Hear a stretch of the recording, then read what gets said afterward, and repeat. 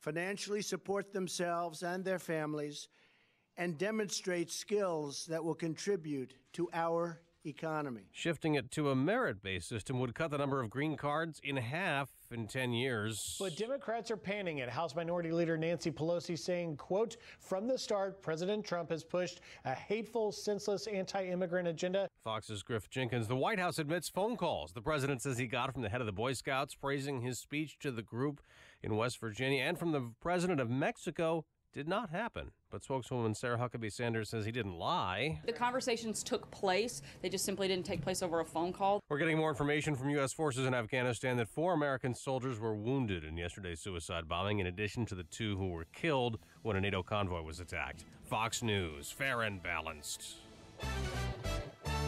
Some clouds this morning. Very humid out there. Humidity's at 91%. Pressure is stable right now. Winds at 5 out of the north in the Nissan of St. Charles newsroom. Nissan of St. Charles, home of the Lifetime Advantage Warranty. There is a manhunt on this morning to find a Northwestern University professor and an Oxford University researcher who are wanted in a deadly Chicago stabbing. Cook County judge issued arrest warrants this week charging Wyndham Latham and Aaron Warren in the murder of Trenton Cornell Duranlu. This place is very safe most of the time. I've been here 14 years, and I've never heard of any problems such as that. The victim found stabbed last week in Latham's apartment on the near north side. Both suspects are considered armed and dangerous. Loved ones mourning after a pregnant mother and her 3 sons were killed last week in a crash in south suburban Beecher. Crowds packed the Trinity Lutheran Church in Crete yesterday for the funeral of Lindsay Schmidt, her 6-year-old Owen, 4-year-old Weston, and 1-year-old Caleb. All 4 died after a pickup slammed into their SUV July 24th. No criminal charges have been filed against the driver of that pickup. The U.S. Justice Department's investigation into the Chicago Police Department is costing taxpayers millions. Sun-Times reports the tab for legal and consulting fees tied to the probe has reached $5.7 million. Bond set at $200,000 for a man charged with burglarizing a home last week in Mount Prospect. Police say Scott Wissert broke into a house July 23rd in the 300 block of North William. Girl inside the home locked herself in the bathroom. The suspect tried to open that door and the girl screamed, causing that man to run off. A man is accused of setting fire last week to a car dealership where he worked in Rosemont. Bryant Cameron faces 1 federal count of arson. The suspect poured gasoline inside Epic Motorsports July 24 before lighting the fire with a cigarette. Several vehicles, tools, office equipment, and other items were damaged in the fire. Mayor Emanuel ramping up his criticism of Governor Rauner in the wake of Rauner's veto of a school funding reform bill. AM 560's David Stewart has the mayor's harsh words. Mayor Emanuel is accusing Governor Rauner of governing through anger with his veto of the school funding reform bill. Emanuel said the veto hurts hundreds of state school districts that serve poor children. He says Democrats and Republicans might override the veto. And I believe people will realize at a certain point, and pretty soon already based on what I know, that they have a loyalty to their children, they have a loyalty to their students, they have a loyalty to the taxpayers to make sure our kids in school on day one. Rauner used his mandatory veto to make 9 changes in the bill, and the legislature has 14 days left to act on an override. David Stewart, NBC News Radio, Chicago. A lot of anger and grumbling at Democrats in Cook County.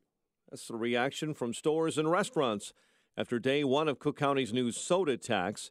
County started collecting the tax yesterday. A judge delayed its start from July 1. The new penny per ounce tax applies to all pre-sweetened beverages, but not for those who use food stamps. Supporters say the tax may help in the fight against obesity, but mostly it simply raises revenue for Cook County, so cuts will not have to be made to bring an out-of-balance budget under control. Lollapalooza kicks off later today in Chicago. Thousands will try and cram into Grant Park. Zach Goodley and 3 relievers combined on a 3-hit shutout. Diamondbacks blank the Cubs 3-0. Jay Happ tosses 7 strong innings. Blue Jays winners over the White Sox 5-1. The news service of NTB. Get your 5-quart conventional oil change today. Just $19.99 plus $3 disposal fee for tires, oil, service, and repairs. National Tire and Battery. That's all you need.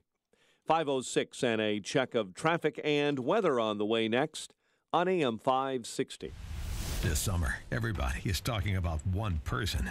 And on August 22nd, we want to hear what you have to say about President Donald Trump. Join AM 560's Joe Walsh for the Summer of Trump as he welcomes Hugh Hewitt and Guy Benson to the Bolingbrook Golf Club. Join the debate as they discuss the good, the bad, and the ugly moments of the Trump administration. Tickets are on sale now at 560theanswer.com/summer.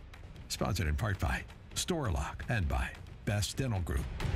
Message and data rates may apply. Attention, it is illegal to text and drive. So if you're experiencing hair loss and you want a permanent solution, please pull over now, because an incredible offer that could give you your hair back is just one text away. Bosley is the world's most experienced hair restoration expert, always pioneering the latest technology. And now, we're giving everyone who texts GROW to 543-543. An absolutely free information kit that reveals just how easy and affordable this permanent solution really is. Don't wait. When you text GROW to 543-543, we'll also give you a gift card for $250 off. Millions of men and women have come to Bosley for a permanent solution to hair loss. So pull over now and see for yourself how great your hair could look with an absolutely free information kit. Text GROW to 543-543. Plus, get a free gift card. This amazing offer is just one text away. GROW to 543-543. If your roof is needy, if your roof is leaky, call Grumweedy. If your roof isn't right after it's storming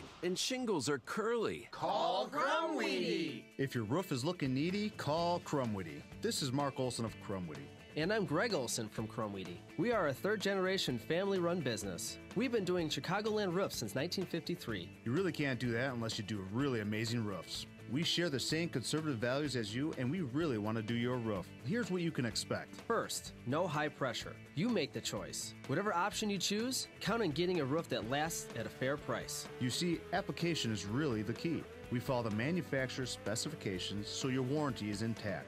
You know, a lot of companies don't do that, and that could really void your warranty. No horror stories here. The roof you need that will fix your problems. When your roof is needy, call Grumweedy. For your needy roof, go to myroofisneedy.com. myroofisneedy.com.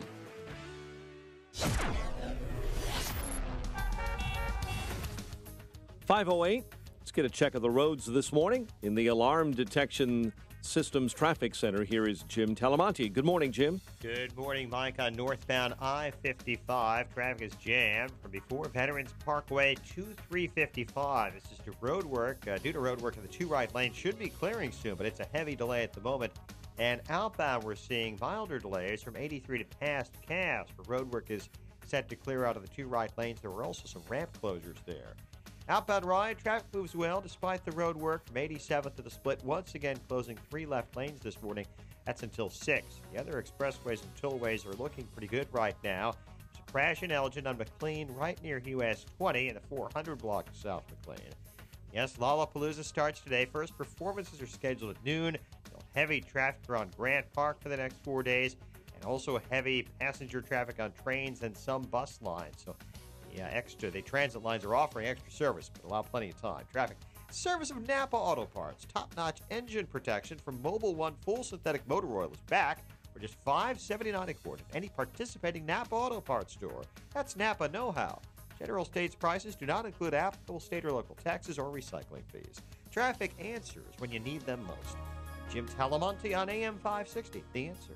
Chicago's Morning Answer starts next. Your official Chicagoland weather forecast from the aircomfort.com Weather Center, providing the right climate for business since 1935. Here's our meteorologist, Chris Morelli. Today, mostly cloudy and humid with a shower or thunderstorm in spots. Look for a high of 83. Tonight, a strong thunderstorm in spots this evening. Otherwise, mostly cloudy and humid, low 60. Friday, mostly cloudy, breezy, and cooler, high 68. I'm Chris Morelli on AM 560, The Answer. 71 at O'Hare, 70 along the lakefront. This morning, it's 67 in Aurora. Your next news update is at 5:30. Chicago's Morning Answer with Dan and Amy starts now on AM 560, The Answer. This hourly segment is brought to you by The Lou Bridges Show. Tune in on Saturday mornings at 8 to learn how you might fight foreclosure and keep your home. This is Chicago's Morning Answer with Dan Proft and Amy Jacobson on AM 560. The Answer.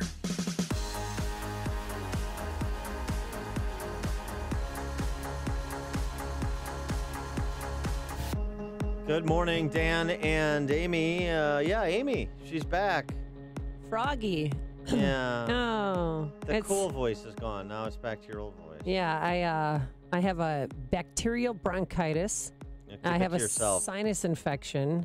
And I had the spider bite on my upper left thigh that I got in Haiti that they were concerned about. So, what? It was of a concern. Thank goodness. If I had a fever, they would have sent me to the hospital because Haiti's on some list of countries that you don't mess around with if you get sick. Right. So I feel better. I'm on these horse pills, and I'm taking an inhaler for the first time ever.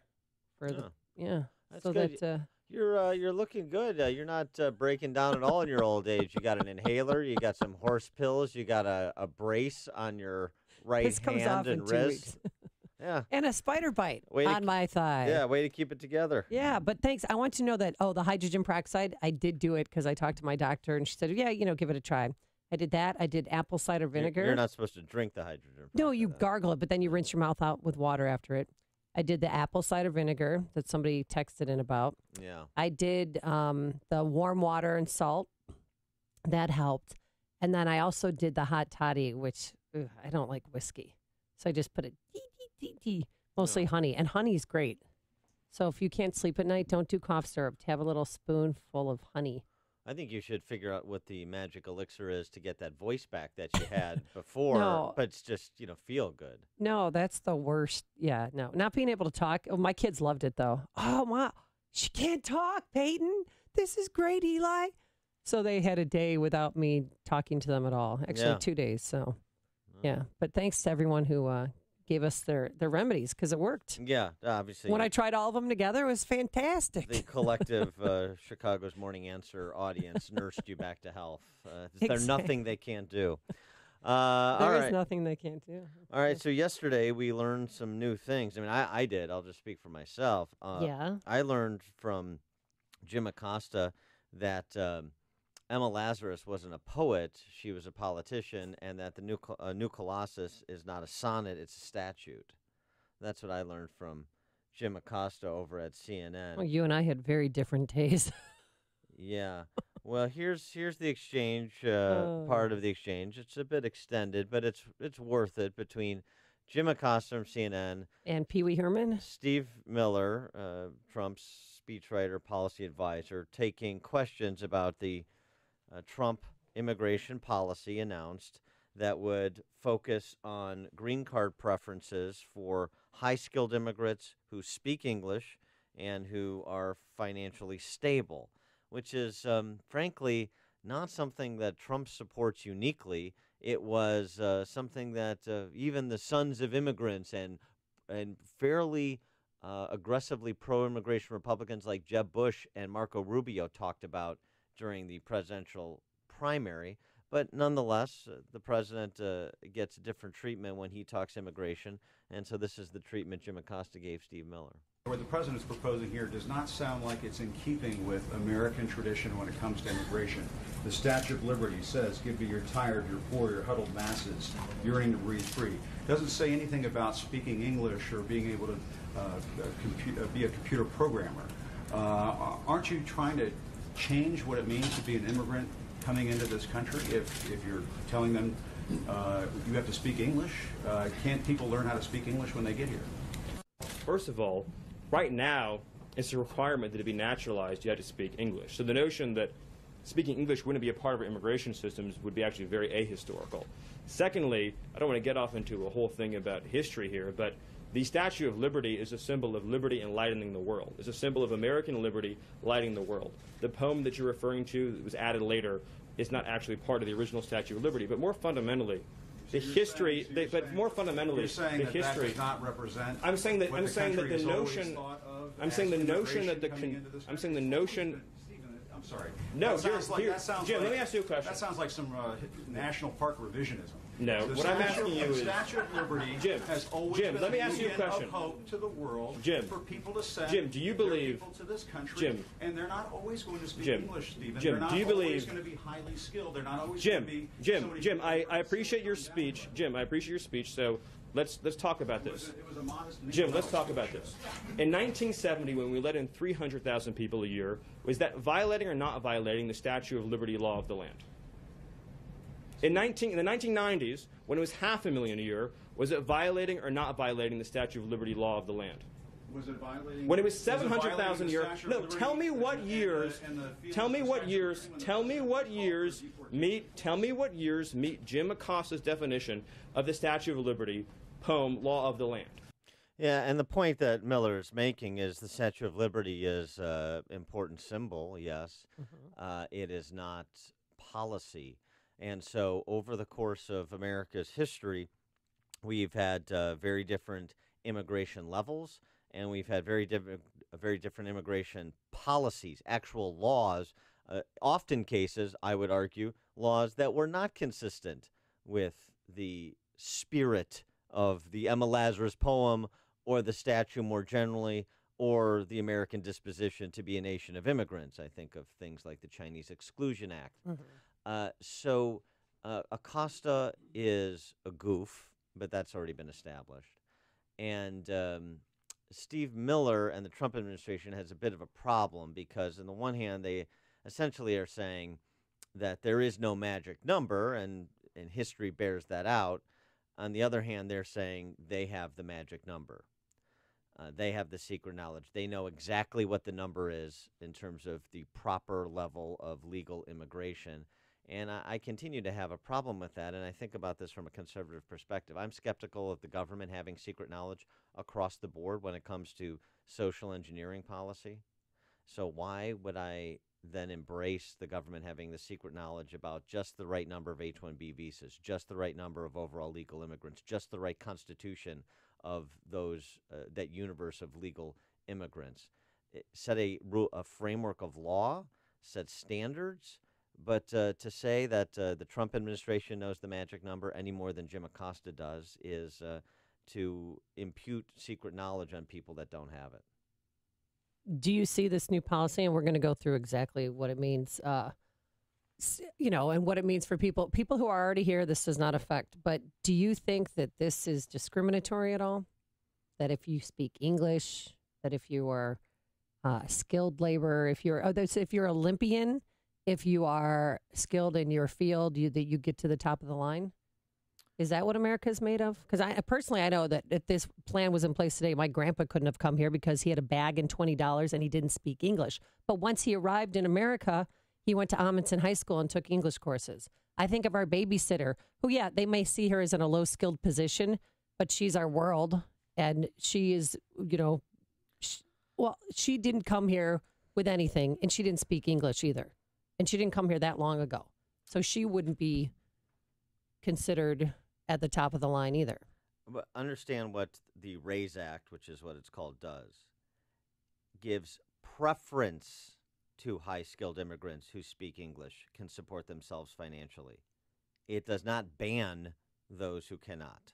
So it's a merit system, like they have in Canada and Australia. If it's skills-based, Well, that's exactly what right, but a preference is you go higher on the line, like you will surpass, right. That's exactly what it does. The RAISE Act changes the way United States issues green cards to nationals from other countries, and it will end chain migration, replace our low-skilled system with a new points-based system for receiving a green card. The competitive application process will favor applicants who can speak English, financially support themselves and their families, and demonstrate skills that will contribute to our economy. That's what the president said yesterday, flanked by Senators Tom Cotton from Arkansas and David Perdue from Georgia.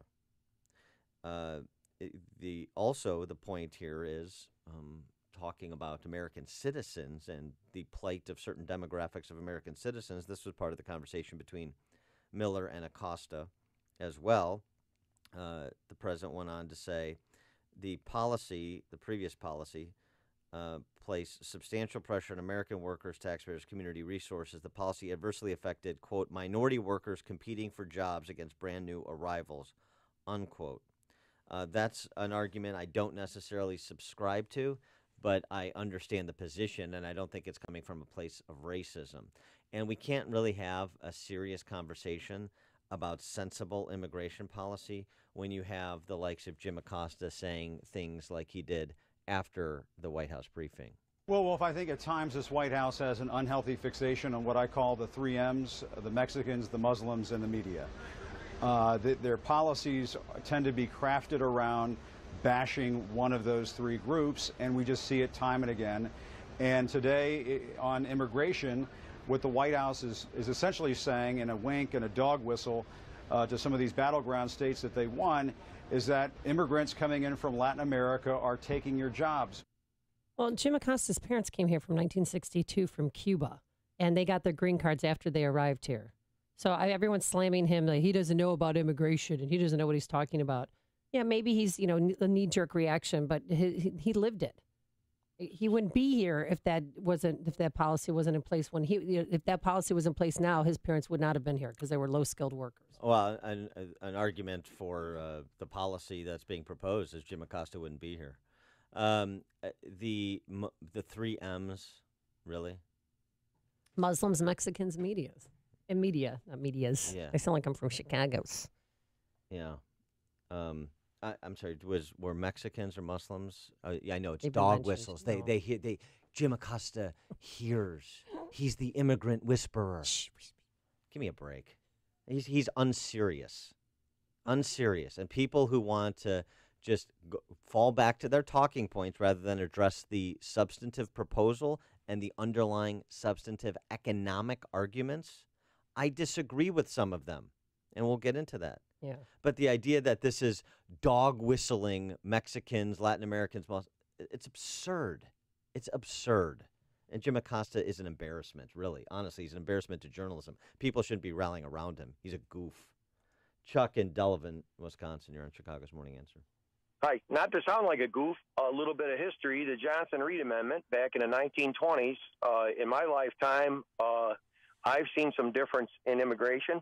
It used to be from the bottom of Sicily up and from the Greek islands to the west, all the Caucasian people. Basically, that was 150,000 per year. And when you came here, you could not be on the dole. You had to be sponsored. Right. 3,000 were allowed to come in through Angels Island that were either Chinese, Indian, or the people from the Asian area.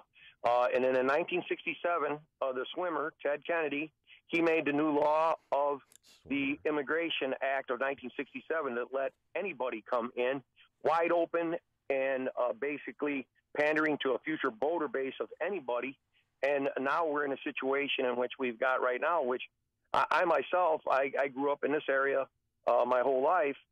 It's great to have immigrants, but everybody here, they're on the dole, and that's the problem that I'm having with the immigration. Thank you. Well, thanks for the call, Chuck. Well, I mean, that's the part of the interest. That's one of the interesting aspects of this conversation is I like the idea, and I've said this before. You want to come here, build a better life for yourself, your family, you're going to be financially stable, prove it. Sign a waiver to welfare state benefits. Those aren't those aren't constitutional rights. And the interesting thing about that is it would leverage, if newcomers were doing that, it would leverage a discussion about American citizens who are on the dole, spending too much time on the dole, and the dole being too generous to humans generally, because it's soul crushing. It's not generous. It's actually predatory. Well, yeah, but they're pushing these social services on us. I mean, now they're on buses. Sign up for Medicaid. Right. I mean, they're everywhere. It's robocalls. It's like, come on. Predatory. Yeah. It is predatory because dependency creates political loyalty. Annie in Lakeview, you're on Chicago's Morning. Oh, thank you for taking my call. Good morning. Yeah, there's 52 different languages in Chicago. Yeah. And I have to be bilingual to get jobs. You get $1 more of your pay if you're bilingual. Why is that right? I mean, why should I have to be bilingual in my own country? Okay, Annie, thanks for the call. I mean, look, why should I have to take a class so I could understand what Mayor Daley was saying for 20 years? I mean, that's not right. We elected a mayor who couldn't speak English. Well, he says basic-y, and then you got a governor who drops his G's. Yeah. So it's, it's a skill set we learn only in Chicago. We need to import higher skilled politicians. It's news, opinion, insight. This is Chicago's Morning Answer on AM 560. The Answer. It's going to be a dicey day out there, especially for the first day of Lollapalooza. A thunderstorm in spots in the morning, then a strong thunderstorm this afternoon, a high of 82 degrees. Tonight we'll have a strong thunderstorm, otherwise mostly cloudy, low of 61. And for tomorrow, Friday, mostly cloudy, breezy, cooler, a shower in the area, but actually a lot cooler. A high only in the upper 60s. Let's get into our Alarm Detection Systems Traffic Center. Here's Jim Talamonte. Good morning, Amy. Good morning, Dan. I-55 northbound traffic is heavy from before Veterans Parkway to 355. The overnight roadwork in the area is cleared, so it's a much lighter delay than it was. The outbound side has cleared up. Overnight work at Cass is gone. Inbound Ryan, slow starting around just before Cermak. 19 minutes from 95th to downtown. I-57, 18 minutes. I-80 to the Murray, Bishop Ford, 17. Tollways are looking good. Lollapalooza performances are scheduled to start at noon. Heavy traffic in the downtown area. Jim Talamonte at the Alarm Detection Systems Traffic Center. Oh, no. It has arrived, but we'll talk about this later. Unbelievable. Upstream-ideas.com, premium content that complements what we do each morning on this show. Long-form interviews and our Against the Current series, featuring in the latest installment, Dan Patlak, Cook County Board Review Commissioner, talking property taxes. Illinois Rising, a podcast. That's our Sunday 3 p.m. show on these airwaves, which covers Illinois politics and policy. This week we're talking school funding. Heart of the Matter. It's our new series featuring professional women speaking colleague to colleague about the important issues of the day. This week they're focused on the household budget impact of those massive tax increases passed by Chicago Democrats and Madigan Republicans that took effect July 1st, as well as my 60 seconds of sanity commentaries and 2-minute warnings and dollars and cents commentaries from Pat Hughes of Illinois Opportunity Project. Go to upstream-ideas.com and sign up today. You are about to hear from Dr. Douglas Howard. After 20 years and tens of thousands of success stories, Balance of Nature is still the only pure whole food supplement available. Balance of Nature has served more than 500 million servings of fruits and vegetables. Don't accept imitations, copies, or substitutions. Our success stories are unique to Balance of Nature's fruits and veggies. You'll know you have the real thing when you open the bottles and see, smell, and taste real produce. It is worth every penny I pay because they really have made such a difference in my life. It is making me feel a whole lot better. Even my doctor thought it was a good product. Take Dr. Howard's Health Challenge and find out how to get 2 free sets of fruits and veggies. We'll even ship them to you for free. Call now for details. Call 800-2468-751. That's 800-2468-751. Or go online to balanceofnature.com. Use promo code Chicago. Yes, indeed. Summertime. Another hot one. Wait, gonna be a little bit cooler today. Back to hot. Gonna be windy. Maybe a thunderstorm mixed in for good measure. Up and down and up and down. The climate is always changing. Your company's heating and cooling system really gets a workout in Chicagoland. Be ready for anything this summer. Call Air Comfort and get your business's cooling system tuned up and running at peak performance. You see, the Air Comfort problem solvers can find small problems before they become big problems. Plus, proper maintenance will keep your system from wasting energy and money. Air Comfort will make sure your equipment is clean and obstacle-free. And if your chiller is about to or has stopped working, they can install temporary solutions to keep you cool while the long-term fixes are put in place. The key to keep your climate from changing is preventative maintenance, and Air Comfort can help. Schedule a comprehensive assessment of your mechanical system today. Call 708-345-1900 or visit aircomfort.com. Air Comfort, providing the right climate for business since 1935. AM 560, The Answer. Coming up on Chicago's Morning Answer. We'll take more of your calls on immigration. We're going to continue the conversation because there's a lot of layers to it. And then the Mooch, he's back unplugged on Friday, but I believe it is rated NC-17, so no kiddies. And later, Governor Chris Christie takes another swing at his Cubs heckler. But first, let's go into the newsroom. Here's Mike Scott. 69 degrees in the Nissan of St. Charles newsroom. Nissan of St. Charles, home of the Lifetime Advantage Warranty. 2 U.S. service members were killed in a suicide bombing attack on a NATO convoy near Kandahar in southern Afghanistan. Pentagon spokesperson Navy Captain Jeff Davis confirmed Wednesday's deaths. No information on the number of troops wounded in that attack. President Trump supporting a bill. It aims to limit legal immigration to the United States. Sponsoring Senator Tom Cotton of Arkansas says the U.S. immigration system right now is not helping the country. It's over a half century old. It is an obsolete disaster, and it's time for it to change. In a White House event, Trump called it the most significant reform of the U.S. immigration system in over 50 years. Christopher Wray is officially FBI director this morning, sworn in by Attorney General Jeff Sessions at the Justice Department. President Trump not happy with the new Russia sanctions bill. White House Press Secretary Sarah Huckabee Sanders says, We also sent a clear signal that we won't tolerate interference in our democratic process by Russia. After signing that legislation, the president did say he thought the legislation encroached on his authority. Attorney General Jeff Sessions says the growing opioid epidemic is destroying families and lives in the U.S. What's even more devastating is the price we pay in broken relationships, broken families, broken lives, and lost futures and death rates. Speaking at Ohio yesterday, Sessions noted an alarming rise in heroin abuse among those who have become addicted to prescription painkillers.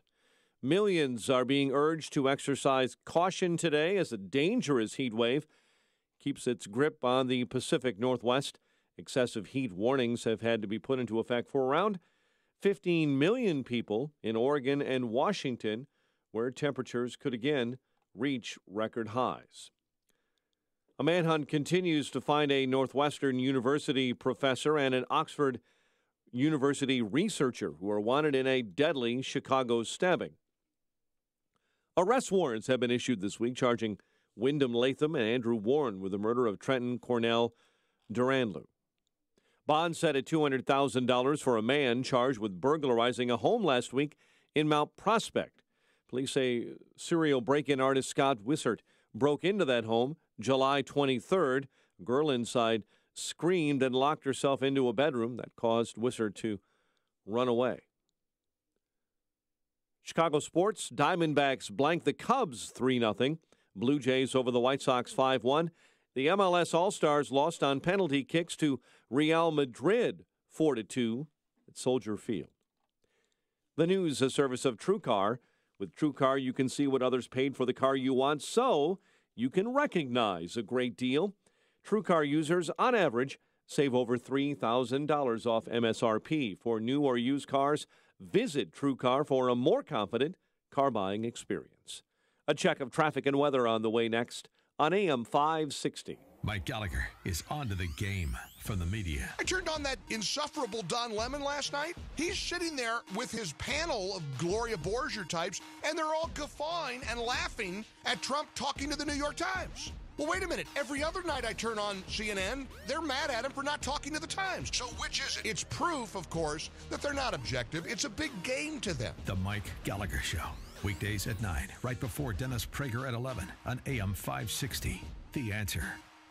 This hourly segment is brought to you by Papa Nicholas Coffee. Papa Nicholas, best beans, best roast, best coffee. When you have sleep apnea, traveling can be a real drag because you have to drag your big, bulky home CPAP device with you everywhere you go. But not anymore. Now you can travel easily and sleep comfortably anywhere thanks to Transcend, the world's very first mini CPAP.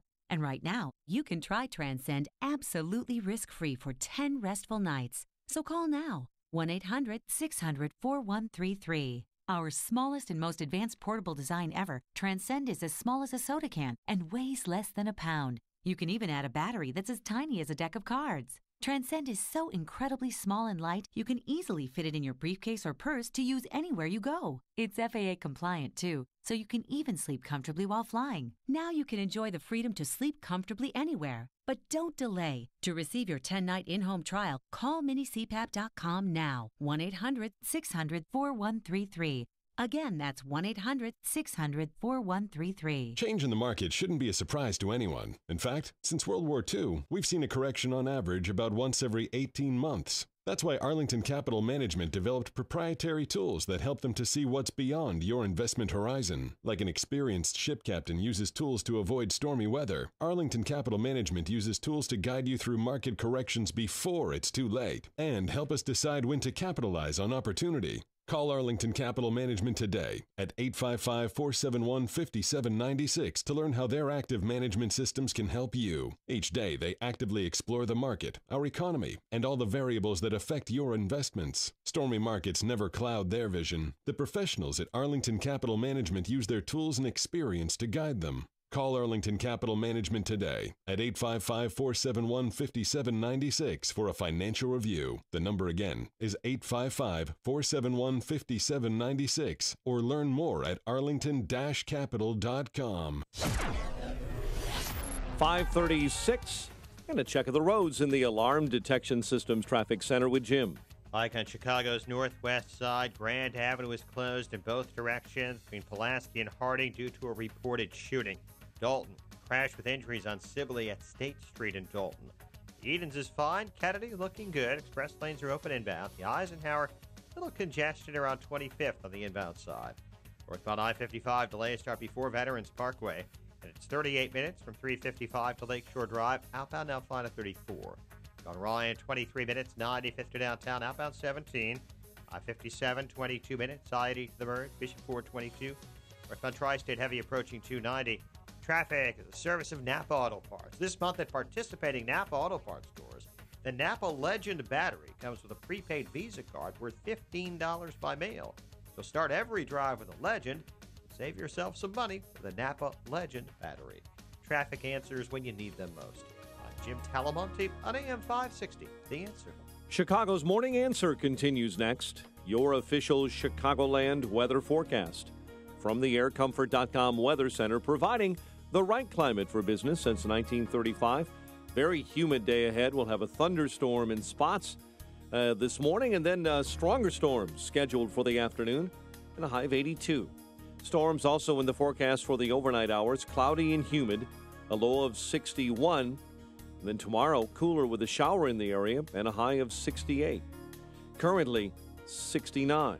Next news coming up at 6. And Chicago's Morning Answer with Dan and Amy continues next on AM 560, The Answer. This hourly segment is brought to you by Radio Garden Sense, a show bringing your property's gardening needs alive. Radio Garden Sense, Sunday mornings at 11 on AM 560, The Answer. Chicago's Morning Answer with Dan and Amy continues now. And make sure to stay tuned to catch me, Mike Gallagher, coming up at 9, only on AM 560, The Answer. Good morning, Dan and Typhoid Amy. Yeah, she's back. She's back from her little vocal rest, we call it. Yeah. Don't worry. Hopefully you guys won't get it. The bacterial bronchitis, maybe. You've got a shot at getting that one. Your puny germs do not frighten me. No, I'm not worried about it. I got bronchitis. Ain't nobody got time for that. Yeah, exactly. Is that what I sounded like the other day? You wish you sounded like that. Oh, it was worse. It was so painful. Ugh. You did. You had a little Janis Joplin, Marlon Brando on the waterfront going on. Mhm. It was good. Yeah. It was fun. Yeah, those days are gone. Froggy Amy is gone. All right, we're talking about the RAISE Act. This is the immigration proposal advanced by President Trump and his policy team yesterday. And the front man for addressing the particulars of the proposal with the D.C. press corps was Stephen Miller, who got into a tense exchange, a couple of tense exchanges, one with Glenn Thrush, the hack, self-described, now with the New York Times, and then Jim Acosta, of course, of CNN. Here's one of the other colorful back and forths between Acosta and Miller about Jim Acosta's cosmopolitan bias. The people even hurt the most with the policy you're advocating are immigrant workers and minority workers and African American workers and Hispanic workers. And it has African American community. Now you brought it up again. You said you wanted to have a conversation and not target. Is it going to be a target? This is what we want to do. The African American community, are you going to target? I'm not trying to be funny. Right, and I know what you're saying. What you're saying is 100% correct. We want to help unemployed African Americans in this country and unemployed workers of all backgrounds get jobs. And insinuations like Jim made, trying to ascribe nefarious motives to a compassion immigration measure designed to help newcomers and current arrivals alike, is wrong.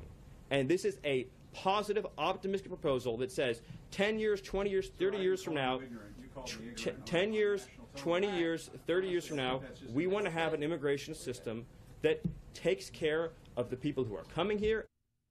So that's some of the back and forth. Now that was a skip ahead after the exchange on cosmopolitan bias. But this whole notion of, well, they could learn, they have to learn English before they get to the United States. Are we just going to bring in people from Great Britain and Australia? Jim, it's actually, I have to honestly say, I am shocked at your statement that you think that only people from Great Britain and Australia would know English. It's actually, it reveals your cosmopolitan bias to a shocking degree that in your mind, no, this is an amazing moment. This is an amazing moment that you think only people from Great Britain or Australia would speak English is so insulting to millions of hardworking immigrants who do speak English from all over the world. Jim, have you honestly never met an immigrant from another country who speaks English outside of Great Britain and Australia? Is that your personal experience? Of course there are people who come But into that's this not what country you from other said, parts of the and world. it shows your cosmopolitan bias. And I just want to say, It sounds like you're trying to engineer the I just wanna racial say- and ethnic flow of people into this country. through Jim, this that is policy. one of the most outrageous, insulting, ignorant, and foolish things you've ever said. Steve Miller, right? What Acosta contended is outrageous and ignorant and foolish and exposes his cosmopolitan bias. God, Steve Miller, he is so smug, and I can't get over the Pee Wee Herman. I mean, he looks like Pee Wee Herman. He sounds a little bit like Pee Wee Herman. He pleasured himself behind the podium, too, before the press conference was over. Dan, that was a secret. Well, I'm just trying to, close the loop on the Paul Rubens compare. I don't. You don't. I'm on. You don't like Jim Acosta. I do. I think he's a wonderful reporter. Worked with him in Chicago for a year. He's. I trust him. I like him, and he's. Oh, this isn't like you're not a character witness for Jim Acosta. The substance of what he had to say. Yes. That's the issue. So when he says the 3 M's, Muslims, Mexicans, and media, what's the evidentiary backup for that kind of statement? He's not a reporter. He's a political commentator. He's not a journalist. Well, he's wearing both hats, and he should choose one hat to wear. Oh, that's okay. the problem. So we do. And that's the problem we do have a problem CNN. there. Well, yeah, I'm talking about the press conference after when he spoke with Wolf Blitzer about Mexicans, media, and Muslims. That was, he was a little off on that. All right, Rick on the West Side. You're on Chicago's Morning Answer. Hey, Rick. Rick on the West Side. Going once. Rick. Going twice. On the West Side. Gone. Oh. Because you know what? He knows that he's wrong. He was going to call in to say I was wrong about Jim Acosta's parents. His dad did come here from Cuba in 1962. Okay. Well, so that's what I said. But you don't know what aspect of what you said about his parents he was going to comment on. And now we'll never know, perhaps. Because Rick we will live less fulfilled lives because of what just transpired. Taking your calls, 312-642-5600, turnkey.pro. Answer line, 64636DA, turnkey.pro. Text line, Sharon in Itasca. Hey, thanks for taking my call. That one caller who spoke earlier about being paid $1 more an hour because she's bilingual, that's discriminatory against others who have a perfect capability of speaking English. And the thing is that we have basically shot ourselves in the foot via chain migration. Let's say you have 2 people come here, then they're able to invite their family members here who are unskilled. They wind up on the welfare rolls, and this goes on for multi-generational peoples. It's not just one generation, and this is how we wound up in the $22 trillion debt we're currently in. I really applaud this new bill, co-sponsored by Senator Cotton, because it's finally going to turn around our current system, and this could do a lot to reducing our national debt, because the welfare rolls are occupied by many foreigners, unfortunately, and I really like this idea. Yeah. I just hope that the Ninth Circuit Court doesn't take it over and say that our good president doesn't have the power to enact something like this. All right, thanks for the call, Sharon. Well, I mean, it's DOA right now. Well, it's it's being sponsored by two United States senators, so it's going to go through Congress. So this is not an executive order, so there's no real basis for a constitutional challenge if it were sent to the president's desk from Congress. Okay, let's. Rick is back. Well, good. We can live fulfilled lives after all. Rick on the West Side. Yeah. Good morning. Hey, Amy, you made a comment that Jim Acosta's parents wouldn't be here because they were low-skilled workers, which is that's a penalty because they changed that law after the Bay of Pigs debacle, and all you got to do is touch down in Florida if you're a Cuban refugee, and you're automatically given residency privileges. Well, there's no question. I mean, because the issue is. Rick. Thanks for the call, Rick. The issue, for much of our nation's history, including with respect to Cuba, is low-skilled, high-skilled. If you're fleeing persecution, religious persecution, that provides the potential for an override. Candace in DuPage, you're on Chicago's Morning. Hi, Amy. Why would this be DOA on arrival? Because it's so sinister and so bad. This is the best. Even Lindsey Graham said it's going to hurt his state's economy. It's not going to pass. Even Lindsey Graham. Well, the Lindsey Graham. Especially Lindsey Graham. But there's all the Republicans and Democrats speaking out against it. All right, so go ahead, Candace. I'm sorry. Over me. Go ahead, Candace. Lindsey Graham is a Democrat. Well, okay. No, he's okay. Well, technically, he's not. Well, he's got to vote in the Senate. He's basically a Democrat, you guys. Now, secondly, he just needs to go on the podium on national TV on prime time and fight for this bill. Because I'm telling you, everybody is with this bill except for Amy. Oh, thanks for the call, Candace. So not true. Because you know who else is against it? The Dick Durbin. The biggest flaw in this proposal is the notion that there are long lines of Americans waiting to pick fruit and to work in hospitals and hotels and restaurants and meat processing plants. Exactly the opposite's true. Yeah, you're in real good company there. Thank you. Here's the thing. What Candace said is important. Just step away from the policy debate for a second. This is a conversation we had yesterday per a piece in the Wall Street Journal by Bill McGurn about the president's lack of using the bully pulpit the way that Reagan did, for example, to move tax cuts in 1981. National addresses to rally the people, right? If the whole idea of the actual Trump rallies that he's done around the country is to go around and over the media to talk directly to American families, to rally them and provide or gain the political support that gives him political capital to be able to use as a cudgel against recalcitrant members of Congress, then why wouldn't you make a primetime address?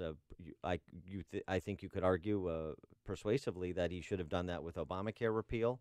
And if this is going to be something that he really wants, then making the case directly to the American people, in addition to the regional rallies on the television, I think is really important. And I think agree with Candace about that. They need to disclose those immigration numbers that they're not telling us about. I mean, what do they know that we don't know? What immigration? No, about what what the future holds, what they're seeing, what's the forecast for people trying to come to this country. I mean, why do they need to cut down on legal immigration right now?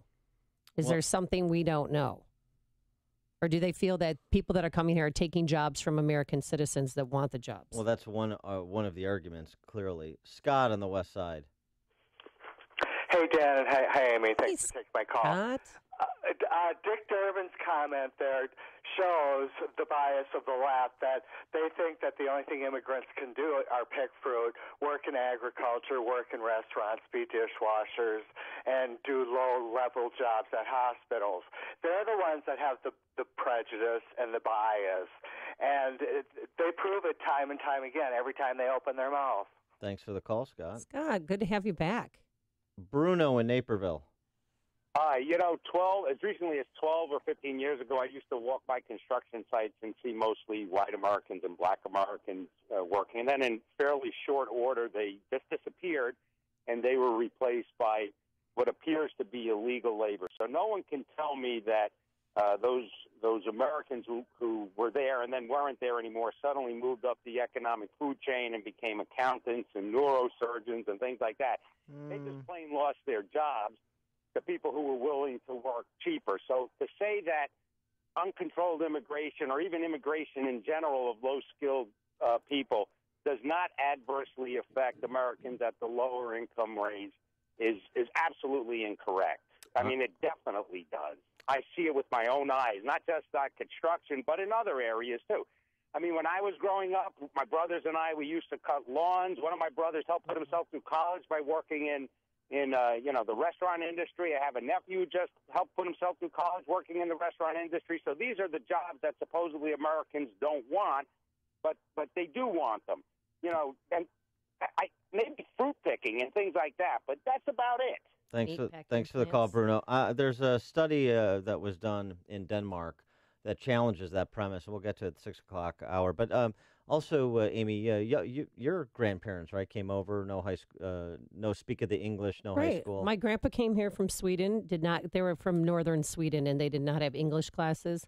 And he went straight to Amundsen High School and took night courses in English. Right. But he came here with a bag and $20. And the desire to assimilate, and that was the cultural order of the day. And then your grandma had to do what? Well, she went to Waller High School, and she dropped out when she was 16 because she had to work during the Depression, and she wrapped candies at the Brock's Candy Factory on the west side.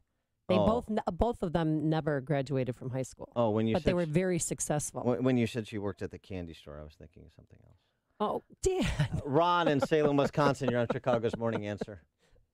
How you doing, Dan and Amy? I listened to you for years, never called. I'm a union worker for 30 years in the building trades in Chicago. And Bruno hit it right on the head. My great-grandparents on both sides of the family were immigrants, legal immigrants from Austria and from Ireland. And they came here to assimilate, just like you said. They learned it. They knew the language when they came, or they learned it. And my great-grandfather was a union carpenter. My grandfather was a union bricklayer. I'm in the building trades, and it is exactly true. They're taking jobs that they're not picking fruit and sweeping and babysitting. They're taking my job. Right. And it's loaded, and they don't speak English in the trades. Ron, thanks for listening for all this time, and thanks for the call. Good to hear from you. But saying that you have to speak English sounds very racist, very discriminatory. In order to become a naturalized citizen, you have to speak English. In order to be successful in America, you have to speak English. I mean, to really be successful, to be independent and successful, you basically do. Why is assimilation racist? That's what we do. That's the whole genius of America. That's the idea of the melting pot, right? Isn't it? Right. Well, we don't have an official religion in this country. We don't have official language in this country. I mean, it's English, but everything's, depending on where you live, it's Spanish too. But so, yeah. And I'm sorry. I just think it sounds. Sure you can not speak English and still take the test. Well, trust me. Yeah, become a citizen. But yeah, you're right. You have to be in order to be successful in this country. It does help if you speak English. To become a naturalized citizen, it's a requirement that you speak English. Steve Miller made that point yesterday. So why would suggesting that we're going to prioritize those who already do be wrong-headed? Why? Because it doesn't sound good. Because they can learn English once they arrive. Instead of this is prioritization. Again, we're not talking about banning. We're not violating the 1965 Nationality Act. We're talking about prioritization. We're talking about a merit-based system. Why is that? Doesn't sound good. Can we look at the substantive implications of the policy rather than kind of how we react to it viscerally because we've had our minds poisoned by the sentimentality of political correctness? Substance. The only way we're going to get past the heat in this debate to some light. The more you listen, the more you'll know. This is Chicago's Morning Answer. Morning Answer on AM 560. The Answer. There's a place where you can get custom metal products. If you manage a commercial kitchen, hotel, condo building, or food-grade manufacturing plant, then no matter the type of metal or size of the project, the skillfully trained fabrication team at Vans Industrial has you covered. Hi, I'm Dave Van Camp, president of Vans Industrial. Custom metal fabrication is the backbone of my company. We fabricate stainless steel countertops, wall coverings, hoods, landscape planter boxes, industrial fan housings, and more. Vans Industrial uses all types of alloys like carbon steel, aluminum, brass, and polished stainless steel. And we have a laser cutting machine. Our laser can customize almost any project. Our team can design, fabricate, and install your project today. Call 219-931-4881 today for a free inspection of your facility. Interested in what else they do? Visit vansindustrial.com. That's VANS industrial.com. Vans Industrial, customizing for you, the customer. I have actually been on Balance of Nature for a year now. I have MS, and I recently had an MRI. This is the first year that I've had a stable MRI, so I'm thrilled. When I have an MRI with MS, usually there are glowing spots that come through, which is damage on the nerves in my brain and my spinal cord, and when they're glowing, it means they're active. And then my last MRI, they pulled it up, and I honestly couldn't believe that it was my MRI. There was nothing glowing. And in fact, the dark spots were shrinking. They were healing. And the doctor actually said to me, I think we're in remission. I was so happy. I had no idea that that could be my reality. Take Dr. Howard's Health Challenge and find out how to get 2 free sets of fruits and veggies. We'll even ship them to you free. Call now for details. Call 1-800-2468-751 or go online to balanceofnature.com. Use promo code CHICAGO. 5:56. Let's get an update on the roads this morning in the Alarm Detection Systems Traffic Center. The latest with Jim Talamonte. Thanks, Mike. On Metra's Burlington North Line, this is a northern line. That is the train due to come in. Well, this is the BNSF, actually. Train that's due downtown at 6:22 is stopped with a mechanical failure, and so this is going to cause some delays. We'll keep an eye on it. It's going to be a busy day on the Metro lines with Lollapalooza starting up. Northwest side of Chicago, Grand Avenue is blocked off, departing in Pulaski after a reported shooting. Edens is clear. The Kennedy, heavy out of the River Road toll, 22 minutes, O'Hare to downtown, outbound 20. On Eisenhower, 34 minutes, Thorndale to the post office, outbound 29. On Stevenson, 42 minutes, 355 to Lakeshore Drive, it's clear outbound. Ryan is 25 minutes from 95th to downtown, outbound 17 minutes, with roadwork wrapping up, for 87th.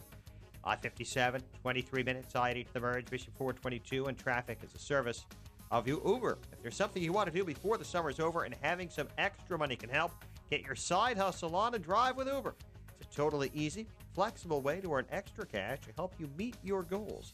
Sign up today at uber.com/drive-now. Traffic answers when you need them most. I'm Jim Talamonte on AM 560, The Answer. Jim, thank you. Chicago's Morning Answer continues after a full update from Fox News and your official Chicagoland weather forecast from the aircomfort.com Weather Center, providing the right climate for business since 1935. Here's meteorologist Chris Morelli. Today, mostly cloudy and humid with a shower or thunderstorm in spots. Look for a high of 83. Tonight, a strong thunderstorm in spots this evening. Otherwise, mostly cloudy and humid, low 60. Friday, mostly cloudy, breezy, and cooler. Look for a high of 68. I'm Chris Morelli on AM 560, The Answer. 71 at O'Hare, 70 along Chicago's lakefront. The news, a service of Office Depot Office Max. Office Depot and Office Max taking care of you with their Taking Care of Back to School sale. Get notebook filler paper for 1 cent with $5 minimum purchase. Hurry, ends 8/5. Limit 3. Minimum purchase before tax. In-store only. 5:59 in the Nissan of St. Charles newsroom.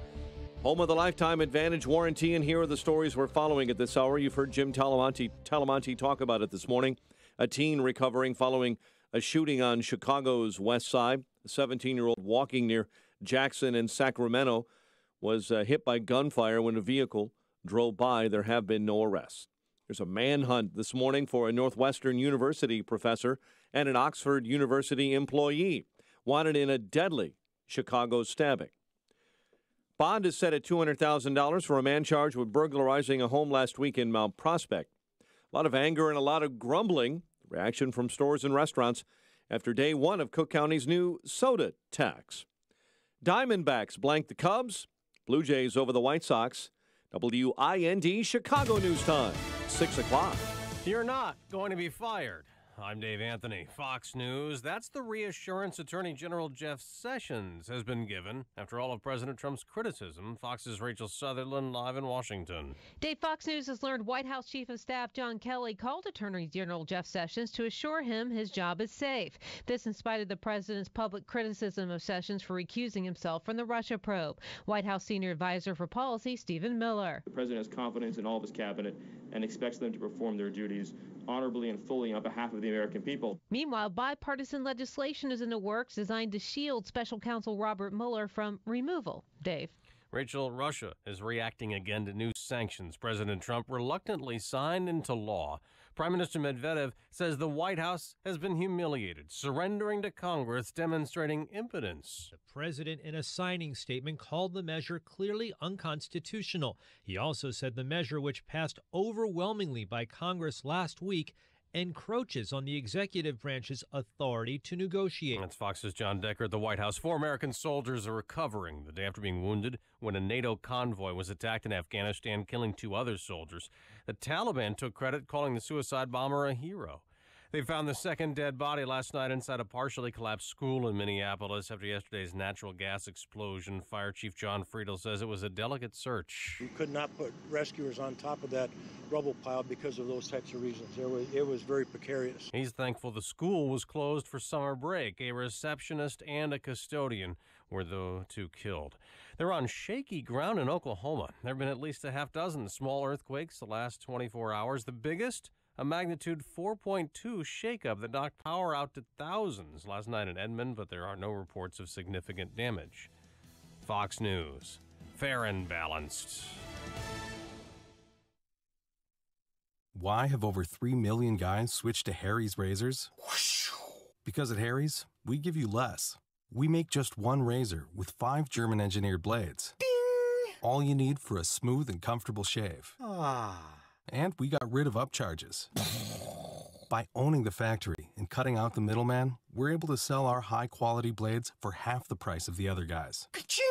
Now we're dropping the half-price sound effects guy. Wait, why? Not everyone can give you high quality for a fraction of the price. Harry's. 1 perfect razor. None of the extra noise. As a special offer for radio listeners, get an $18 shave set with an added bonus for free when you visit harrys.com and use code 4545 at checkout.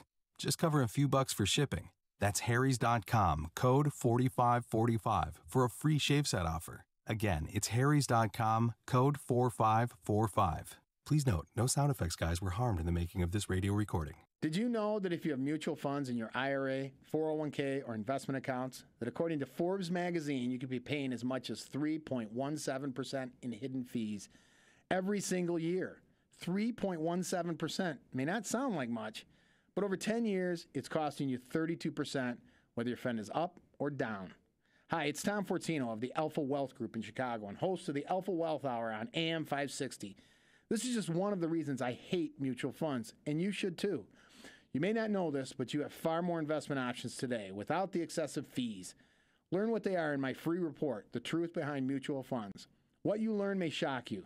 To get your free report, The Truth Behind Mutual Funds, call 630-519-4742. There's no obligation. That's 630-519-4742. Investment advisory services. Offered through Retirement Wealth Advisors, Inc. Yes, indeed. Summertime. Another hot one. Wait, gonna be a little bit cooler today. Back to hot. Gonna be windy. Maybe a thunderstorm mixed in for good measure. Up and down and up and down. The climate is always changing. Your company's heating and cooling system really gets a workout in Chicagoland. Be ready for anything this summer. Call Air Comfort and get your business's cooling system tuned up and running at peak performance. You see, the Air Comfort problem solvers can find small problems before they become big problems. Plus, proper maintenance will keep your system from wasting energy and money. Air Comfort will make sure your equipment is clean and obstacle-free. And if your chiller is about to or has stopped working, they can install temporary solutions to keep you cool while the long-term fixes are put in place. The key to keep your climate from changing is preventative maintenance, and Air Comfort can help. Schedule a comprehensive assessment of your mechanical system today. Call 708-345-1900 or visit aircomfort.com. Air Comfort, providing the right climate for business since 1935. Hey guys, Ken here from the award-winning podcast Today's Growth. If you had to choose sides, which camp would you rather be in? Would you rather have time and no money, or money and no time? Did you know that 95% of U.S. adults by choice have settled into these categories? Much more interesting is that 1 out of 20 people have built their life around achieving simultaneous control of both time and money. What choices did these 5% make that the others didn't? My friends at Income Store have shown both households and businesses how to build second, third, and even fourth revenue streams for the express purpose of gaining control of time. When it comes to helping folks create their next revenue model, both Forbes and Inc. recommend Income Store as a can't miss. Could your household or business use an additional revenue model that doesn't solely depend on you? If so, you need to check out IncomeStore.com. That's IncomeStore.com. Go to IncomeStore.com today. That's IncomeStore.com. Max & Shooter Supplies is raising the bar for Chicagoland, proudly serving the community as Chicagoland's premier gun shop and indoor shooting range. Maxon is Illinois' first 5-star range and one of only 66 nationwide. Maxon offers 20 state-of-the-art indoor lanes and is the leading firearms instruction center in the area. Stop by this Sunday, August 6th for Glock Day. Try out the full line of Glock handguns for only $10. There will be free food, a gun raffle, and all Glock firearms will be on sale. Buy a ticket for a chance to win a brand new Glock 19. Max & Shooter Supply is conveniently located just north of O'Hare at 75 East Brad Rock Drive in Des Plaines. More information about Glock Day can be found at maxonshooters.com. That's MAXON shooters.com. Or you can call 847-298-4867. That's 847-298-4867 or maxonshooters.com. This hourly segment is brought to you by In the Know with Wealth Management Group, hosted by Craig Bolanos. Heard Sunday mornings at 10. This is Chicago's Morning Answer with Dan Proft and Amy Jacobson on AM 560. The Answer.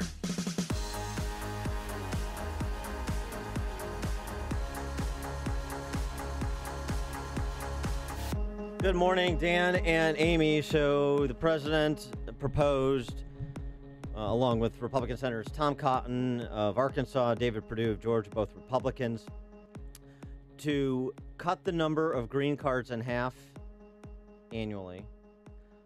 Part of his drive to reduce legal immigration, in addition to, of course, quell illegal immigration.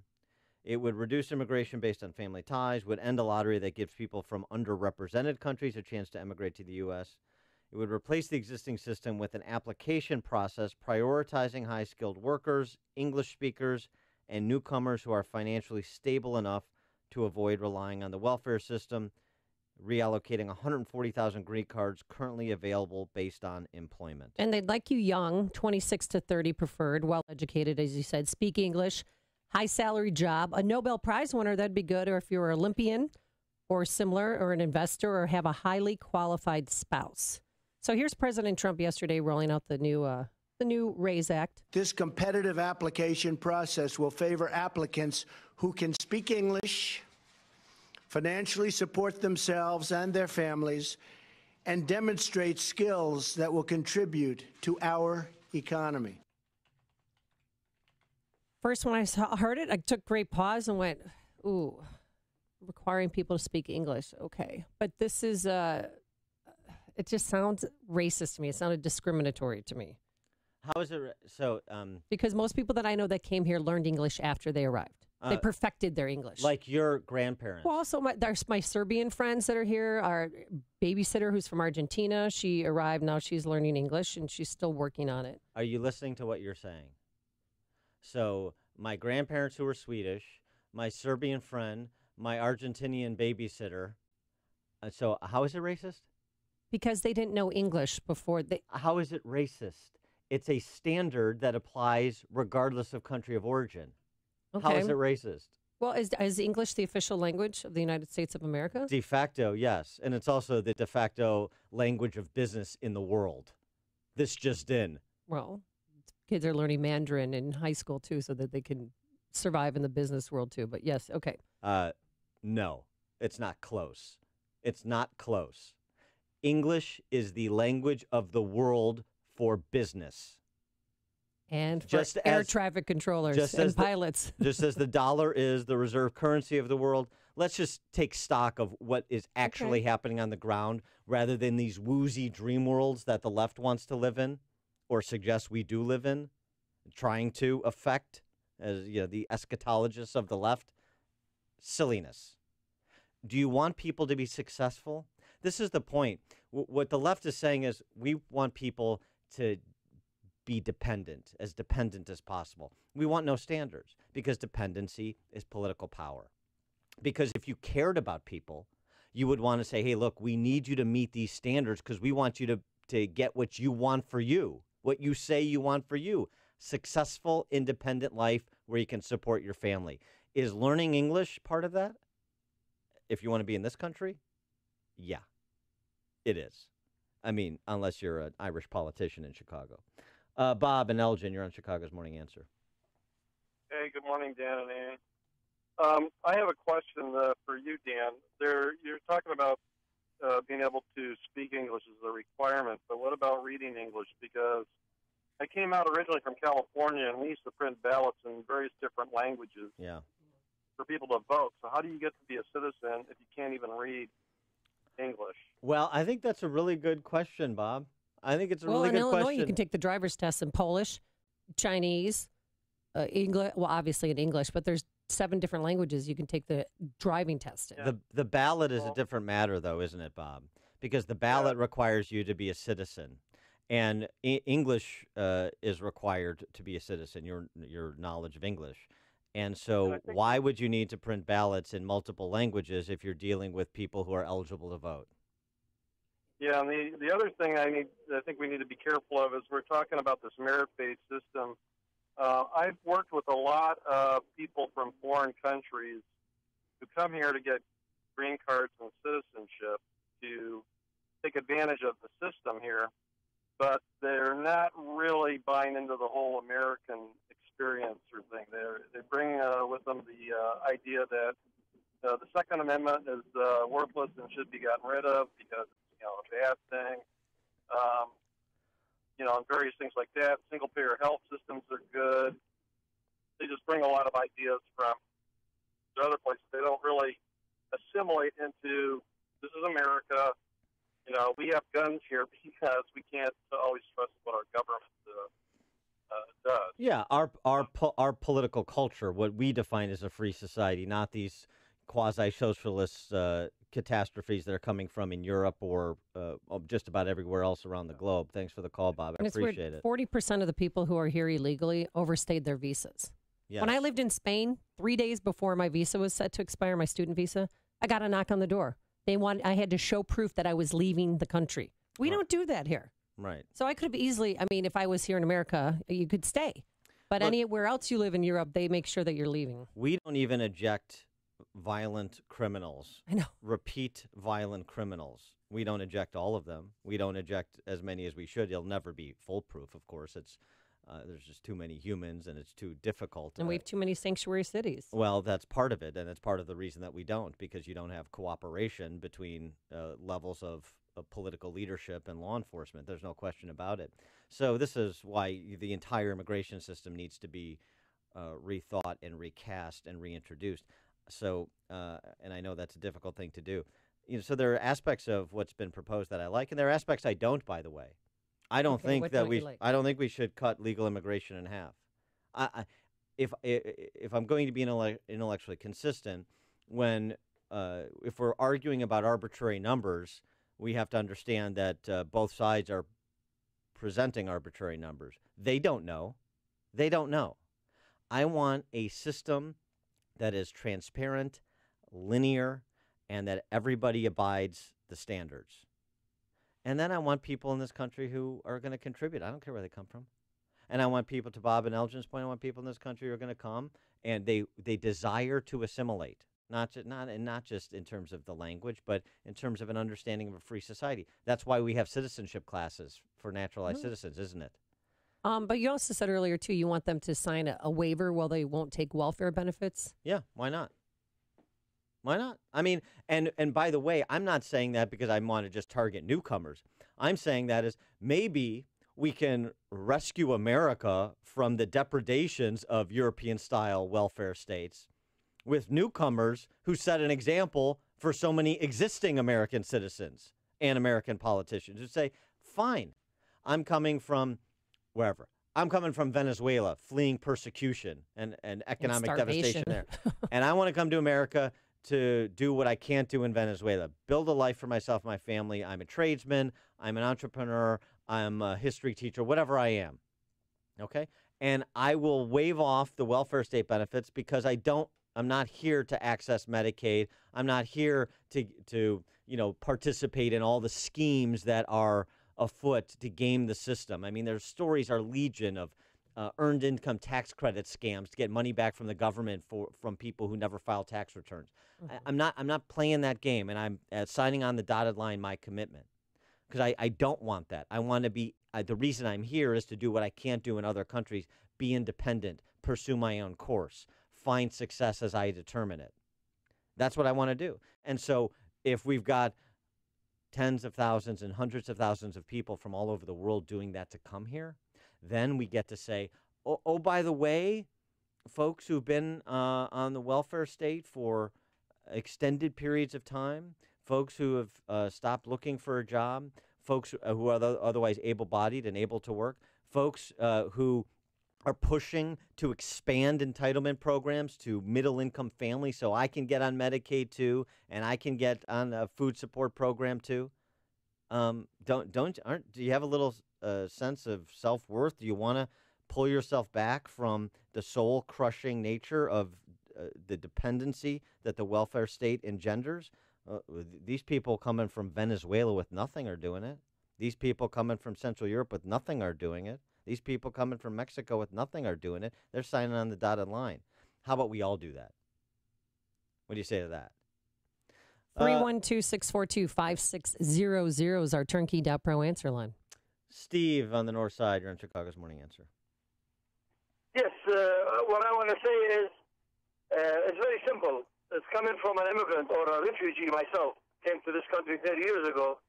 I think if you come to this country and expect the culture, the language, and everything else to be like your own country, or like those extremists who want to turn this country into their like Sharia law, I think you should just stay there and no point of coming here. That's what I like to hear from people who've come to this country. Thanks for the call, Steve. Jordan in Forest Park. Good morning, Dan and Amy. Hey, when Trump was talking about having good skill sets, I couldn't help thinking about the Chicago public school system. And I'm wondering if there might be a focus or pressure put on perhaps the mayor to do something to improve the skill sets of the attendees of the Chicago school system. I think it's embarrassing, the whole... Well, it is. It's not funny. Yeah. Maybe this will put it in focus, and maybe something will be done about it. Thanks for the call, Jordan. Lewis in Dayton, Texas. Morning, guys. How are you doing this morning? Morning. I was calling because, I was trying to get to what Amy was saying about speaking English sounding racist. When you come to this country, like Dan said, you have to assimilate. My grandparents came from Puerto Rico, and when they came, they spoke no English. And like Dan said, my grandfather was real big on learning English and assimilating to the country. My parents spoke Spanish because they were born in Puerto Rico, but he got mad at my grandmother and refused to have them speak Spanish in the house and made everybody learn English. And when I was born, he told my parents the first thing that he wanted them to do with me was to not teach me Spanish, but to teach me to learn English, because this is the country that we're in. This is the because he gets it. Prosperous. Yeah, but I hope you learn both. Do you speak Spanish? No, I don't actually. Yeah, and he seems. Well, that's... Yeah. Hey, Lewis, can you do me a favor though? Can you say Puerto Rico like Daddy Yankee does in Despacito? I can't do that. Oh, come on, Puerto Rico. This is how we do it down in Puerto Rico. Yeah, that's how they say it though in Puerto Rico. Thank you. I got two Boricuas myself, and it's a shame that they did not learn Spanish. I mean, they're abuela, abuelo. Well, come on. Look, I'm all for learning foreign languages and all this stuff. I mean, can we stop with like the multicultural mindlessness? Yesterday, I had to buy a parking ticket and metered parking in Chicago. I had to do it in Spanish because English wasn't an option. You're lucky. You're lucky I know what escapar and esperate means because I had to wait. That's what it said. Wait, Tootsie. You just wait. You know, everybody that's focused on Spanish versus English, wait till Tiny Dancer makes us all speak Moldovan. Ben, we're in Moldovan. How do you say hi in Moldovan? Hey! Jeff in Hobart, Indiana. Yes, how you doing? Good morning. Good morning. I just have two comments. One, my wife was immigrated here from Canada, and during that immigration process, I had to prove that I could support her and she would not be a burden to the wives are burdens. Yeah, well. Wives are burdens in one way or the other. Oh, so sweet. Thank you for that. And you guys aren't. She is not a burden, but she was able to prove that she could work here. I just think it's interesting that they would like to now. People have to come in and they just don't work, and there are people who can actually come in and successfully work and not be a burden, such as my wife. Is she? She's not like one of these Trudeauians, is she? No, sir. Oh, good. All right. Okay. Well, then. Canadian. Okay. Well, well, then she's welcome to stay. They have a merit system in Canada too. Thanks for the call, Jeff. Appreciate it. And Australia. I'm glad your Canadian wife is here.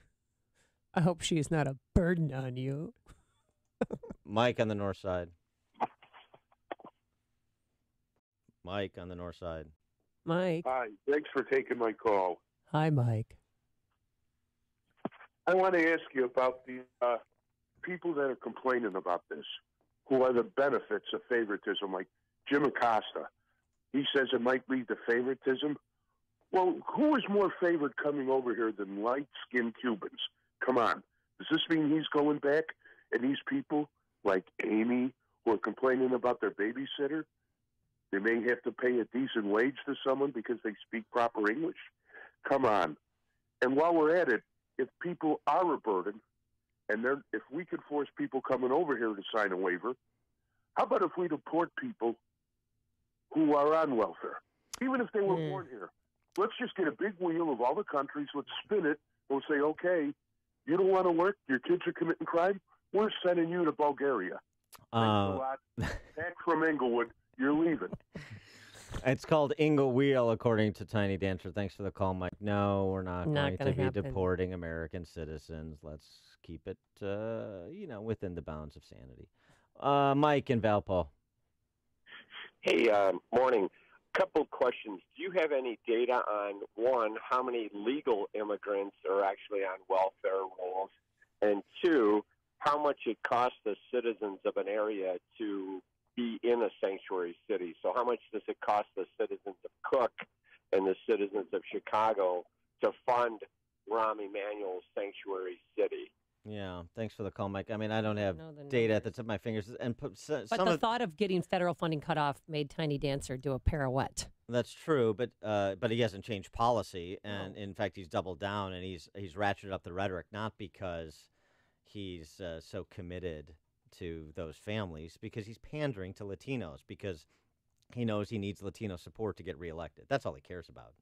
Understand that. Remember, he's the guy who derailed path to citizenship immigration reform as Barack Obama's chief of staff in his first term. Yep, when they had all the power. So let's just understand why he's doing what he's doing. He doesn't care about the implications. He doesn't care about the cost. He doesn't care about people in this country who are committing crimes who shouldn't be here. He doesn't care about any of that. Well, he cares about pandering to whoever he needs to pander to, positioning himself however he needs to position himself to get reelected. And some of this stuff, like the cost of sanctuary city, is difficult to quantify. Right. Well, it's according to CNN, it's $32 million, and that's what is $32 million? The federal funding that we get that Trump wants to hold back to sanctuary cities. Fine, that's not the cost of it, though. But I'm just saying that's money that President Trump is threatening to withhold from the city of Chicago. It's exponentially more than that. It's in the billions of dollars. So I don't know how CNN calculated the number. That's absurd, because you're not just talking about I don't know what they're talking about, but you're talking about potentially law enforcement dollars. You could be talking about infrastructure dollars. You could be talking about block grant money for a range of things the federal government provides to states and localities. $32 million is the beginning of it. It's in the billions. Phil on the Northwest side.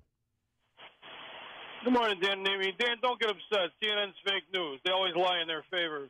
What bothers me is I'm almost 46 years old. Everyone I work with, it makes the same money I do, and they're all federal. They're all subsidized. They're buying houses. They're buying ranches. They're buying all kinds of things, except they're working half the hours I am, making the same money.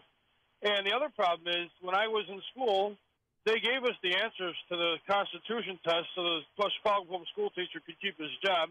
The day before, made us study all the answers. And also, I have a couple of friends that went to special schools, like in Des Plaines, where they omit the Second Amendment, and they also do the same for many, many, many different immigrants. And in my opinion, when I look at Haiti's, like countries like Haiti and everything else, we should be Americanizing their societies instead of donating all kinds of money. Because every time we donate money, it goes to all these communist leaders. It never changes their governments. And those same people come and immigrate us.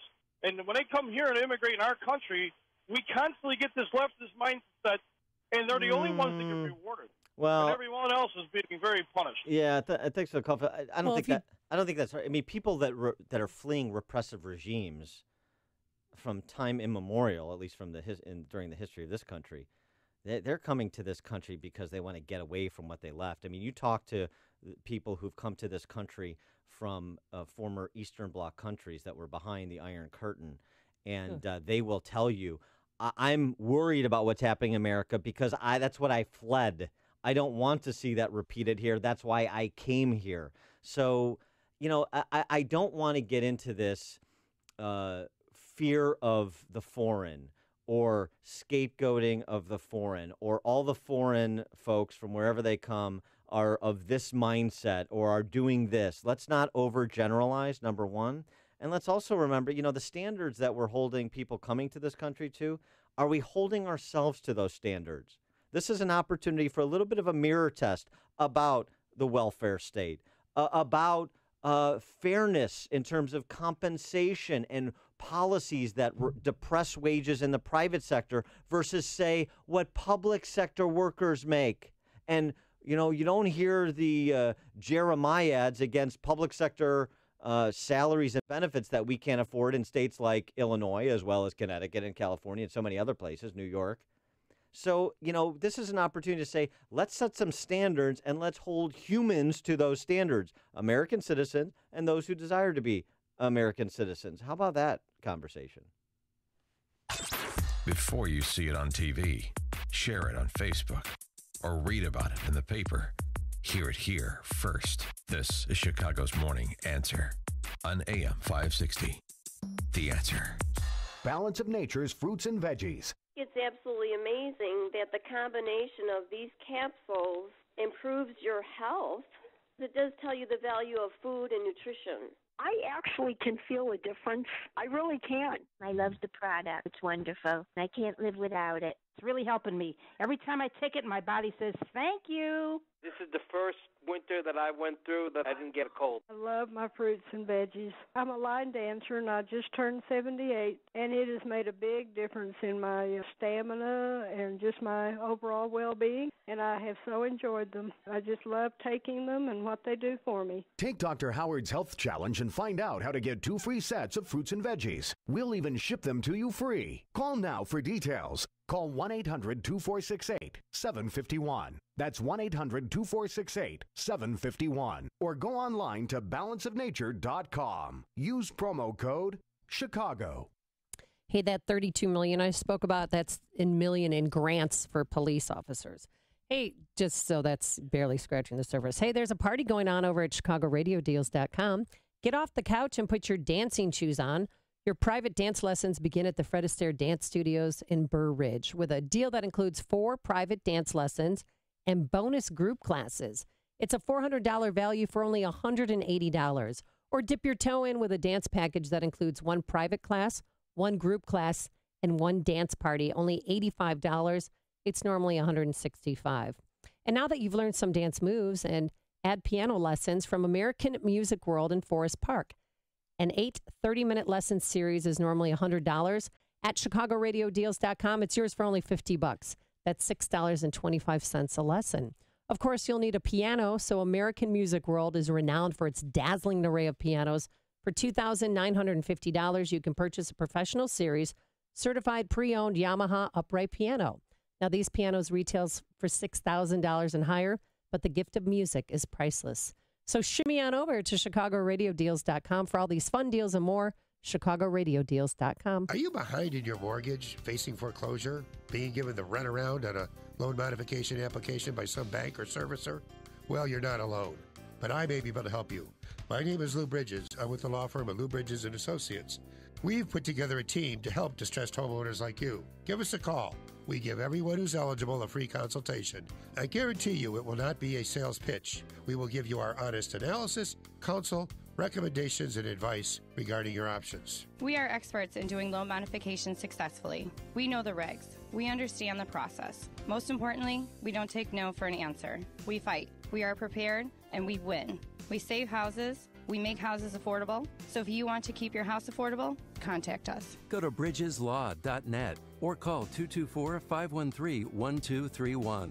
That's 224-513-1231. Remember, people, never give up the land. Fight for truth and justice. You do that, and I guarantee you'll never be alone. AM 560. Despacito. This is how we do it down down in Puerto Rico. I just want to hear Yeah. you screaming, I can go forever. Gosh, if I hear this song one more time, I have. Despacito, suavecito. I'm going right to. This is how I learned Spanish. I'm going right to Ohio Street Beach and dance to this after the show. You want to go? Yeah. We could blow off Lollapalooza. Me and Hayek. Yeah. We lambada to I can it. see you walking down the street on Oak Street with your little doggy. Yeah, and my boombox because I live in 1986. Despacito. Oh, see? Look at that. Such talent. Coming up on Chicago's Morning Answer. Thankfully, there'll be no more singing. And also, thankfully, if you're interested in guilty pleasures, which I am, the Mooch is going to have a daytime event tomorrow to explain what happened, why his tenure as White House comm director lasted a New York minute. And they should charge for that.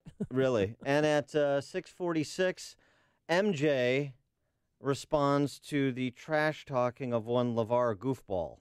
But first, let's go to the newsroom. Here's Mike Scott. 69 degrees in the Nissan of St. Charles newsroom. Nissan of St. Charles, home of the Lifetime Advantage warranty. The earth shook last night in central Oklahoma. A large earthquake, 4.2 magnitude. About 5,000 homes and businesses in Edmond lost power. President Trump backing a GOP bill that aims to limit legal immigration. At a White House event yesterday, the president said it would be the most significant reform of the U.S. immigration system in a half century. It will look at, does the applicant speak English? Can they support themselves and their families financially? Do they have a skill that will add to the U.S. economy? Are they being paid a high wage? Policy advisor Stephen Miller called it a merit-based immigration reform policy. First police officers to arrive on the scene of yesterday's deadly school explosion in Minneapolis are credited with helping save lives. Sergeant Daniel McDonald described what he and his partner saw as they arrived on the scene. Essentially, we just saw a great big hole between where the two buildings. You can see it right here. It's essentially a collapse, and there was a gas leak that was shooting flames out from the north side of the building. 2 people were killed, 9 others hurt after that powerful gas explosion ripped through the Minnehaha Academy Upper School. A teen recovering this morning here in Chicago following a shooting on the west side near Jackson and Sacramento. A manhunt continues to find a Northwestern University professor and an Oxford University researcher wanted in a deadly Chicago stabbing. Wall Street investors are warning the state of Illinois about a possible credit downgrade. Fitch saying yesterday that the Chicago public schools could be hurt badly and lose some of their ability to borrow money. Norwegian authorities this morning report they've carried out an execution. While Norway does not have the death penalty for humans, that apparently does not extend to swans. A particularly aggressive swan got the axe today after continued attacks on people in the community of Oz. Locals called the swan the harbor chief. It actually had attacked a young girl earlier in the summer, holding her underwater until adults freed her from his grip. He was initially spared after a public outcry, but after another attack this week, Norway set the wheels of justice in motion. Diamondbacks blanked the Cubs 3-0. Blue Jays over the White Sox 5-1. The news service of Office Depot Office Max. Office Depot Office Max, taking care of you with their Taking Care of Back to School sale. Get notebook filler paper for 1 cent with $5 minimum purchase. Hurry, ends 8/5. Limit 3. Minimum purchase before tax. In-store only.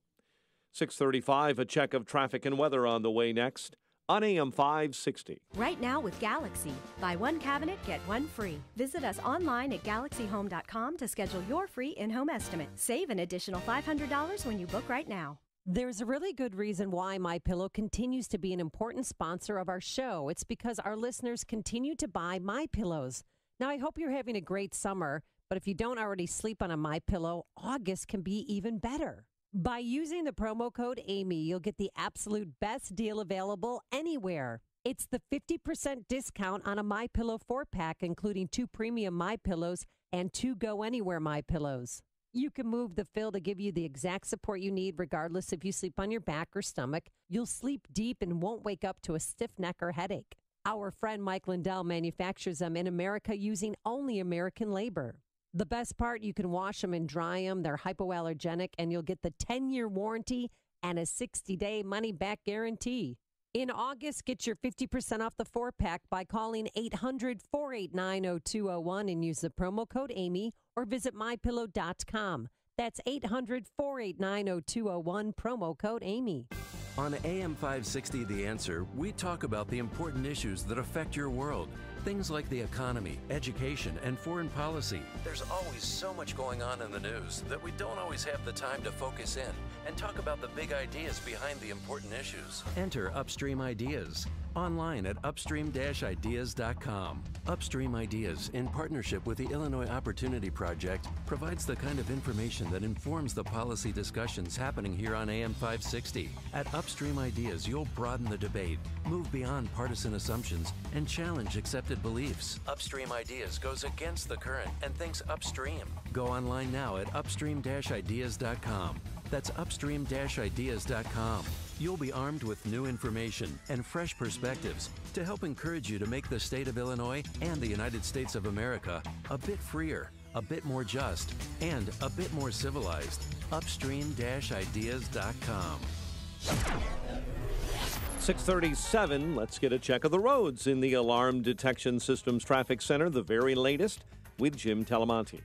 Thanks, Mike. In the city of Chicago, Grand Avenue is closed on the northwest side between Pulaski and Harding after a reported shooting. The Edens Expressway is 21 minutes. Lake Cook to Montrose outbound 20. Kennedy, after a crash in Harlem, 28 minutes. O'Hare to downtown outbound 27. The Eisenhower is 42 minutes. Thorndale to the post office outbound 33. Stevenson from 355 to Lakeshore Drive, it's now 45 minutes outbound 36. Ryan, 25 minutes, 95th to downtown. North on Tri-State delays are from 95th to LaGrange Road. The Stevenson to the Hinsdale Oasis and from the Reagan Tollway to North Avenue. Adams Tollway jammed from Tri-State to Kennedy after that crash in Harlem. Traffic service of Office Depot Office Max. Office Depot Office Max is taking care of you with their Taking Care of Back to School sale. Get notebook filler paper for 1 cent with $5 minimum purchase. Hurry, ends 8/5, limit 3, minimum purchase before tax, in-store only. Traffic answers when you need them most. I'm Jim Talamonte, AM 560, The Answer. Chicago's Morning Answer continues next. Your official Chicagoland weather forecast from the aircomfort.com Weather Center. A very humid morning that could result in thunderstorms popping up. Strong storms could hit in the afternoon, high of 82, and storms continue into the evening and overnight. With a cloudy and humid evening ahead, low of 61. Currently 70. Next news at 7. Chicago's Morning Answer with Dan and Amy continues next on AM 560, The Answer. This hourly segment is brought to you by Goldstone Financial, helping you become financially independent at goldstonefinancialgroup.com. Chicago's Morning Answer with Dan and Amy continues right now. And make sure to join me, Sean Hannity, this afternoon starting at 2, right here on AM 560, The Answer. Dan and Typhoid Amy back in studio today. Hey, feeling better. How are the eggs doing? I brought some hard-boiled eggs, and you've downed 4 or 5 of the eggs that I brought. No, I had 3. I'm exaggerating. They're good, though. That's good, and I was hungry. I didn't have dinner last night. I went without last Oh, my night. God. So you were a little bit hangry this morning. I thought you were going to go Chris Christie on me, like, I was like Chris Christie without a baseball helmet full of nachos in front of me. And we'll get to him later because he has doubled down on his Cub fan. Yeah, but here's the fun stuff. The mooch. Mooch. The mooch. Is this Sean from Elmwood Park's first cousin or second cousin? Yeah, they're all related. I think they are. Scaramucci, Anthony, will host an online event tomorrow. Friday. What time and where? Which will be broadcast on various live platforms with help from former Fox News co-president Bill Shine. Oh, let me guess. The introductor, the MC is going to be Bill O'Reilly. I don't know, but he is time has not been disclosed, but it's going to be an opportunity to reach and communicate with President Trump's base and talk about why his New York Minute's worth of tenure as comm director for President Trump went down like it did. This is rated NC-17. So you have to be 17 years of age or older to listen to it. No, it's not. I'm just making it up. Well, you never know with that guy. The mooch. If you were going to participate in his online event tomorrow, if it's interactive, what question would you ask the mooch? 312-642-5600, turnkey.pro answer line. 64636DA, turnkey.pro text line. I would ask him. Oh, I know what I would ask. Oh, what would you ask him? No, you go for it. Ladies first, you go. Oh, thank you very much. I would ask him, given your political promiscuity, being an Obama bundler, then initially supporting Hillary, saying she's uber competent, prepared to be president, then going to Trump, and then insinuating yourself into the Trump inner circle during the campaign and getting this job, then losing this job. Get to the question, sir. Yeah, I'm just setting it up. Sir, Mooch only has so much time. Getting and then getting the job, then losing the job, and then having this event to explain why someone who's been relegated to irrelevance again needs to explain or communicate with the Trump base, like there's this a hue and cry to hear from the mooch. Would you say that you are indeed actually trying to do what you accuse Steve Bannon of doing? Suck your own thumb. Oh, yeah. Is this a suck your own thumb event for the mooch, do you think? Yeah, I would have to go with 100% yes. Thank you for... I would ask him about, well, of course, I want to know how the baby's doing. Because he did have a baby that was born prematurely. His wife had the baby. His wife had, they had the baby. No, just his wife. Well, yeah, because it wasn't both of them. No, because he wasn't with her. He was in West Virginia at the Boy Scouts and jamboree. He's not able to give birth. Okay, well, what I know you hate that when they say we are pregnant and we are having a baby. No, his wife. You want fathers to be accountable? Let's start saying we. But I'll ask about the soon former Mrs. Scaramucci had the baby. I'll say, how's your week going? I mean, you had a baby. Your wife filed for divorce, and you lost your job. And Harvard Law declared you deceased. Yeah, so how are you doing? How are you going to bounce back from this? And then I'm also would ask him about his potty mouth. Why did he think that was acceptable to speak, on the record? And it questions President Trump's judgment to even hire him in the first place, I think, because this guy was cray-cray. Yeah. Steve N88's question, WTF happened? That would be his question. That's the only way to ask the mooch a question. Steve in Hinsdale, you're on Chicago's Morning Answer. Yeah, I think he's the brother from a different mother of Anthony Carlos Danger Wiener. Those two guys need a show together. That'd be great. Oh, that's New York guys. Thanks, guys. Have a great day. Thanks, Steve. That's a great idea. The mooch and the wiener. Wiener and the mooch. They could both make money. They're both about the same height. They're both Democrats. That's going to have to be like a 2019 or 2020 offering because the mooch has some prison time. Oh. I mean, excuse me, the wiener has some prison time to do. Yeah. Yeah.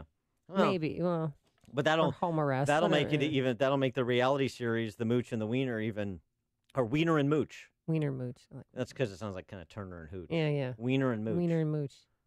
That's good. Moochy Wiener. Moochy Wiener. Real quickly, also, what Scaramucci wanted to do before, when he still had his job in 10 days, he wanted to do an online lottery to play a round of golf with President Trump because he thought that would be good to show his fun side.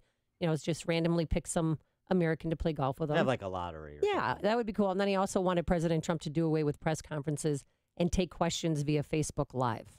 Well, I mean, Spicer was doing that, taking online questions at press conferences and stuff too. I mean, he wanted the whole thing to be Facebook Live. Those are just some of the ideas that were leaked to your favorite publication, CNN. Well, I mean, it just shows you how unqualified he was for the job. Those are gimmicks. Right. That's not a communication director sets communication strategy, develops the narrative arc that the White House is going to follow on, generally speaking, the overarching message, and then specifically on policy imperatives. I mean, you're right. That's why he's out of a job. Well, that's not why. It's because of what he said to Ryan Liz at the New Yorker, and because of the new chief of staff not tolerating incompetence and nonsense. But you're right. The selection of the Mooch in the first place is something that calls into question the president's judgment. There's no question. Also calls into question the president's judgment is his treatment of his Attorney General, Jeff Sessions. Oh, yeah. We learned this morning that he's safe. Well, it was implied that he was earlier in this week when he said all the cabinet secretaries, right? All the cabinet secretaries are, have the full faith and confidence of the president. That necessarily includes Sessions. And then AP reported yesterday that you got the call from the big guy, John one that Kelly, matters. General Kelly, right? General Kelly said that you are safe in your position. Now, that doesn't mean that everybody's safe in their position. There's a Weekly Standard piece that documents the struggle between National Security Advisor H.R. McMaster and Steve Bannon, and there's continued talk that Bannon may walk. So, Bannon's tenure there still seems to be somewhat in question. McMaster obviously won the first round in getting Bannon removed from the National Security Council, but apparently, and also Cohen Watnick, who was the individual who disclosed the information about unmasking to Devin Nunes that ultimately led Devin Nunes to have to recuse himself from the Russian investigation and as House Intel chairman. McMaster wanted him gone. He has left the administration, Ezra Cohen Watnick. So it seems like the generals are winning the day in some of the internal power struggles within the administration, with perhaps the exception of one, and that's General John Nicholson, the commander of U.S. forces in Afghanistan. Trump reportedly had a tense meeting with Mad Dog Mattis, defense secretary, and Chairman of the Joint Chiefs of Staff, General Joseph Dunford, to replace Nicholson because he believes Nicholson is not making sufficient progress in Afghanistan. In fact, that he's losing the war in Afghanistan for the U.S. Trump complained about NATO allies, inquired about the U.S. getting a piece of Afghanistan's mineral wealth, and reportedly said that General Nicholson should be replaced. So, there's always going to be these disagreements and these tensions. Not everything is a federal case, but it is interesting to see get a sense of who's ascendant, so you have an idea who is going to be driving policy decisions, or at least driving the advice given to the president to influence his policy decisions. And that's starting to come into focus very quickly, like in the 4 days that John Kelly has been chief of staff. It's like a hot, steaming cup of information to start your day. It's Chicago's Morning Answer on AM 560, The Answer. Coming up next, MJ has a comment for LeVar Ball, and Chris Christie taking a swing at his heckler. Should they have a fight? A duo, so to speak. But first, let's get the forecast. It's going to be humid. We're going to have some pretty nasty thunderstorms in spots in the morning, then a strong thunderstorm this afternoon, a high of 82 degrees. Tonight, a strong thunderstorm, otherwise mostly cloudy, a low of 61. And for Friday, for the second day of Lollapalooza. It's pretty cool. We're going to have showers and spots and then a high only of 68. We missed the question that should be asked of the mooch. Oh, what?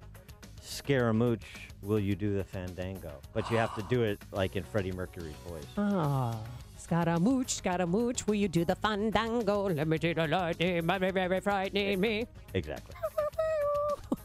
Can you sing the rest of the song? Here's Jim Telemonte, who joins us in our Alarm Detection Systems Traffic Center. Thanks, Amy, and Dan, good morning. On Chicago's northwest side, Grand Avenue is still closed in both directions. Pulaski and Harding, as police investigate a reported shooting there. Edens Expressway, 22 minutes, Lake Hook Junction, outbound 21. Kennedy, after a crash in Harlem, it's heavy. Well before the River Road toll, the delay started on the Adams Tollway at the Tri-State, continue to Harlem, and then from Fullerton to Armitage, it's tight. It's about 28 minutes, so here to downtown, outbound 27. The Eisenhower, 43 minutes. Thorndale to downtown, outbound 33. Stevenson, 46 minutes. 355 to the drive, outbound 41. Ryan is 25 minutes. 95th to downtown. Northbound Tri-State slows. Southwest Highway to LaGrange Road. Plainfield Road is to 47th. And then from the Reagan Tollway to the Grand Avenue curve. Jim Talamonte in the Alarm Detection Systems Traffic Center. I'm Keith Peters in for Lou Dobbs. President Trump backs legislation putting limits on legal immigration. Qatar Airways drops plans to invest in American Airlines. Those stories next. Have you racked up more than $10,000 in credit card debt?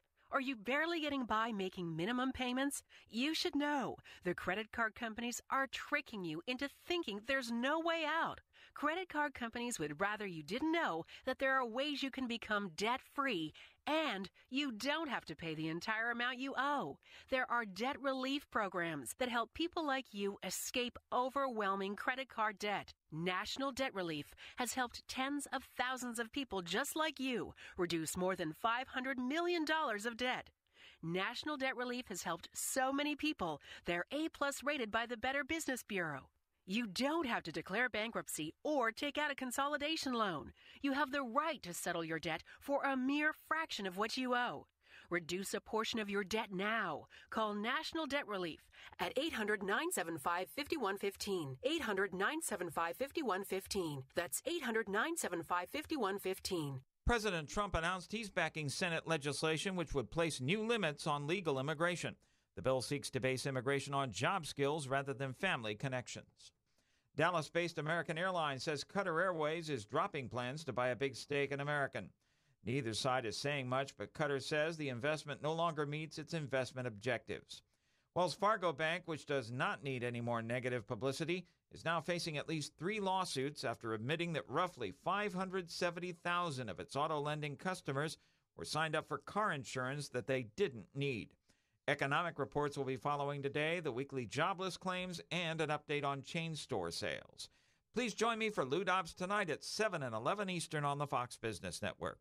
I'm Keith Peters for the Lou Dobbs Financial Report. Message and data rates may apply. What does home security look like in 2017? It's not strangers drilling holes in your walls. It's not big names making empty promises. In 2017, thanks to some out-of-the-box thinking, FrontPoint Home Security is 100% wireless with cellular monitoring and is ready to set up right out of the box. Plus, it's backed up by the best customer service in the industry. Experience the next generation of home security with FrontPoint. For a free quote, text the keyword FAMILY to 642-642. FrontPoint can be controlled right from your smartphone, so you can remotely control your lights, thermostat, and door locks. With text and email alerts, live video streaming, night vision, and professional monitoring 24/7, your home is protected with us. Ready, set, secure. It's that easy. Protect your family right out of the box with FrontPoint. We deliver it, you unbox it. For your free quote, text FAMILY to 642-642 on your smartphone. That's FAMILY to 642-642. Attention taxpayers. The stock market and economy continue to grow, yet countless Americans remain enslaved to the IRS. If you owe the IRS back taxes or have years of unfiled returns, you can legally resolve your tax problem through federally approved programs to give you a fresh start. Your circumstances may qualify you to have liens, levies, and wage garnishments stopped. If you can't afford to pay your back taxes, you may even qualify to have a large portion of your taxes forgiven. Community Tax has established a toll-free hotline for you to call and see if you qualify at 800-348-9815. Community Tax has helped over 40,000 people like you resolve hundreds of millions in tax debt. If you owe the IRS or have unfiled returns, you have a legal right to resolve your tax problem through federally active programs, potentially qualifying you to save hundreds or even thousands. Call the Community Tax Hotline now to see if you qualify at 800-348-9815. 800-348-9815. That's 800-348-9815. Joe Cotton Ford in Carroll Stream loves their customers. To say thanks, they're having their first annual Customer Appreciation event. Set a reminder for Sunday afternoon, August 13th from 1 to 5 and get ready for a great time. Joe Cotton Ford celebrates 43 years of you, their loyal customers, with a Customer Appreciation event for the entire family. Enjoy complimentary hot dogs, steamboat barbecue, and drinks. Games for the kids, including a mini race car track, blow-up obstacle course, and JCF F-150 pickup football toss. There's going to be live music from Craig Kenning,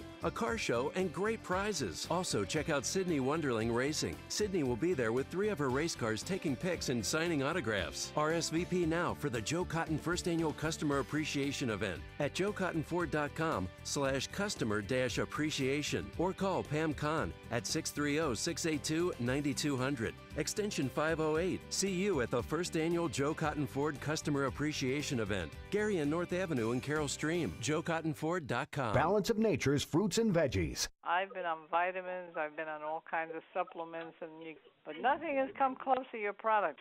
The difference between before I started the product and afterwards is like night and day. I do have more energy, and that was what I really was after. I get all these benefits. It's wonderful. I had no energy at all, and I thought, how can I live this way? I do one little chore, and then I have to sit and rest. And I find that I get through the day pretty well, and I really have more energy. I look in the mirror and I say, I think I feel more alive. I think I look more alive.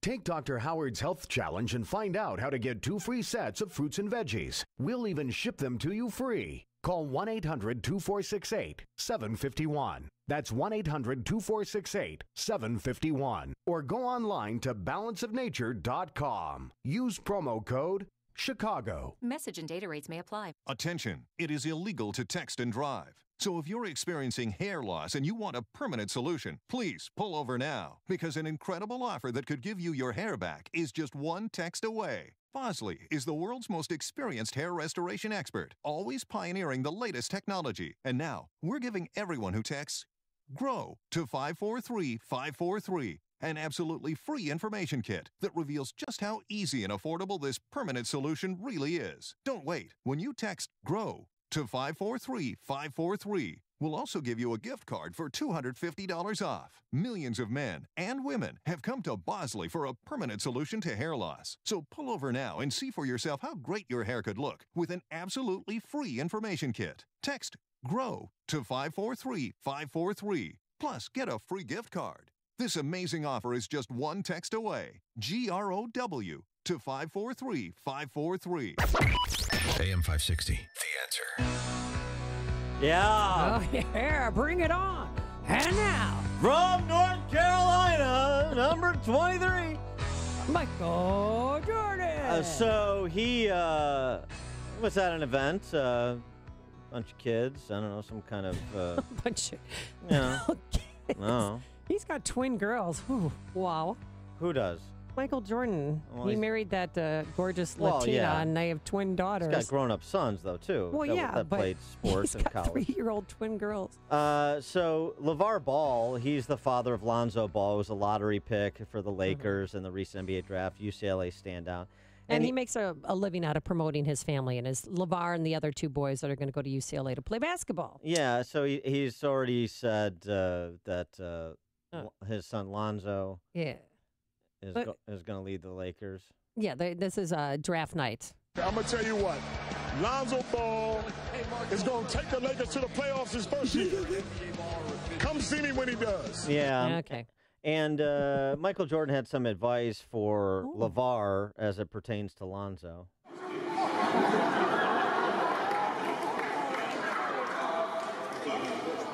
Every parent is very proud of their kids. I don't discourage that. I think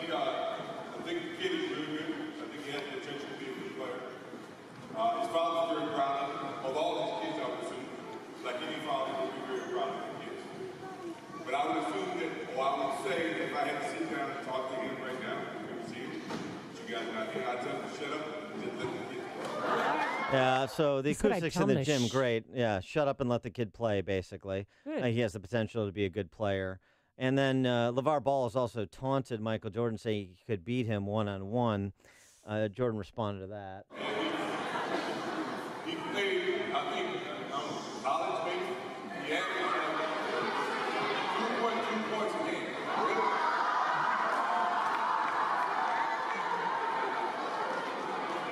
It doesn't give me from the answer, but I'm going to give it to you because you asked the question. I don't think he can beat me if I was one-legged. I don't think he could beat me if I was one-legged. I concede MJ's point. Well, it is 7 a.m. right now. Time for Fox News. Iran claims the U.S. is violating the nuclear deal. I'm Dave Anthony, Fox News. Russia is not happy either, both reacting to new U.S. sanctions that President Trump doesn't like either.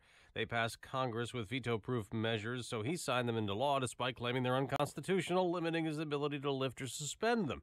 Fox's Simon Owens, live in our European bureau. Dave, Russia's prime minister saying President Trump was outwitted by the American establishment, calling it humiliating.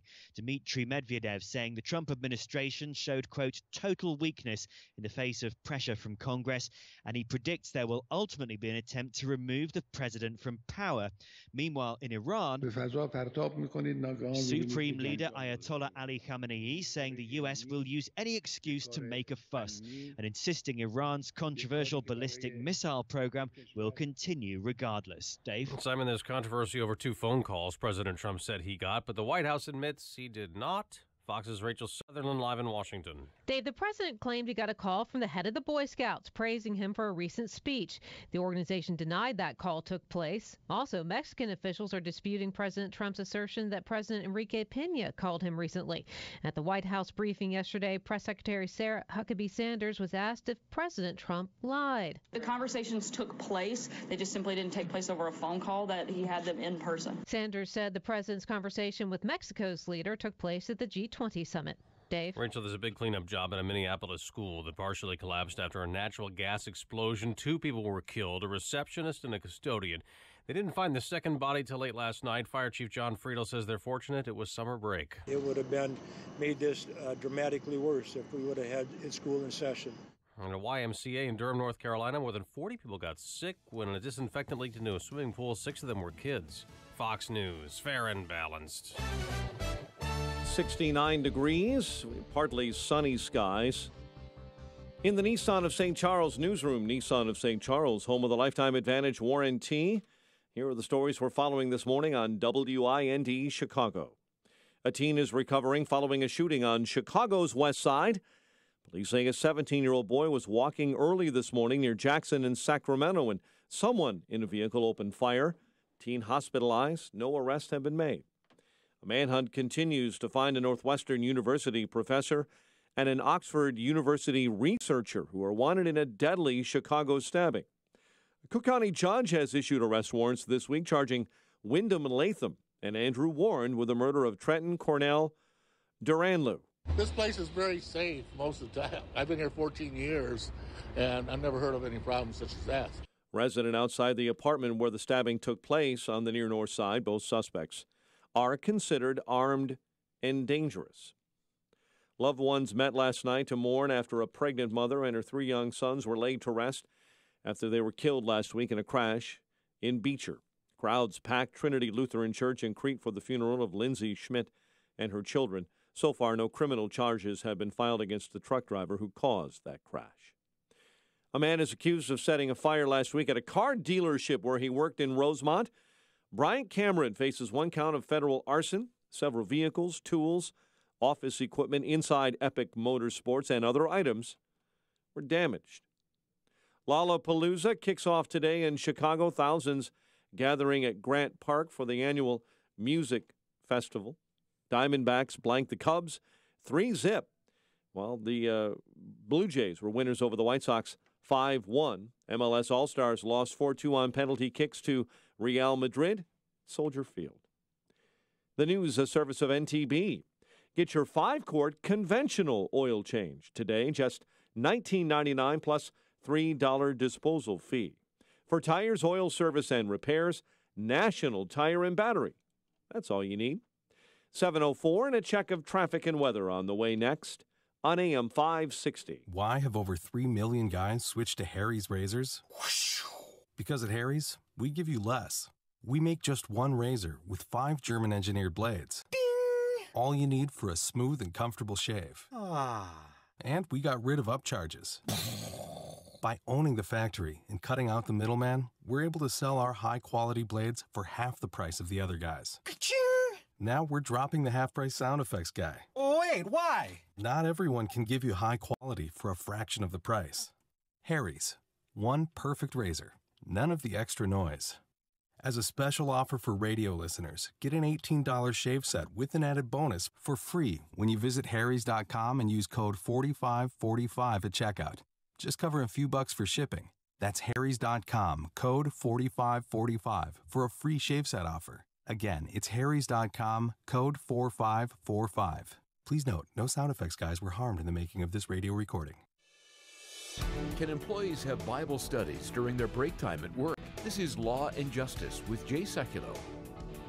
Yes, I was calling because I was interested in starting up a Bible study on my lunch break while at work. I inquired and asked my boss as to whether or not I could do that. She had checked with her human resources back east, and they said that they could not sanction that. She also said, however, that I could do whatever I wanted to as long as she didn't know about it. If somebody else in the office did complain about it, would there be consequences for me or for my boss? There really should not be, and let me tell you, part of the answer they gave you is correct, and that is they can't sanction it. You're not asking it to be an official Bible study of the company. What you're asking for is utilization of a room during lunch hour for a voluntary meeting of other employees that want to talk about their faith. That's not a violation of the law, and that's how I would initiate it and take it from there. But there's not a religious-free zone at work, so you should be okay. For more information about your rights in the workplace, visit us on our website at aclj.org.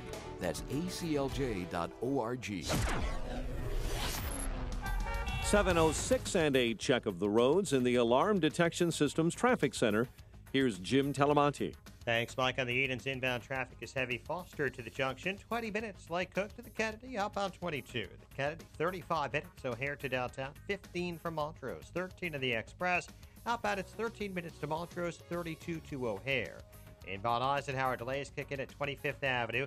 Right now it's 42 minutes from Thorndale to downtown. Outbound 39. Inbound Stevenson, 46 minutes. 355 to Lakeshore Drive. Outbound 44. A crash at County Line on the right shoulder. Ryan, 25 minutes from 95th to downtown. Outbound at 18th, report of a truck fire. I-57, 18 minutes. I-80 to the merge. Bishop 422. Tri-State northbound. It is heavy from Harlem to the Stevenson. Ogden to 31st, and from the Reagan Tollway to before the Bensonville Bridge. Southbound slow from the Hinsdale Oasis to the Stevenson crash in the right lane. On the other tollway delays on the northbound Veterans Memorial. Slow from Army Trail to Lake.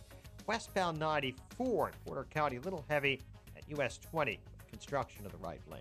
Traffic answers when you need them most. I'm Jim Talamonte, AM 560, The Answer. Chicago's Morning Answer continues next. Your official Chicagoland weather forecast from the aircomfort.com Weather Center with meteorologist Chris Morelli. Today, mostly cloudy and humid with a shower or thunderstorm in spots. Look for a high of 83. Tonight, a strong thunderstorm in spots this evening. Otherwise, mostly cloudy and humid, low 60.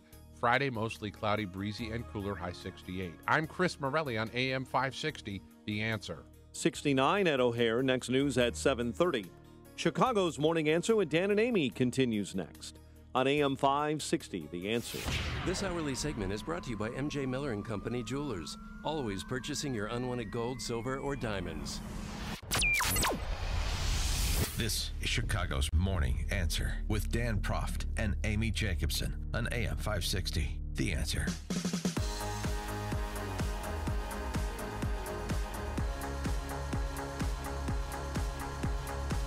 Good morning, Dan and Amy. So yesterday, President Trump, with Republican Senators Tom Cotton of Arkansas, David Perdue of Georgia, introduced an immigration reform proposal to cut legal immigration in half, at least the number of green cards issued annually, reduce immigration based on family ties, end the lottery that gives people from underrepresented countries a chance to emigrate to the U.S., replace the existing system with an app process prioritizing high-skilled workers English speakers and newcomers who are financially stable enough to avoid the welfare system, reallocating 140,000 green cards currently available based on employment.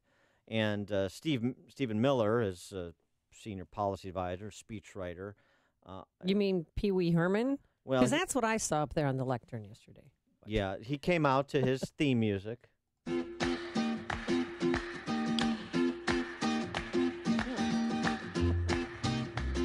And everybody was kind of bopping their head along. And then he got into this exchange with Jim Costa from CNN.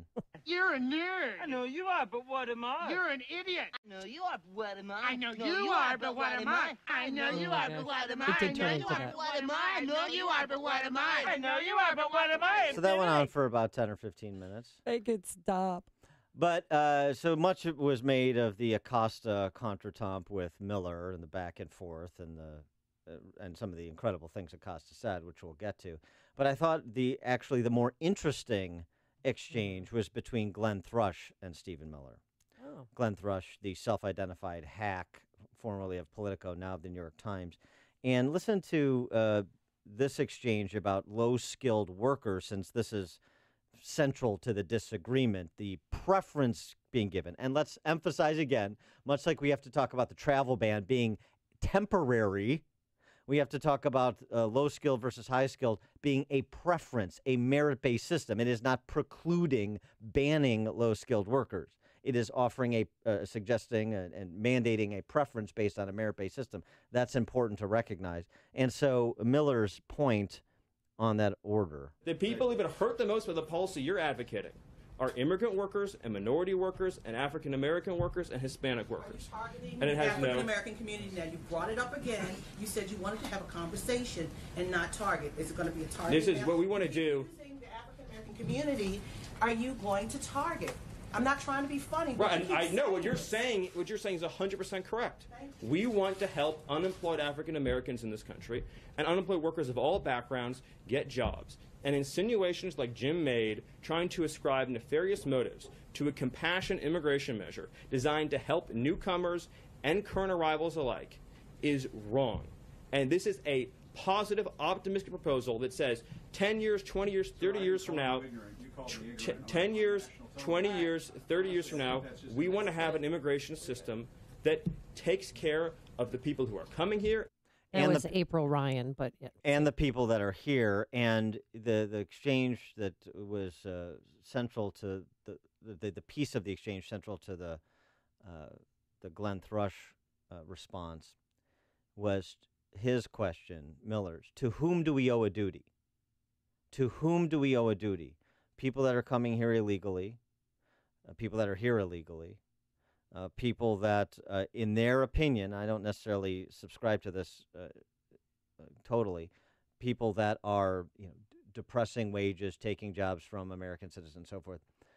Or do we owe a duty to those that are American citizens who are underserved, who have had marginal economic opportunities, to that specific exchange you just mentioned with April Ryan about the unemployment rate among African-American men, for example?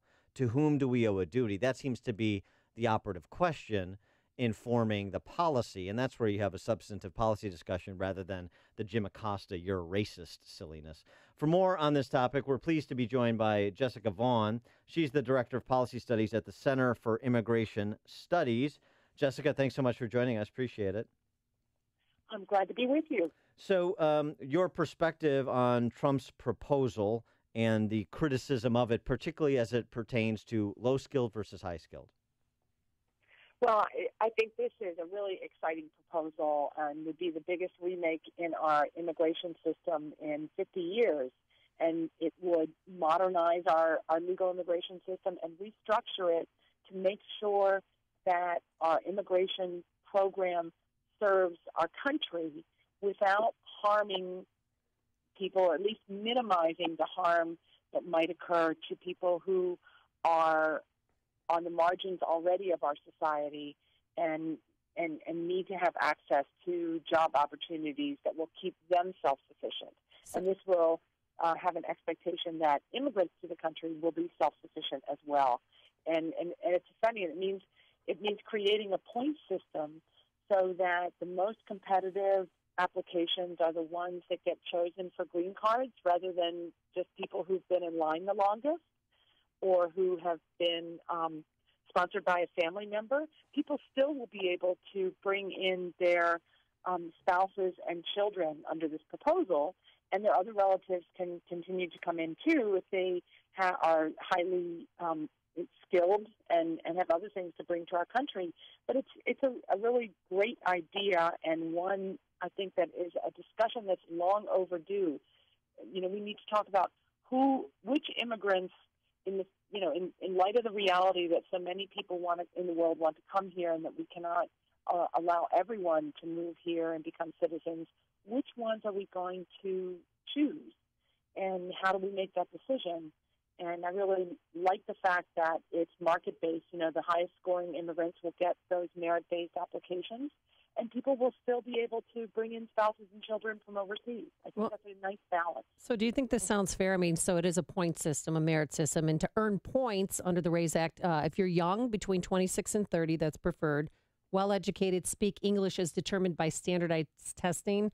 If you're a Nobel Prize winner, Olympian, or similar, or if you have a highly qualified spouse. Does this seem biased or discriminatory in any way, especially if maybe you're 50 and you're still highly educated, but you're not young, so you're not going to earn as many points? Well,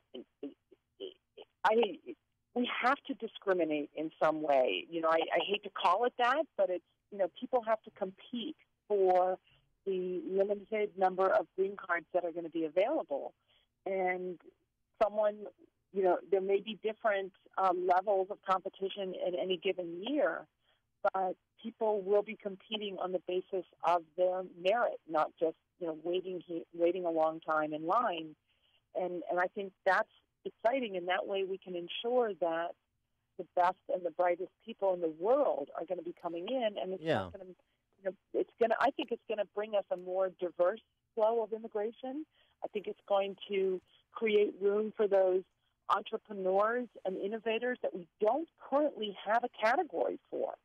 And I think that ought to be a priority for our government, rather than what we have is, a massive system with 2/3 of the people who are coming in get to come here just because they're related to somebody who came before them, and not even a close immediate family member, but a brother or sister or someone who's grown and been living on their own for a long time in their country. Right, and so this prompts the question: if we're going to do this merit-based system, and if we're going to bring in these highly skilled people that have so much to add, as you're describing, then why cut the overall number in half? How does this administration know what the magic number is? Why put a number on it at all? Why not see what you get? Well, what they're doing is basing this on the bipartisan Blue Ribbon Jordan Commission recommendations of the 1990s, where a group of people came together and said, we've got to make choices. How are we going to do that while recognizing that we can't have unlimited immigration to the country, because that has negative effects as well. And the system that we have is really failing in a number of ways. One is that it is creating a system that depresses the wages of Americans and recent legal immigrants who are trying to get those same job opportunities. And the unfortunate reality is that since it's so family-based, about half of legal immigrants in our country right now are dependent on welfare programs, and that's something that's unsustainable for taxpayers. So, it's clear that we need to address both quantity and quality. And I know that sounds a little bit inhumane, but I think it's the easiest way to express it that people understand, is that we have to address both the number of people who are coming in and the way we select them. The issue of low-skilled immigrants depressing wages. There was a study done of Denmark in the 1990s and 2000s by a couple of academic economists. And it was with respect to refugees who had fled then Yugoslavia for Denmark. Their paper found that actually the refugees, because of the Danish policy of dispersing them, not dispersing them throughout the country, not based on economic opportunity, but just dispersal. It was called a spatial dispersal policy, dispersing them around around Denmark. They examined what happened when a large number of low-skilled immigrants got plunked down next door all over a country, right? And what they found is instead of a small negative effect on the local native-born as it pertained to wages and opportunities, as many studies have found in the U.S., so I concede, low-skilled immigrants there actually raised the wages of their less educated native-born counterparts in the surrounding area. And this was a study that followed the native-born workers for some time so they could watch the changes that occurred. And what happened essentially is the native-born shifted from manual labor jobs to office jobs, which usually paid higher wages. The unemployed also got a slight boost. That low-skilled natives tended to enter the workforce when immigrants showed up nearby. In other words, the competition lifted all boats, if you will. So are we certain that the talking point that low-skilled workers necessarily depress wages? That's a really interesting study and one that I was not familiar with, and I wish that our government did what some other countries like Denmark and Australia and a few others do, and that is study what happens with immigrants over time, and not necessarily all of them, but, a random sample, a representative sample. There has been a study similar to that that's been done in the United States, and that is a study of what happened after the Cuban Mariel boat lift, right, where most of them ended up in Florida.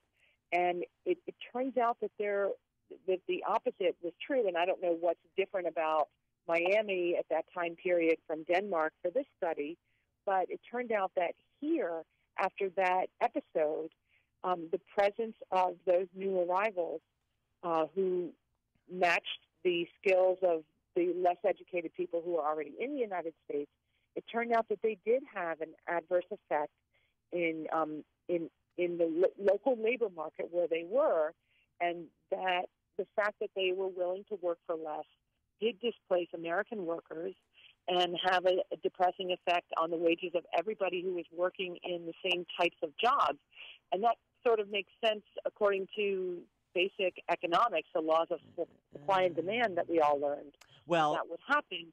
Yeah, I mean, I know that study. There's a problem with that study, though, and the problem is, of course, that Castro cleaned out the prisons and sent a lot of the least desirables through the boat lift to Florida, which is why ultimately the boat lift was discontinued by Carter.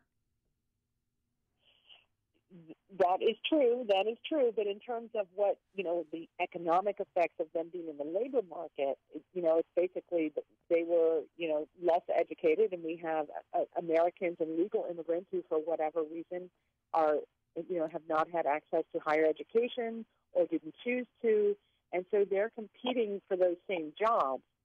So it's just really a labor market issue. I don't think that necessarily the criminality aspect of it plays in as much, but because some of them, if they were career criminals, weren't in the labor market, they were finding earnings in other ways. Yeah. So I don't know that we can ever do a perfect study that's going to predict the future, but we do know what has happened in the past, and that is that our immigration system is bringing in large numbers of people who are not becoming self-sufficient and accessing welfare programs, and that has had a harmful effect in many parts of the country for those very Americans that we should be doing, that the government should be doing whatever it can to help them access jobs and succeed and be self-sufficient, and do that in a way that also preserves our tradition of allowing people to marry people from another country and have them immigrate as well. But we also can't ignore the benefits to our economy for bringing in people who are highly talented, skilled, and motivated, and who are going to create jobs for perhaps those same people who are now displaced by our current immigration system, because right now we don't have a category for innovators or people who have an idea that they want to pursue here and are highly qualified to do it, or for, even if they're athletes and entertainers that can contribute in other ways. That category doesn't exist to a great extent right now, And I think we should have our immigrants compete for those green cards as well. Yeah, we need more Mark Anthony's and Shakiras. And she's Jessica Vaughn, Director of Policy Studies at the Center for Immigration Studies. Jessica, thanks so much for joining us. Appreciate it. You're welcome. And we got a text from the Amish texter. He makes a good point. The RAISE Act will cut legal immigration in half, and that's just due to slashing the Democrat congressional IT staff. That's good. Jessica, join us on our turnkey.pro answer line. If you're talking about it, Dan and Amy are talking about it. It's Chicago's Morning Answer on AM 560. The Answer. The Democrats were dumb enough to give that family $4 million on the suckers. It's their fault. And potentially let them allegedly sell information about, national security-related matters. Check who you're giving money to. Today, it's going to be pretty nasty for the first day of Lollapalooza. Dan, I'll meet you there. It starts at noon. Save me a spot. Thunderstorm in spots in the morning, then a strong thunderstorm this afternoon, a high of 82 degrees, but that's warm compared to tomorrow. Tomorrow is just going to be really cold.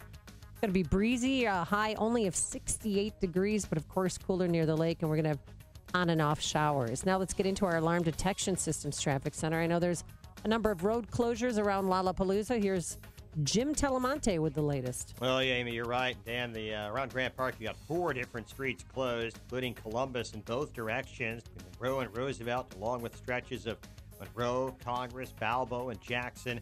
The first performance is scheduled at noon, so it's going to be a traffic mess for most of the next 4 days. Also, between 12 and 1, the Columbus Bridge over the Chicago River north of there is going to be closed for the special, it's a rubber ducky derby where they dump little yellow ducks into the river. That's for the Special Olympics. So all that's going to bring a lot of traffic downtown at the midday.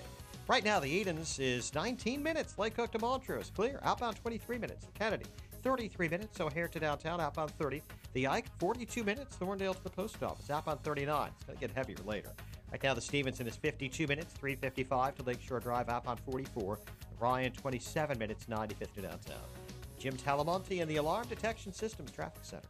Oh, it's coming. School's going to be starting in the suburbs in just a few weeks. And if you weren't satisfied with your child's public school experience, it's not too late to go to halfpriceschools.com where you can get a full year of tuition at, you guessed it, half the price with no catch. There's schools everywhere.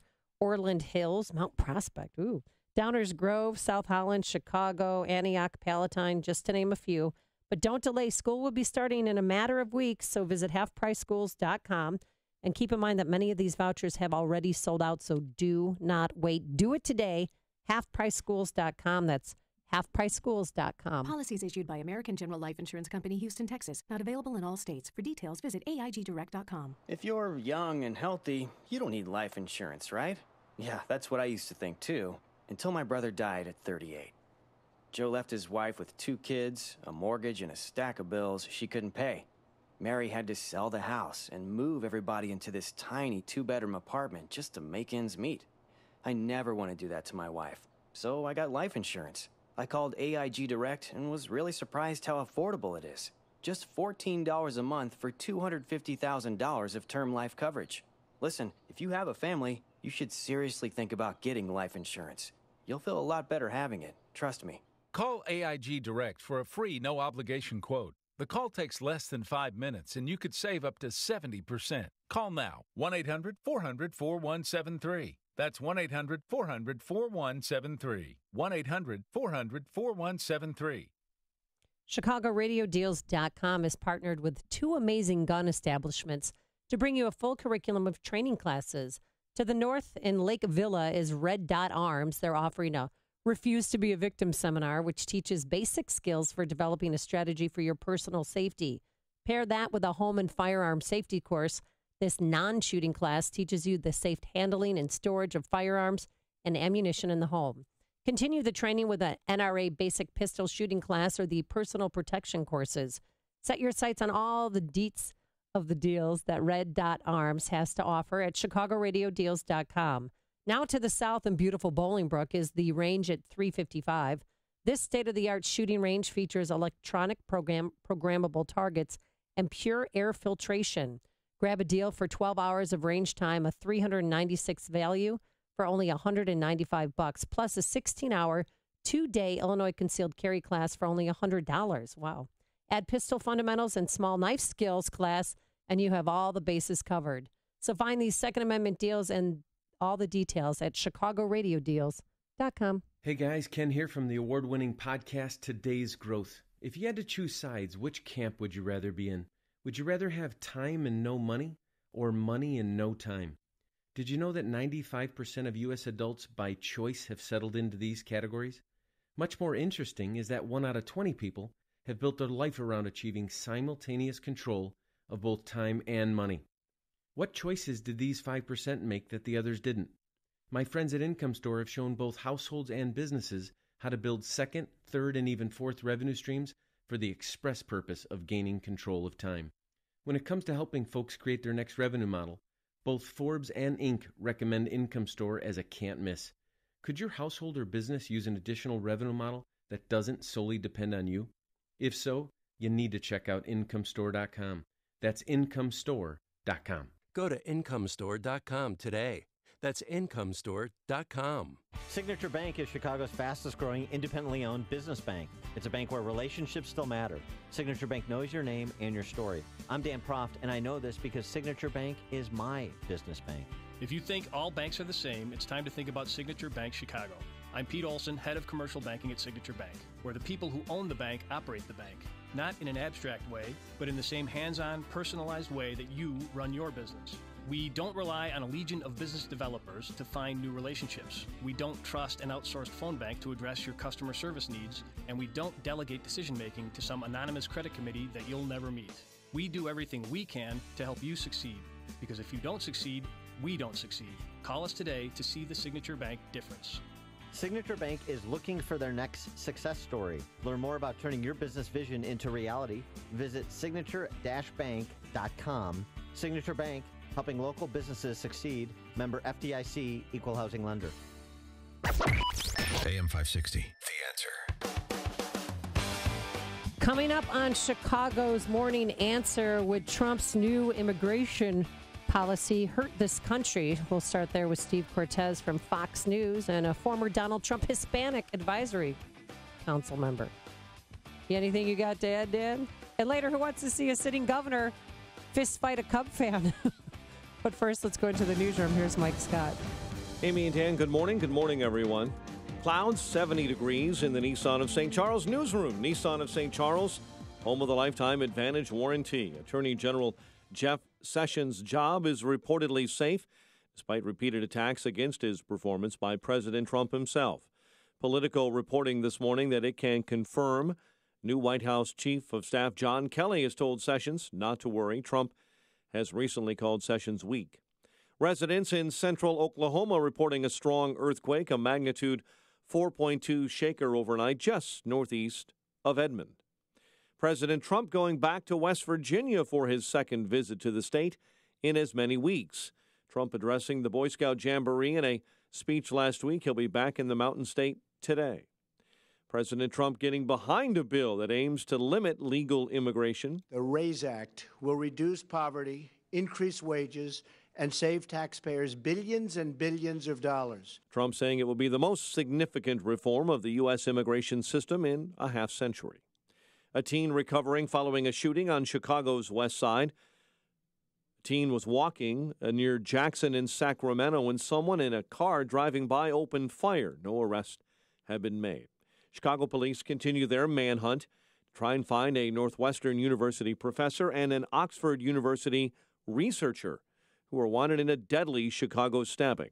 Cook County judge issued arrest warrants this week charging Wyndham Latham and Andrew Warren with the murder of Trenton Cornell Duranlu. Chicago sports, Diamondbacks over the Cubs, 3-0. While it was J. Happ tossing 7 strong innings to lead the Blue Jays past the White Sox 5-1. The news, a service of Boost Mobile.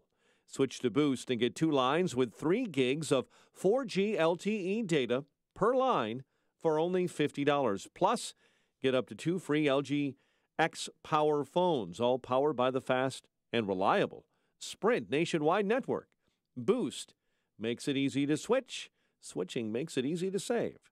7:33 and a check of traffic and weather on the way next on AM 560. Right now with Galaxy. Buy one cabinet, get one free. Visit us online at galaxyhome.com to schedule your free in-home estimate. Save an additional $500 when you book right now. Message and data rates may apply. Please don't text while driving. Your logo is your brand, your reputation. It's your most valuable asset. So what's the best thing to do with it? Give it away. When the experts at 4imprint put your logo on the right promotional products, giving those items away can make a lasting impression, empower your brand, and attract new customers. In fact, we'll prove it by revealing the top 3 promotional items for driving new customers absolutely free.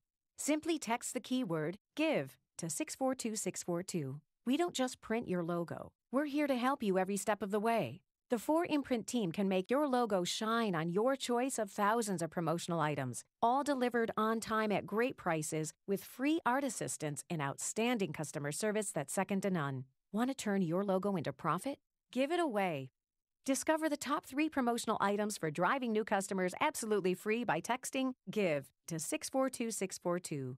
That's GIVE to 642-642. Schrank Smoke & Gun is excited to announce their zero tax deal for all store-owned firearms, ammo, and accessories in August. The price you see is the price you pay. Plus, AM 560 listeners get a free box of range ammo with all firearm purchases. You already know Schrank's has Lake County's largest selection of new, used, and consignment pistols, rifles, shotguns, ammo, and full gunsmith services. And that in Schrank's humidors you'll find a great selection of your favorite cigars. But this August offer is huge. Zero tax on all firearms, ammos, accessories, and a free box of range ammo when you purchase a firearm. Find out for yourself why Schrank's is the firearm store generations of customers trust. Visit gun.org or call 877-662-4034. Like Schrank's on Facebook and keep up with Schrank's valuable series of employee product and service recommendations. Schrank Smoke & Gun in Waukegan, your family-owned gun store since 1964. 7:36. Let's get an update on the roads in the Alarm Detection Systems Traffic Center, the very latest this morning with Jim Talamonte. Thanks, Mike. On Chicago's northwest side, Grand Avenue remains closed between Pulaski and Harding after earlier reported shooting. Edens is 19 minutes from Lake Cook to Montrose, outbound 23 with scattered delays out to Willow Road. Kennedy, 37 minutes. O'Hare to downtown, outbound 32. The Eisenhower, 48 minutes. Thorndale to the post office, outbound 40. Stevenson, 52 minutes. 355 to Lakeshore Drive, outbound 44. Ryan is 27 minutes. 95th to downtown. Tri-State southbound, it's slow from 21 to Brad. Northbound, 111th to LaGrange Road. Plainfield Road to 47th. And in pockets from the Reagan Tollway to Lawrence, Veterans Memorial slow. 75th to the Reagan Tollway at Army Trail to Lake. Traffic service with Mattress Firm. It's Mattress Firm's coolest sleep sale ever. Come in and get the latest in cooling mattress technology at Hampton and Rhodes Pillow Top Queen mattresses for only $209.99 and get 0% APR for 6 years. Only at Mattress Firm. Traffic answers when you need them most. I'm Jim Talamonte, AM 560, The Answer. Chicago's Morning Answer continues next. Your official Chicagoland weather forecast from the aircomfort.com Weather Center, providing the right climate for business since 1935. A humid morning ahead. We may have a thunderstorm. Strong storms are expected this afternoon with a high of 82 and a cloudy, humid night. The strong storms popping up and a low of 61. Currently 71. Your next news update is at 8. And Chicago's Morning Answer with Dan and Amy continues next on AM 560, The Answer. This hourly segment is brought to you by the Money Hour radio show, Saturday afternoons at 3 on AM 560, The Answer. Brought to you by Pearshell Financial Group. Some call me the sage from South Central. Others call me the czar of common sense. But you can call me Larry Elder. And you're invited to join me tonight, starting at 7, right here on AM 560, The Answer. Dan and Amy, good morning. And yesterday, the square-off between the Trump administration representative, and the D.C. press corps, which is a daily occurrence, this time featured Stephen Miller, policy advisor and speechwriter, against usual suspects, CNN's Jim Acosta, arguing about the president's immigration reform proposal that was rolled out in conjunction with Senators Cotton and Perdue. that would limit legal immigration and create a merit-based system to give prioritization to high-skilled English-speaking independent immigrants the world over. And this was part of the exchange. And a way to get points is to speak English. Yeah, it wants to build a wall. You want to bring about a sweeping change to surely, the Jim, you don't actually think that a wall affects green card policy. You couldn't possibly believe that, do you? I want to be serious, Jim. Do you really at CNN not know the difference between green card policy and illegal immigration? Sir, you really don't know that? Cuban immigrant. He came to this country in 1962, right before the Cuban Missile Crisis, and obtained a green card. Yes, people who immigrate to this country can eventually. People who Jim, immigrate as a factual question, Jim, not through Jim, Ellis Island, as a factual question, ways, do obtain a green card at some point. They do it through a lot of hard work. And yes, they may learn English as a second language later on in life. But this whole notion of, well, they could learn, they have to learn English before they get to the United States. Are we just going to bring in people from Great Britain and Australia? Jim, I have to honestly say, I am shocked at your statement that you think that only people from Great Britain and Australia would know English. It reveals your cosmopolitan bias to a shocking degree that in your mind, this is an amazing moment. This is an amazing moment that you think only people from Great Britain or Australia would speak English is so insulting to millions of hardworking immigrants who do speak English from all over the world. And in a related story, Nintendo has capitulated to complaints about its new game, Super Mario Odyssey. Yeah. Because Mario is featured in a sombrero and a poncho. His stereotypical look prompted cries of cultural appropriation, so they removed the offending look from the box art and so forth to get ahead of another scolding by Jim Acosta. For more on this topic, we're pleased to be joined by our friend Steve Cortez, Fox News contributor, former head of Trump's Hispanic Advisory Council. Steve, thanks for joining us. So is Jim Acosta right that Emma Lazarus's poem was actually a federal statute and that what Trump proposes to do is extinguish Lady Liberty's torch?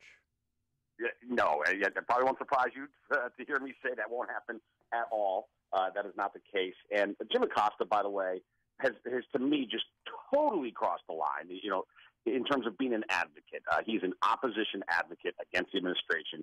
He doesn't even pretend to be a reporter anymore, and he certainly showed that to the whole country yesterday. To me, the worst line of reasoning that he pursued and that the left went crazy with, all day afterward, was that this is a race-based policy, as if speaking English equals a race, and that is not the case. More people in India speak English than do in England. More people in the Philippines speak English than do in Australia. So speaking English is a skill. It's a skill that's important, I think, for immigrants to this country, a skill that people like my father, an immigrant, had to master. He didn't master it all that well, by the way, but still learned enough to make a living and raise a family in the United States. So it's not a racist policy. It's a sensible policy. I think, listen, I love immigration, but we have to admit we're not doing it right now.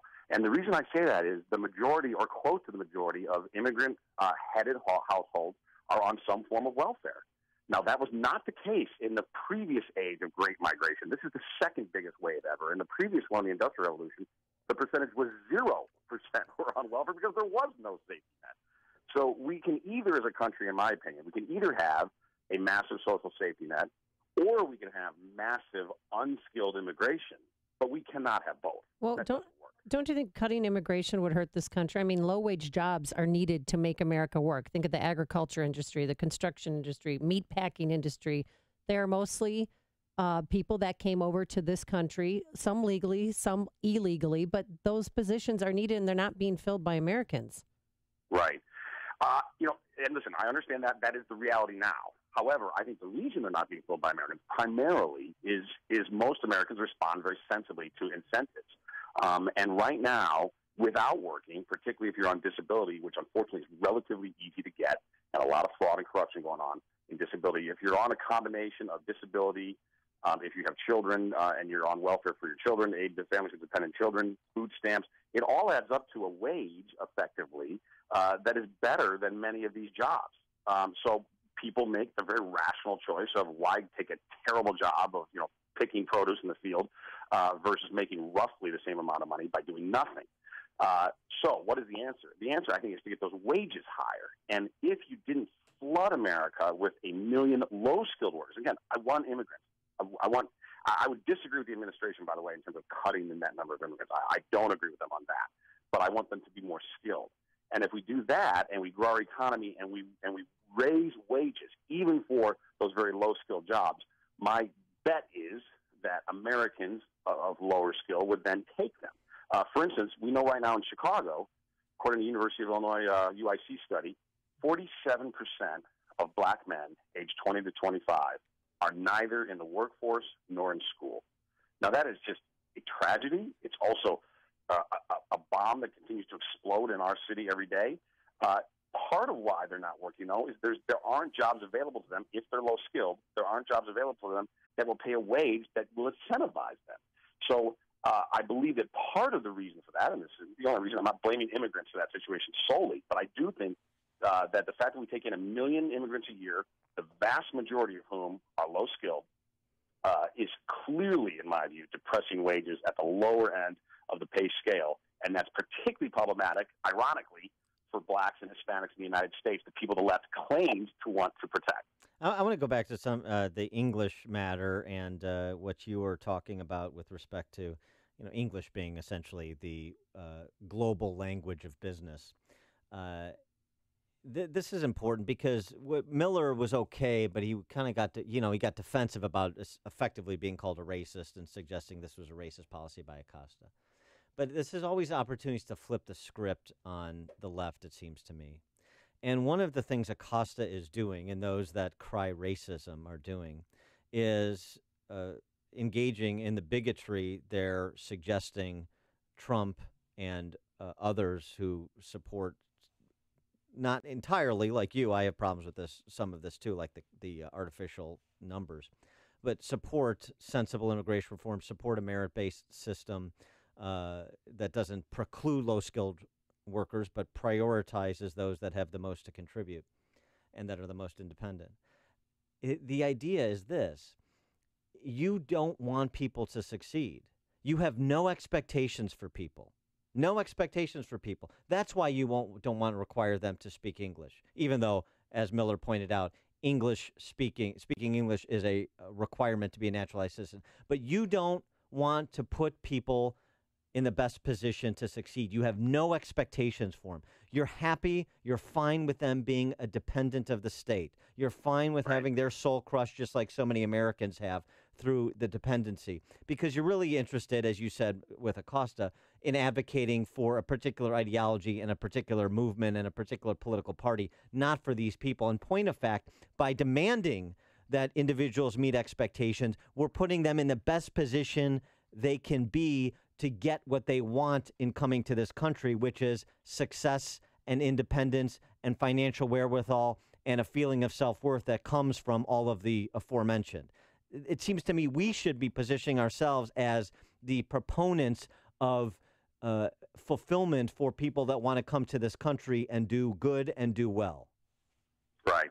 No, listen, I think you're exactly right. And sadly, the left, I think we have to be careful about impugning motives, because I hate it when they do it to us. But I do think that there's a reasonable case to be made that many on the left, particularly those in power, whether it's media or in political office, are tacitly fine with a large dependency base out there that they believe they can depend on to support them every single election. For example, we have almost 50 million Americans on food stamps. That is the entire West Coast of the United States. That's California, Oregon, and Washington, all of those states on food stamps. I mean, I think that's an outrage. Now, it's getting better, thankfully, under Donald Trump. It's starting to tick the other way. Not enough, but it's starting to. But that's not what food stamps were designed for. Well, right. And to your point, then, right, you're right. Don't assume the motive, but ask the question: why don't you have expectations for these individuals? Why no requirements? There are requirements for everything in life, for schooling, for jobs, for your kids that you parent. Everybody has requirements if you want to obtain something. Why no expectations, Jim Acosta and others of his ilk? Right. Well, and I think, too, regarding immigration, here's the problem. What the left tries to do is say, if you question immigration, you're a racist, right? I mean, there's no number. I once asked when I was on MSNBC during one of the presidential debates, off air, I asked the panel, I said, tell me what level of immigration I can advocate that won't make me a racist. You know, in other words, what's the number, right? And they told me, honestly, there is none. I said, okay, so you're for open borders. I'm like, all right, that's a reasonable position. I mean, not reasonable in my view, but you can make a case for that. But be honest about it. But then once we go on air, of course, they won't say that, right? Well, there's no distinguishing between legal and illegal. Right. Not by Jim Acosta. Right, which is, of course, crucial. Look, becoming an American citizen is hard. I think it should get easier. I frankly do. I think if you're skilled, if you speak English, if you believe in our values, I actually, and again, this is one point I disagree with the administration on. I think we actually should, if anything, have more immigration because our birth rate's declining. More people equals more prosperity. People are always a gift in every sense. So I want more people in America, but we have a right to decide what kind of people, and that's not xenophobic, it's not racist, it's sensible, it's fair. So I want it to become easier to become an American. Right now, again, for the right people, right now, and by the way, when I say right people, that's not code word. That doesn't mean white. That doesn't mean British, okay? It means skilled, speak English, and love our country and our values. No, you're for both kinds of immigrants, Australians and British. Right. By the way, what an insult that he said that in that building. The First Lady of the United States speaks wonderful English. And she speaks 7 languages. I wish Stephen Miller would have said, can you hold on for 1 second while I go grab Melania? Yeah, right. I'm going to show you perhaps the most prominent immigrant in America who isn't from the Anglo world. All right. Well, thanks so much for your insight. I have to tell you. I'm heavily medicated, Steve Cortez. So. All right, and then we'll have to tackle another time getting people in this country who are violent criminals and don't belong here, that are illegal, out of the country, as well as Northwestern University professors who are violent criminals. Steve Cortez, Fox News contributor, former Trump Hispanic Advisory Council boss. Steve, thanks for joining us. Appreciate it. Thanks for having me. Have a great day. And he joined us on our turnkey.pro answer line. Listen to Dan and Amy on your smartphone. Download the AM 560 mobile app today at 560theanswer.com/mobile.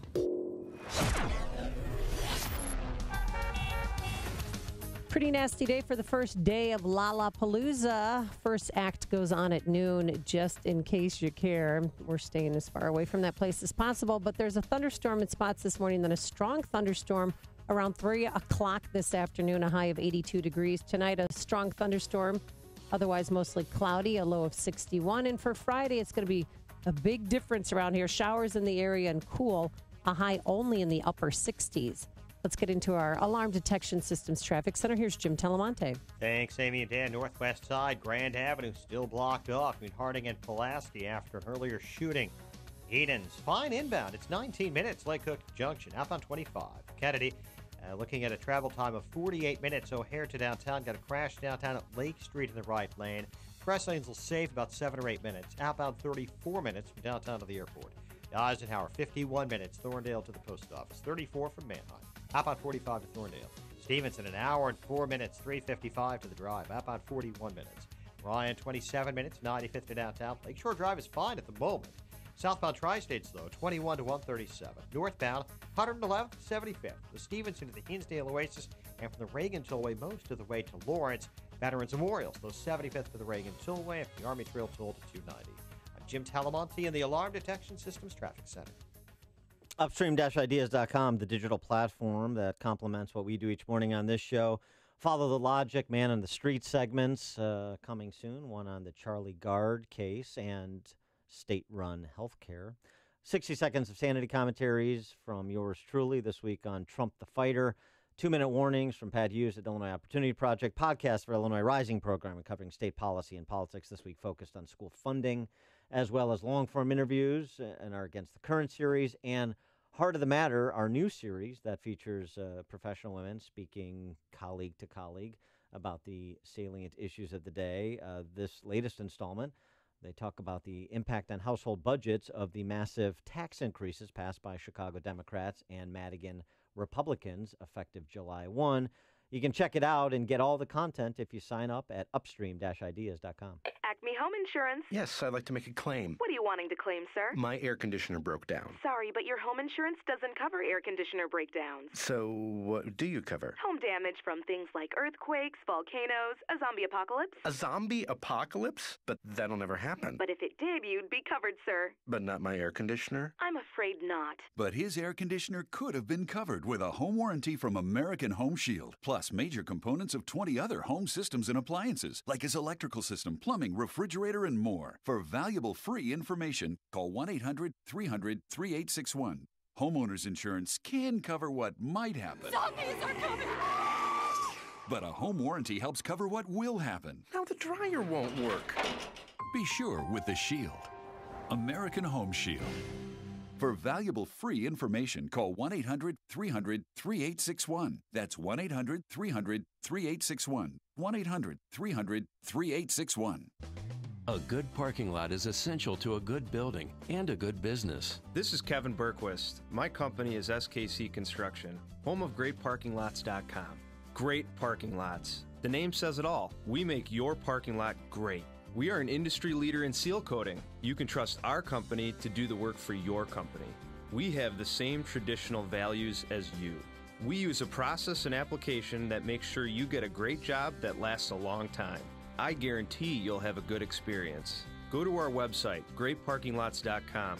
Check it out, greatparkinglots.com. Go to greatparkinglots.com. Schedule a free inspection and get a quote to make your parking lot a great parking lot. Save the expense. Fix, don't replace. Contact SKC Construction now for commercial parking lot seal coating and maintenance. SKC Construction, home of greatparkinglots.com. greatparkinglots.com. Can you afford another loss in your investment portfolio like you took in 2008? Now that you're a little older and wiser, I bet the answer is no. Most people nearing retirement can't take the same kind of risk they had when they were younger. If you believe this too, we have great news. There's a strategy designed for someone just like you. In 2008, when the market crashed, clients using this strategy didn't lose money.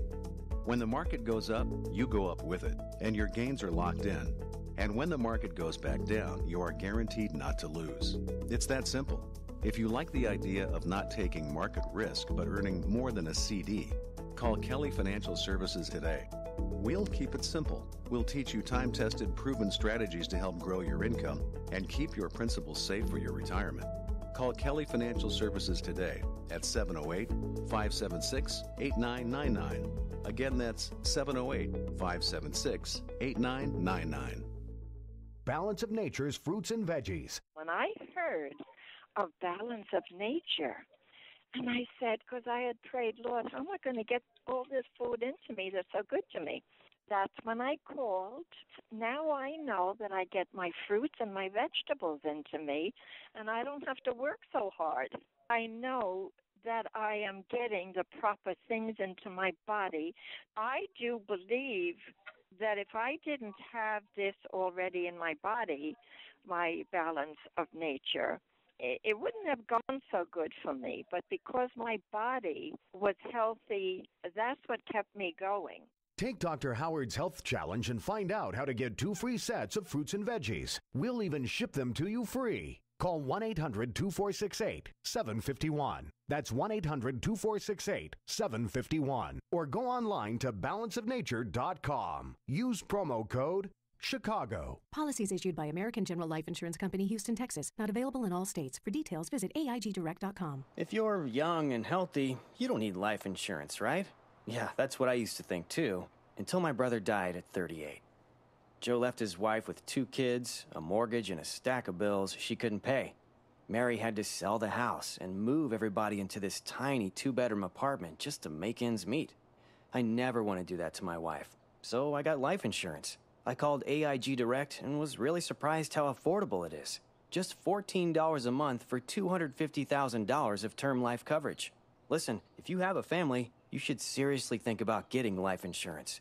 You'll feel a lot better having it, trust me. Call AIG Direct for a free, no-obligation quote. The call takes less than 5 minutes, and you could save up to 70%. Call now, 1-800-400-4173. That's 1-800-400-4173. 1-800-400-4173. When you have sleep apnea, traveling can be a real drag because you have to drag your big, bulky home CPAP device with you everywhere you go.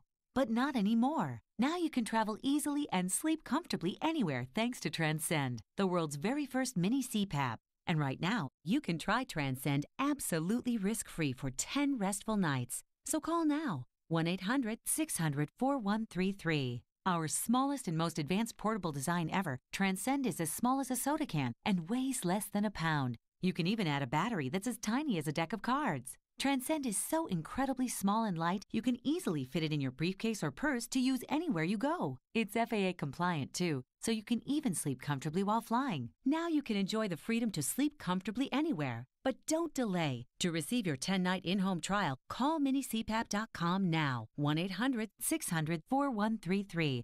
Again, that's 1-800-600-4133. AM 560, The Answer. Coming up on Chicago's Morning Answer, we're going to talk to presidential historian Doug Weed and the author of the new book, Game of Thorns. So how nicely timed this is. The inside story of Hillary Clinton's failed campaign and Donald Trump's winning strategy at 8:08. But first, here's Mike Scott. A Northwestern University professor wanted in a Chicago murder. We'll have that story coming up. WIND Chicago News Time is 8 o'clock. Our relationship with Russia is at an all-time and dangerous low. I'm Dave Anthony. Fox News. President Trump just tweeted that, adding, "You can thank Congress, the same people that can't even give us health care," referencing Senate Republicans' failed Obamacare repeal attempt. This is the day after he reluctantly, in private, signed new sanctions on Russia and Iran and North Korea into law. Even though the president says it's seriously flawed, encroaches on executive power, and hurts American companies. Russia has also reacted. Prime Minister Dmitry Medvedev lashing out in a Facebook post, calling the sanctions a declaration of, quote, full-fledged economic war, threatening that it ends hopes for improving relations with the U.S. and demonstrates that, quote, the Trump administration's total weakness in handling over executive power in the most humiliating way. Fox's Griff Jenkins. Attorney General Sessions has been told he won't be fired. Just last week, he admitted President Trump's recent harsh criticism was kind of hurtful. Upset, Sessions recused himself from the Russia investigation. Fox's John Decker is live at the White House. John Kelly, who was just installed as the new White House Chief of Staff, has reached out to Attorney General Jeff Sessions to assure him his job is safe. Fox News has learned that Kelly called Sessions on Saturday to emphasize that the White House supported him and wanted him to continue leading the Department of Justice. In the past week, President Trump has refrained from criticizing Sessions after harshly leveling insults at him both publicly and on Twitter. Meanwhile, Sessions is set to announce a major crackdown on leakers at a news conference tomorrow. Dave? John, the day after a NATO convoy was attacked in Afghanistan, U.S. forces there say 4 American soldiers were wounded in the suicide bombing. 2 were killed. A week after the Fireball ride broke apart at the Ohio State Fair, sending people flying and falling 30 feet to the ground, killing 1. 4 others remain hospitalized. 1's in a coma, another still in critical condition. Fox News, fair and balanced. 70 degrees, mostly cloudy skies. Good morning, I'm Mike Scott in the Nissan of St. Charles newsroom. Nissan of St. Charles is home of the Lifetime Advantage warranty. A teen recovering from a shooting on Chicago's west side. 17-year-old was walking early this morning near Jackson and Sacramento when someone drove by and opened fire. No arrests have been made. A manhunt continues to find a Northwestern University professor and an Oxford University researcher who are wanted in a deadly Chicago stabbing. Cook County judge has issued arrest warrants charging Wyndham Latham and Andrew Warren with the murder of Trenton Cornell Duranlu. This place is very safe most of the time. I've been here 14 years, and I've never heard of any problems such as that. Apartment dwellers reacting to the murder on the near north side. Both suspects are considered armed and dangerous. The U.S. Justice Department's investigation into the Chicago Police Department is costing taxpayers millions. The tab for legal and consulting fees tied to that probe has reached $5.7 million. Bond set at $200,000 for a man charged with burglarizing a home last week in Mount Prospect. Police say Scott Wissert broke into that home July 23rd and was scared off by a girl inside who locked herself in a bedroom. A lot of anger and a lot of grumbling. Reaction from stores and restaurants after the first day of the Cook County soda tax. County started collecting the tax yesterday. The new penny per ounce tax applies to all pre-sweetened beverages. Supporters say the tax may help in the fight against obesity, but mostly it will simply raise revenue for Cook County, so cuts will not have to be made to an out-of-balance budget. Diamondbacks blanked the Cubs 3-0. Blue Jays over the White Sox 5-1. The news, a service of Staples. Staples has low prices on everything your kids need to head back to school with confidence. Get everything they need for less at Staples. And right now, composition books and two-pocket polyfolders are just 50 cents while supplies last. Limit 30 in-store, 10 online, ends 9/2. Staples, it's pro time. 8:04, time for the AM 560 Business Beat from the Fox Business Network and a service of Turnkey.pro. Here's Ginny Casola.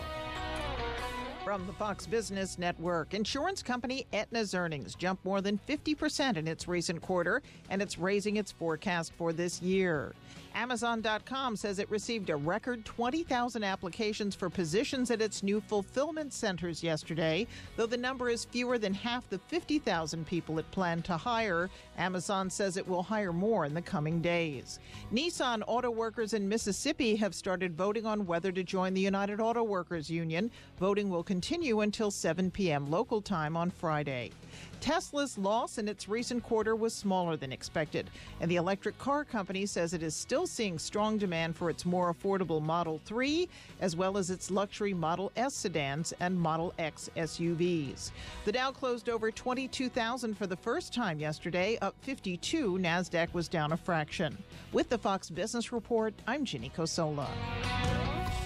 8:05 and a check of traffic and weather on the way next on AM 560. If you're over the age of 50 and considering buying an annuity in the next 60 days, I have some important news for you. A free book to help get the most income in retirement from TV host Josh Melberg has been released. Grab a pen right now because we're about to offer this free book that reveals simple to understand truths about annuity strategies. Call 800-885-4477 now, and you'll receive a free copy of Josh Melberg's book, Next Gen Annuity Strategies Revealed. As a bonus, we'll send you the #1 mistakes retirees are making with their investments today, and a free DVD on how you can get more income in retirement. Like James, 57. He wants to retire in 10 years, but is afraid he might outlive his savings. He'll receive more than $49,000 of guaranteed income per year for life using next-gen annuity strategies with a $490,000 annuity. That's $49,000 per year for the rest of his life, no matter how long he lives. Call 800-885-4477 to get your free information kit. That's 800-885-4477. Annuity guarantees rely on the financial strength of the insurance company. Hypothetical examples. Increased income is possible following a specific strategy suited to your financial goals. Why have over 3 million guys switched to Harry's razors? Because at Harry's, we give you less. We make just one razor with 5 German-engineered blades. Ding! All you need for a smooth and comfortable shave. And we got rid of upcharges.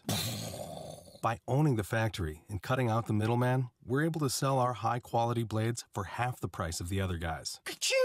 Now we're dropping the half-price sound effects guy. Wait, why? Not everyone can give you high quality for a fraction of the price. Harry's. One perfect razor. None of the extra noise. As a special offer for radio listeners, get an $18 shave set with an added bonus for free when you visit harrys.com and use code 4545 at checkout.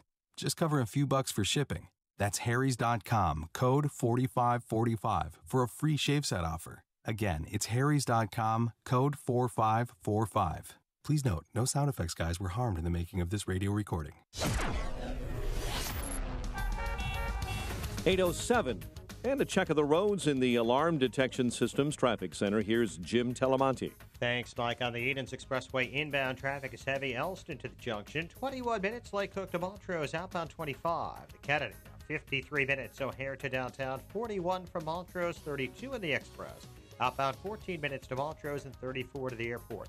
The Eisenhower, 48 minutes. Thorndale to the post office, 30 from Manheim. Outbound 45 to Thorndale. Stevenson, an hour and 4 minutes. 3:55 to Lakeshore Drive. Outbound 42 minutes. Ryan is from 95th to downtown at 27 minutes. Lakeshore Drive's pretty light, a little heavy southbound, Fullerton to North Avenue, and around the Stevenson. Little traffic in Grant Park, nothing too bad.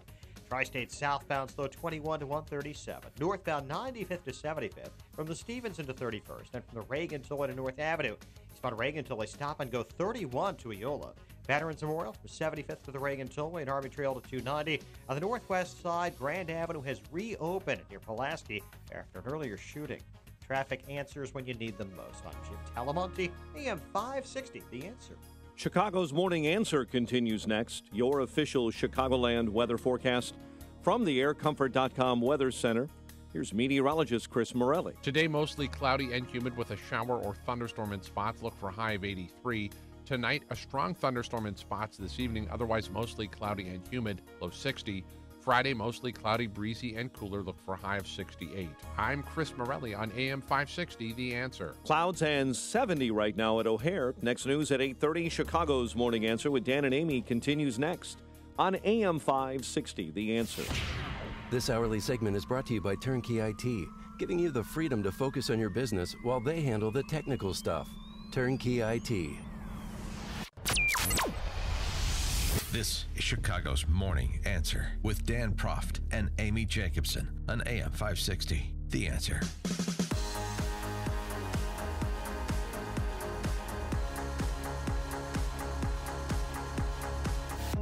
Top of the morning, Dan and Amy. And is Trump getting back to the winning political strategy and translating that into policy that he used during the campaign with his rollout yesterday of a substantial immigration reform policy as it pertains to legal immigration to this country?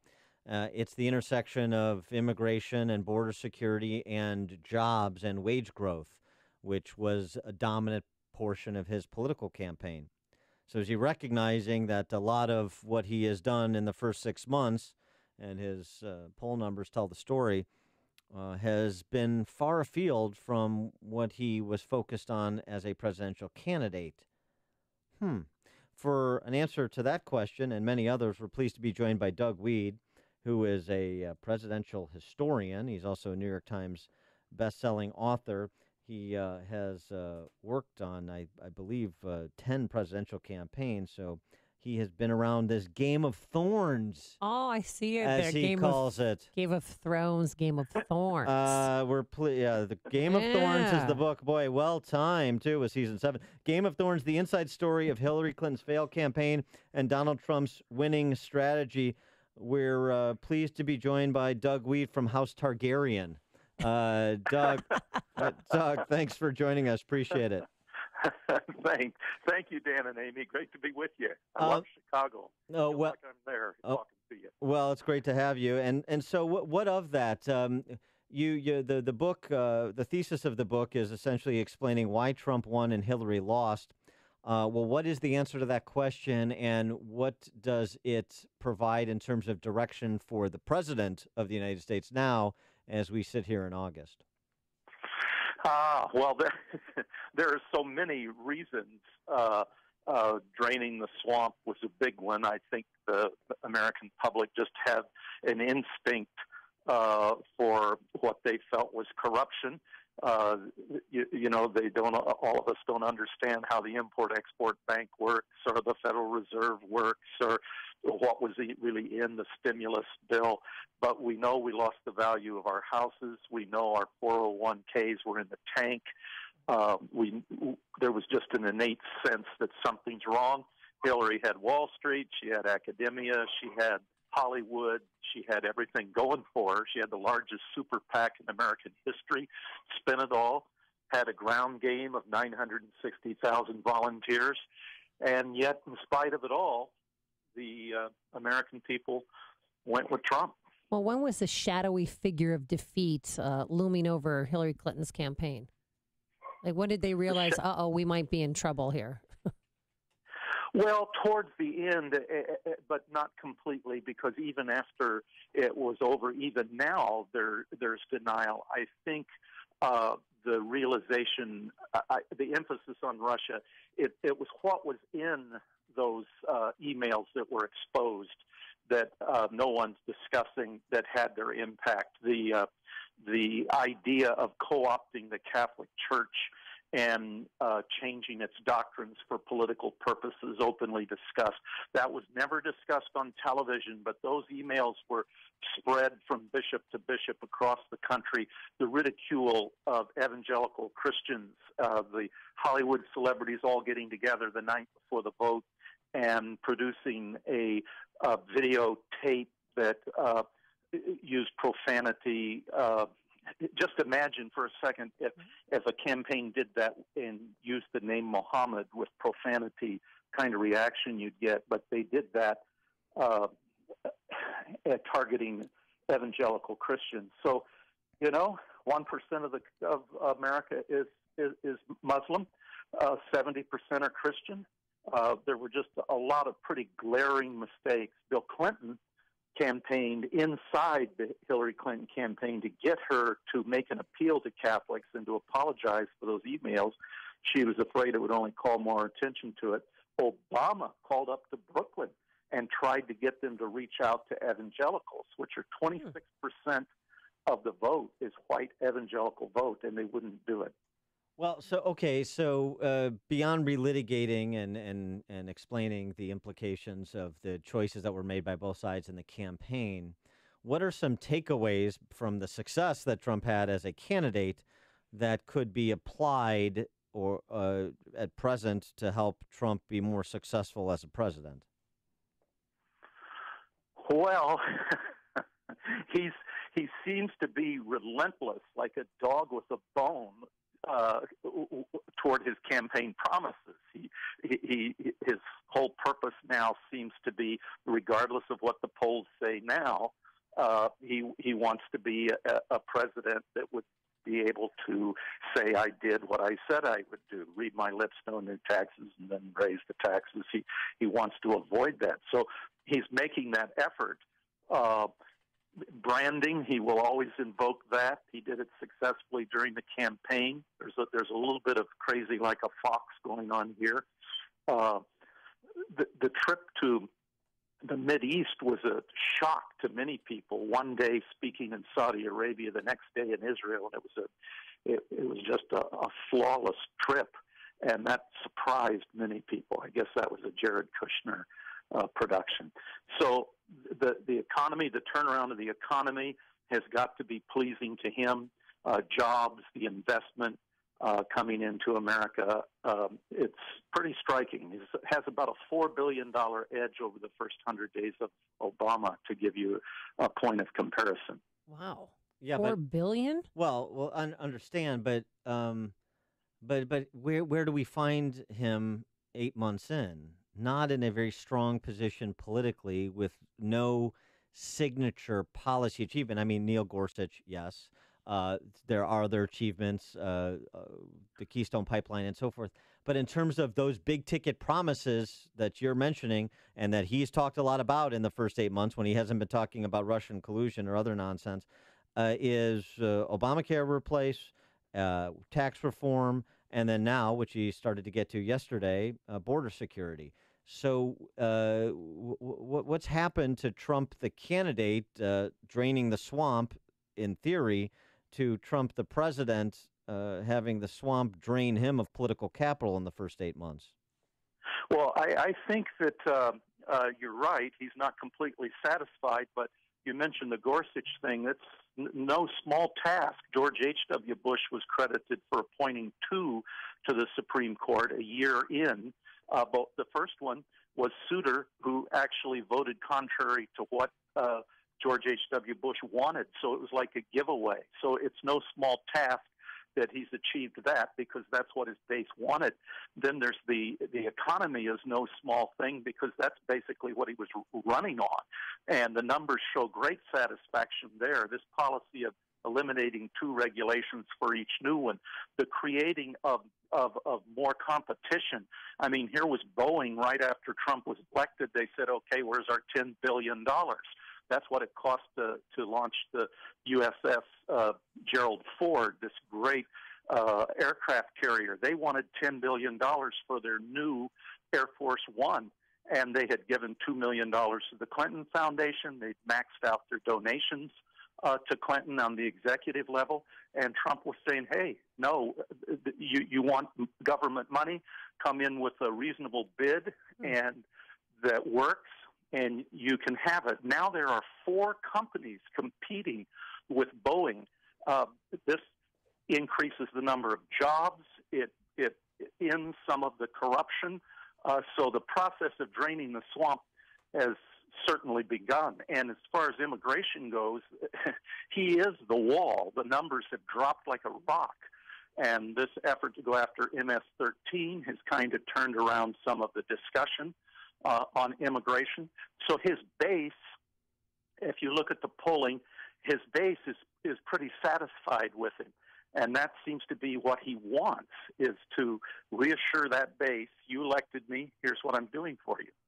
Yeah, but if you speak about, polling numbers, the Quinnipiac University latest polling, Trump's approval ratings plunges to a new low of 33% approval rating. And it also stated that American voters say 54 to 26% that they're embarrassed rather than proud to have him as president.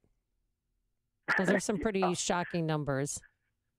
Yeah, he's a controversial character. Yeah, those are low numbers. They're not historic low numbers. Other presidents have dropped into those low numbers during their first year. Well, do you think if he stopped tweeting, it would help? I think so. Certainly some of the tweets, but that's part of his thing, is to go directly to the American people. And there's no question that he's a very interesting and controversial figure. What's fascinating to me is the American people knew that when they selected him, but they were just so frustrated with one company gets $100 million interest-free money from the Federal Reserve, and its competitor has to move out of the country. One company is exempted by the Obama stimulus program from meeting all environmental regulations, and another company has to keep them and ends up moving to Mexico to avoid it. They're just tired of the corruption, and what they've seen is the value of their houses increase. That's what hits home, that some people can now sell their house for the first time in years, and the 401ks that the elderly depend on are beginning to show some strength. So I think that's why he's maintaining a solid but small base of support among those who elected him. All right. He is Doug Weed, presidential historian and the author of the new book, Game of Thorns, the inside story of Hillary Clinton's failed campaign and Donald Trump's winning strategy. Doug, thanks so much for joining us. Appreciate it. Thank you, Dan. Thank you, Amy. Thank you. And he joined us on our turnkey.pro answer line. The stories you need to know to start your day. This is Chicago's Morning Answer on AM 560, The Answer.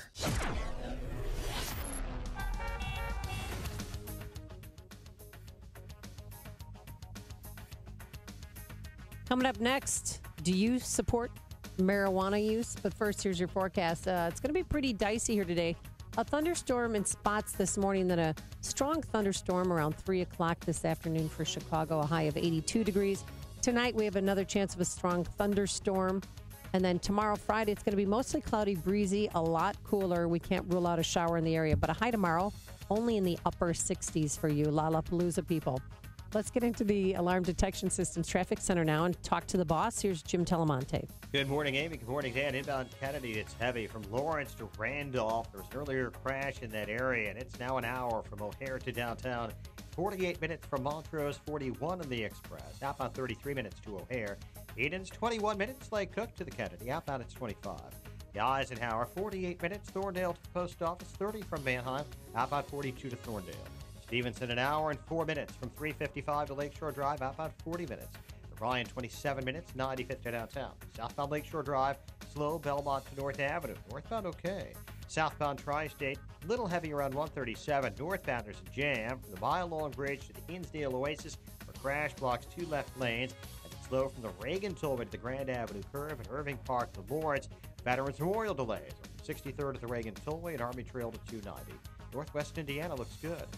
Jim Talamonte in the Alarm Detection Systems Traffic Center. Investment advisory services offered through Goldstone Financial Group, LLC, an SEC-registered investment advisor. Hey, would you buy a house without looking inside? Well, of course not. Shouldn't you be just as diligent when choosing a financial advisor? Hey, it's Sean Hannity here, and just as a house is more than four walls, well, a financial advisor is more than just a nice office. What's their background? Do they work in your best interest as a fiduciary? What's their financial specialty? You want to know all these things because the chances are, over your lifetime, you're going to trust them with far more than the value of your home, because knowledge and experience count for a lot in retirement income planning. Here in Chicago, you need to know brothers Anthony and Michael Pellegrino, founders of Goldstone Financial Group. Now, you've probably seen them on their show, Securing Your Financial Future, Sunday mornings on CBS 2. Call them right now, 800-620-9697. Start securing your financial future, 800-620-9697.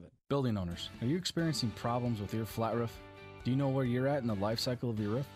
Install, repair, renew, or replace. One of the largest investments you will make to protect your building and its contents is the roof system on your building. So trust that investment to a proven industry leader. Trust it to Waukegan Roofing. Waukegan Roofing is a commercial and industrial low-slope roofing contractor installing roofs you can rely on since 1914. We install, service, and maintain all types of commercial and industrial low-slope roof systems for the Chicago area. We've installed millions of square feet of quality roofing systems, protecting buildings and their valuable contents for more than 100 years. So wherever you are in the life cycle of your roof, Waukegan Roofing is prepared to help you manage each stage with professional service and technical expertise. Call us today to schedule an appointment at 877-ROOF-201. That's 877-ROOF-201. Or visit us online at waukeganroofing.com. Waukegan Roofing, installing roofs you can rely on since 1914. Illinois licensee 104000761. Balance of Nature's fruits and veggies. For 5 years, I was with this other company, and I tried everything, and it was costing me a fortune. And on top of that, it wasn't working. And I said, ever since I've taken this product, I have kissed that goodbye. Matter of fact, I said, this has been the first winter that I have gone through without a flu or nothing. Last year, I started on the Balance of Nature. I'm telling you, it really built me up, and it really helped me. My cholesterol went down. Only after taking it 1 month, I went down 20 points. I feel better already with it. I just feel it's made my life more predictable, more useful. Take Dr. Howard's Health Challenge and find out how to get 2 free sets of fruits and veggies. We'll even ship them to you free. Call now for details. Call 1-800-2468-751. That's 1-800-2468-751. Or go online to balanceofnature.com. Use promo code Chicago. This is a court-ordered notice. Current and former BMW, Mazda, Subaru, and Toyota owners or lessees can receive payments and other benefits from a legal settlement related to allegedly defective Takata airbags in their vehicles. To see if your vehicle is included and to file a claim, go to autoairbagsettlement.com or call 1-888-735-5596. That's autoairbagsettlement.com or 1-888-735-5596. Ransomware is software that can infiltrate your business through email, enabling cyber criminals to hijack sensitive information as ransom for your own data's release. Leveraging Barracuda email security with advanced threat detection can stop a ransomware attack in its tracks. As an added measure, Barracuda Backup allows you to recover your data without having to surrender to extortion. Crime doesn't pay when you protect your business data with Barracuda. Go to barracuda.com/ransomware to learn more. Message and data rates may apply. Please don't text while driving. Your logo is your brand, your reputation. It's your most valuable asset. So what's the best thing to do with it? Give it away. When the experts at 4imprint put your logo on the right promotional products, giving those items away can make a lasting impression, empower your brand, and attract new customers. In fact, we'll prove it by revealing the top 3 promotional items for driving new customers absolutely free. Simply text the keyword GIVE to 642-642. We don't just print your logo. We're here to help you every step of the way. The 4imprint team can make your logo shine on your choice of thousands of promotional items, all delivered on time at great prices with free art assistance and outstanding customer service that's second to none. Want to turn your logo into profit? Give it away. Discover the top 3 promotional items for driving new customers absolutely free by texting GIVE to 642-642. That's GIVE to 642-642. AM 560, The Answer. A lot of smack talk going on between Governor Chris Christie and that Cub fan, that he confronted, Brad Joseph. A lot of smacking of Chris Christie's lips to down that baseball helmet full of nachos. Well, when he was up in his face, because a heckler called him, he's like, you suck, and he called him a hypocrite. When he was up in his face, he said, what are you going to do now? Well, you know what Brad Joseph wants to do now? He wants to fight him. He says... he wants to fight him after the fact. What about in the moment? Well, because he was a little shell-shocked because at first he thought he was joking, but then, he wasn't. He wants a MMA, boxing, freestyle, folk style, Greco-Roman. He said, just let me know if you want to make this physical. You won't even have to cut any weight. Ooh! Well, Chris Christie responded yesterday. Talked about food, of course. For those of you who know me, I think I was fairly restrained. I didn't dump the nachos on him or anything, which was an option. Well, the sitting governor of New Jersey is not going to be going into the ring anytime soon with a Cub fan, and he did say that while Brad Joseph was rude and heckling him, he said the other Cub fans he met during that day were well-behaved and very nice. What do you think this is? NBC5 Nightly News? Like the local crappy saccharine newscast here? This is the stupidest story. These two chuckleheads, Chris Christie. He's a big bully, man. Chris Christie not exercising any restraint in any aspect of his life. And this punk, pansy Cubs fan, after the fact, now he's a tough guy challenging him to a fight because he wants to extend his 5 minutes of infamy. Give me a break. Give me a break. A couple of clowns. Coming up on Chicago's Morning Answer. Let's talk about another clown, the Mooch. Yeah, he's going to be unplugged, Dan. And then later I have a gift for Dan, and it involves crazy. This will be a very special Chicago's Morning Answer at 8:38. But first, into the newsroom we go. Here's Mike Scott. Cue the cellos. Cue them right now. 70 degrees, cloudy skies. In spots, partly sunny in others, and thunderstorms are on the way. In fact, the National Weather Service now is increasing the chance of severe weather later on this morning around noontime. We'll keep our eyes on that in the Nissan of St. Charles newsroom. Nissan of St. Charles, home of the Lifetime Advantage warranty. President Trump this morning saying he continues to throw his support behind a bill to cut legal immigration in half. Arkansas Republican Senator Tom Cotton co-sponsoring that legislation. And moments ago on MSNBC saying it's all about helping the working class in America get a pay raise. Our legal immigration system right now, our green card system, simply doesn't work for working class Americans. We admit over 1 million immigrants a year. That's like adding the population of Montana every single year. But only 1 out of 15 of those immigrants come here because of their job skills or education. At the White House yesterday, the president said the bill sponsored by Cotton and Senator David Perdue promised the most significant reforms in a half century.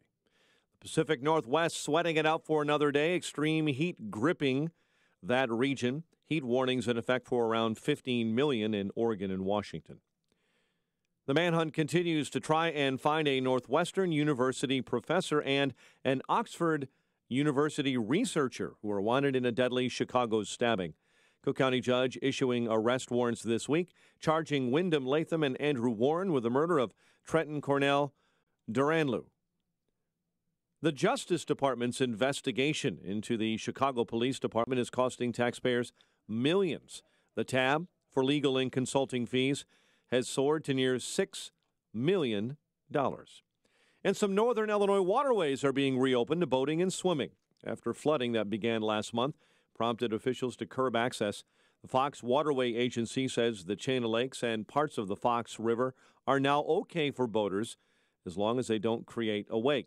And the Lake County Health Department says it's tested water at 15 beaches around the chain of lakes for E. coli bacteria, and levels are okay for swimming. Diamondbacks blanked the Cubs 3-0, while it was the Blue Jays over the White Sox 5-1. The news service of Napa Auto Parts. It's hot out there, but not hard to protect your engine from overheating. All you have to do is go to any participating Napa Auto Parts store, grab some Prestone antifreeze for $11.90 a gallon. That's Napa know-how. 8:32 and a check of traffic and weather on the way next on AM 560. Mike Gallagher is onto the game from the media. I turned on that insufferable Don Lemon last night. He's sitting there with his panel of Gloria Borger types, and they're all guffawing and laughing at Trump talking to the New York Times. Well, wait a minute. Every other night I turn on CNN, they're mad at him for not talking to the Times. So which is it? It's proof, of course, that they're not objective. It's a big game to them. The Mike Gallagher Show. Weekdays at 9, right before Dennis Prager at 11 on AM 560. The Answer. Right now with Galaxy. Buy one cabinet, get one free. Visit us online at galaxyhome.com to schedule your free in-home estimate. Save an additional $500 when you book right now. Signature Bank is Chicago's fastest growing independently owned business bank. It's a bank where relationships still matter. Signature Bank knows your name and your story. I'm Dan Proft, and I know this because Signature Bank is my business bank. I'm Mark Weingart, President and CEO of Star Creations, Inc., the fastest growing supplier of wall decor products in the U.S. When it comes to banking, I don't want to be a small fish in a big pond. That's why I bank at Signature Bank Chicago. At Signature Bank, every customer is important. I know I can pick up the phone and talk to any one of the decision makers I know and trust at Signature Bank. At Signature Bank, they understand and respond to the unique needs of my business with flexibility and fairness. I'm proud to bank with Signature Bank because I know they're deeply invested in the success of Star Creations. Signature Bank is looking for their next success story. Learn more about turning your business vision into reality. Visit signature-bank.com. Signature Bank, helping local businesses succeed. Member FDIC, Equal Housing Lender.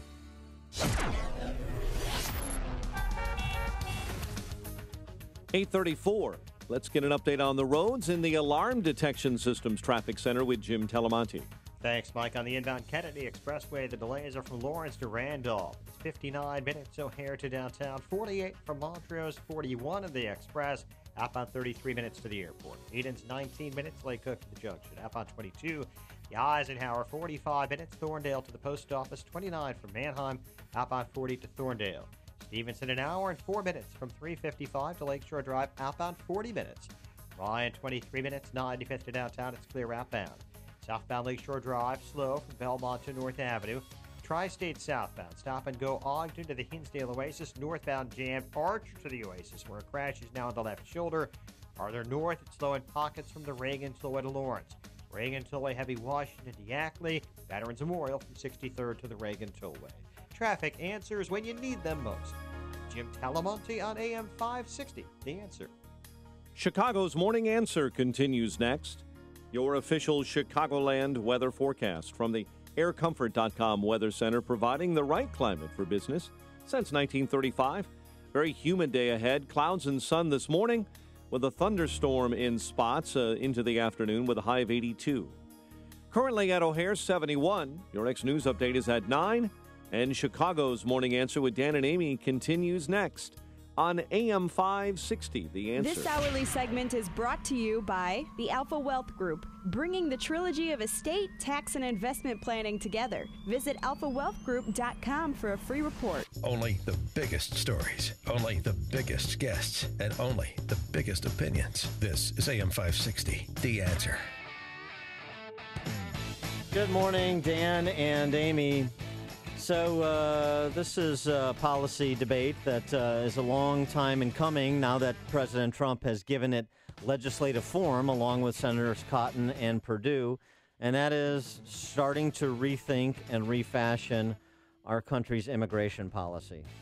And there's a lot of layers to this issue, so let's try and address some of them as Stephen Miller, the president's policy advisor, speechwriter on this topic, did yesterday as a representative of the administration at a White House press briefing that featured colorful, spirited exchanges between Miller and Glenn Thrush, the self-identified hack from the New York Times, and Jim Acosta from CNN.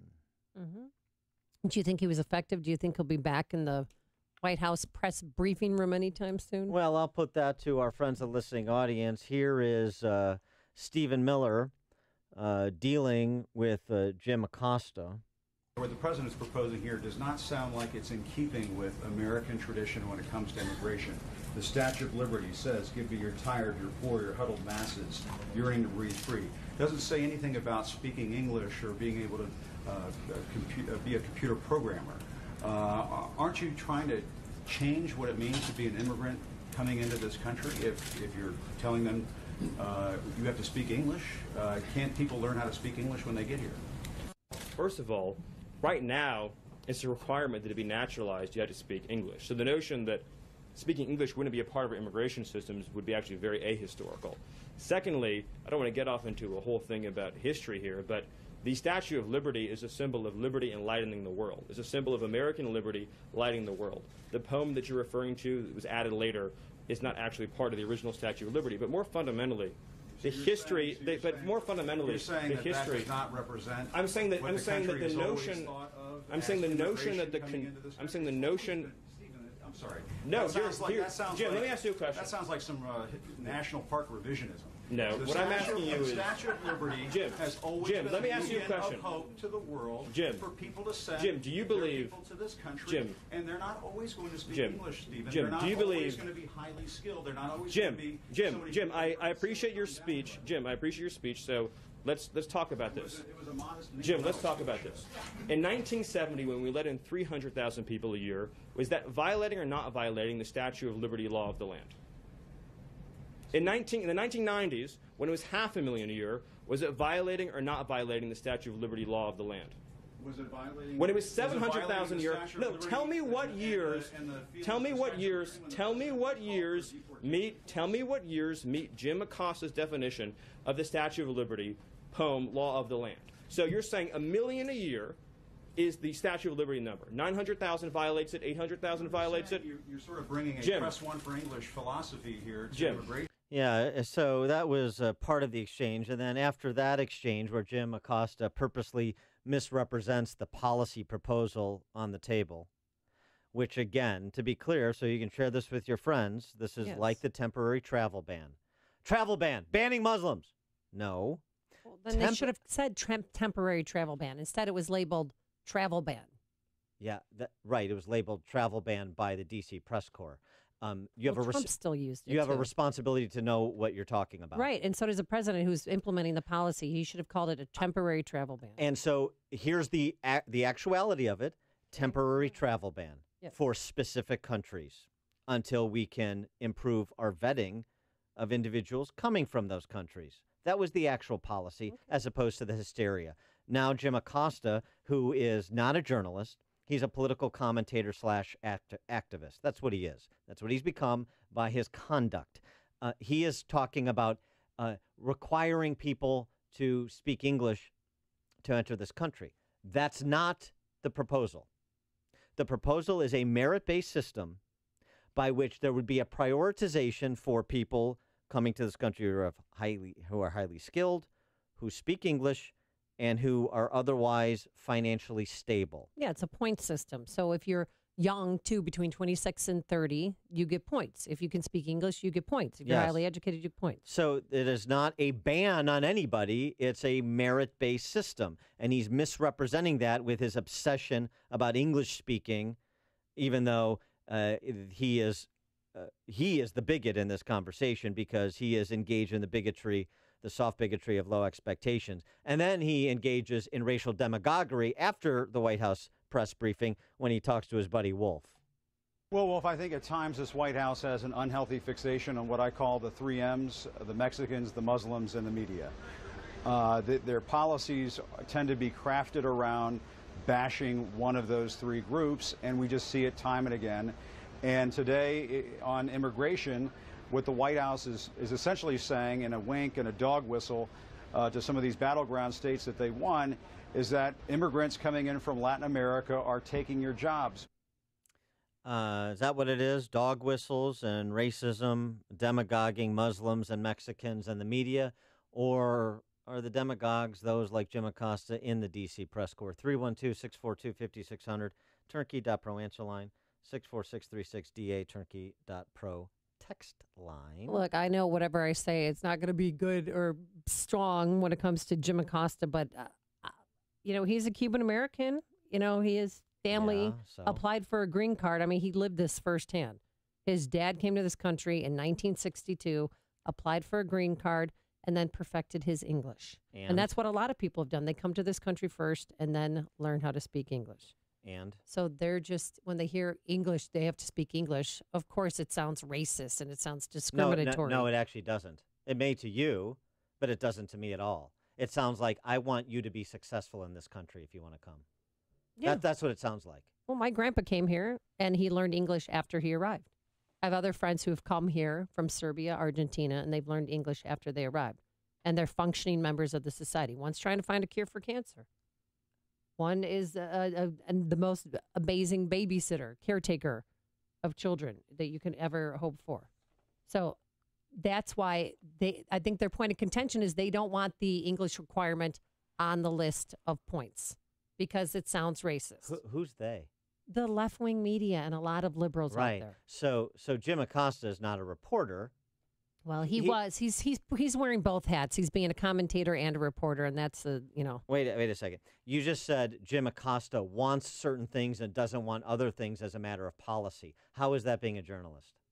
Well, he's a journalist when he asks questions and reports just a story, and then he becomes a commentator when he goes on Wolf Blitzer and says how he feels about the situation, how he feels the Trump administration bashes Muslims, Mexicans, and the media. And it's amazing how malleable he is. Gosh, he can wear all those hats, and it's so great how he can do it all in an unbiased, a statemanly way, so that what he says 5 minutes before he goes on with Wolf Blitzer is objective scrivener Jim Acosta, because that's what you heard, objectivity, with that exchange with Stephen Miller.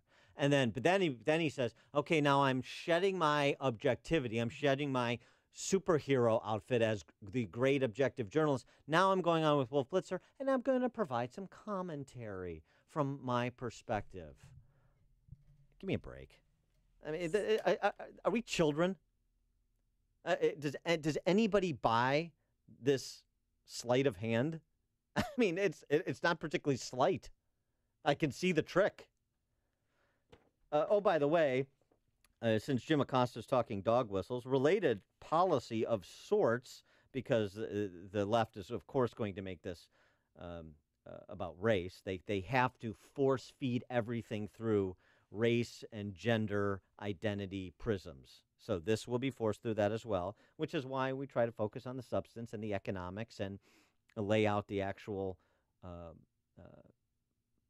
proposal and argue about the merits of it, rather than just engaging in the demagoguery you heard from the immigrant whisperer, Jim Acosta. Yesterday, Asian American Legal Foundation announced their support for the Department of Justice's review of college admissions policies where colleges are illegally discriminating against white applicants. This was this was yesterday, the last 2 days, obsession of the media to make the case that this is, an alt-right administration and everybody's a white supremacist and everybody's a racist, and this is also a racist policy. It's not a racist policy. It's constitutionally appropriate investigation that the Department of Justice is doing per Supreme Court decisions and in some cases state law, but in terms of the Department of Justice, a Supreme Court decision, Grutter v. Bollinger, if you want to shepherdize it. And so, again, this is about a standard, and everybody abides the standard, plays by the same rules of the game, whether you're Asian or you're white, whether you're from the Western Hemisphere or the Eastern Hemisphere, whether you're Hispanic or black, North or South. Let's set up standards. Let's have everybody abide those standards and make sure those standards are transparent so they can be readily abided and people can have faith that the system is fair. That's actually what is being efforted. Now, I disagree with arbitrary numbers when it comes to immigration, particularly when you're talking about let's bring all the talented people from the world over to this country, or certainly prioritize them. I don't have a problem with at least at present, low-skilled workers also getting in queue to try and emigrate to this country. There's easy ways to address some of the concerns, both on the vetting side as well as on the independence, financial stability side. But I'm not going to, and nobody should indulge the hysteria and the disingenuousness of race hustlers masquerading as journalists like Jim Acosta. He's a freaking embarrassment is what he is. And he also is undermining the very case that he thinks he's making on behalf of, the huddled masses. It's so disgraceful, and I'm so tired of it. This is the Milton Friedman line. I'm on your side, and you're not. These immigrant rights groups. I'm on your side for people that want to come to this country for a better life, and you're not on their side. Those people that you presume to represent. We see this over and over and over again, and it's just exhausting. Lucy in New Lenox, you're on Chicago's Morning Answer. Hi, good morning. I have just a comment here. When my parents came here in the mid-50s, they never had the option, like immigrants today have the option, to call anywhere, a utility anywhere, a bank anywhere, and have the option to speak Spanish, which I think is discriminating against immigrants today. What if you don't speak Spanish? What if you're from a different country? Why do they get the option, and other immigrants from other countries don't have that option? Why don't you press 2 for Hungarian? Right. Yeah. Right, and they don't have that option like they do today. So isn't that discriminating in some sort? It is. Thank you, Lucy. Margot in Burr Ridge. Yeah, and until 1965, the immigrants had to have a sponsor become a ward of the freebies that we do now for cradle to grave socialism. I have heard on your radio station that 74% of all immigrants, legal and illegal, immigrant-led households cannot support themselves without government help, and that's not including the education of their minor children. Yesterday, Senator Cotton said 1 in 15 is self-sufficient. That just can't go on. That is not sustainable. It's not. Why should I and my children, why should we have to pay for them? They need to be self-sufficient, and that's what I got out of yesterday. Who cares what color they are, as long as they can pay for themselves? Thanks for the call, Margo. And the other thing I would say, this is an opportunity for a mirror test. If we're going the requirements that we're suggesting be applied to newcomers, should we be applying them to American citizens? Or should we allow American citizens to game the system? Should we allow American citizens to have their souls ripped from them by the dependency they suffer at the hands of a predatory welfare state? Or should we say, hey, if the newcomers can do this, waive off welfare state benefits, then if you're an able-bodied man or woman in this country, you should give them a timeline. You have until set time to find a job, or your benefits are going to be cut off. Absolutely, similar to unemployment. Well, this set time, and then that's it. Well, that's why I think this is an opportunity to prompt a discussion. And I understand American citizens paid into a system and all this stuff, but it's a prompted discussion about welfare state reform that, frankly, Trump has been resistant to have. He may inadvertently, if this really moves and picks up some political momentum, may give the opportunity to have some people start looking around and saying, let's apply a standard across the board for new Americans and longstanding Americans. I like that. Rick in Montgomery. Yeah, real quick, Dan, I just wanted to give a response to Amy's comment earlier about who's going to do the work that Americans don't want to do if we get rid of the immigrants. Americans are going to do it. The kids their parents are letting them just sit around at the mall and sitting on the video games and what have you. Growing up, I was throwing hay bales and detasseling corn and labor for a contractor, did carpentry. The kids today, and I don't know whose fault it is that they don't want to do the work anymore. Maybe it's the parents. Maybe that works below them. Have you been to a meat packing plant? Right? Yeah, no, I know. I hear what you're saying. Rick. Or try to get a job in McDonald's. I mean, there's a lot of kids that try to get jobs, summer jobs there, but they're all taken, and mostly by immigrants. I mean, but if you go to a meat packing plant or somewhere, certain places, white people do not want to do those jobs, and all Hispanics are there.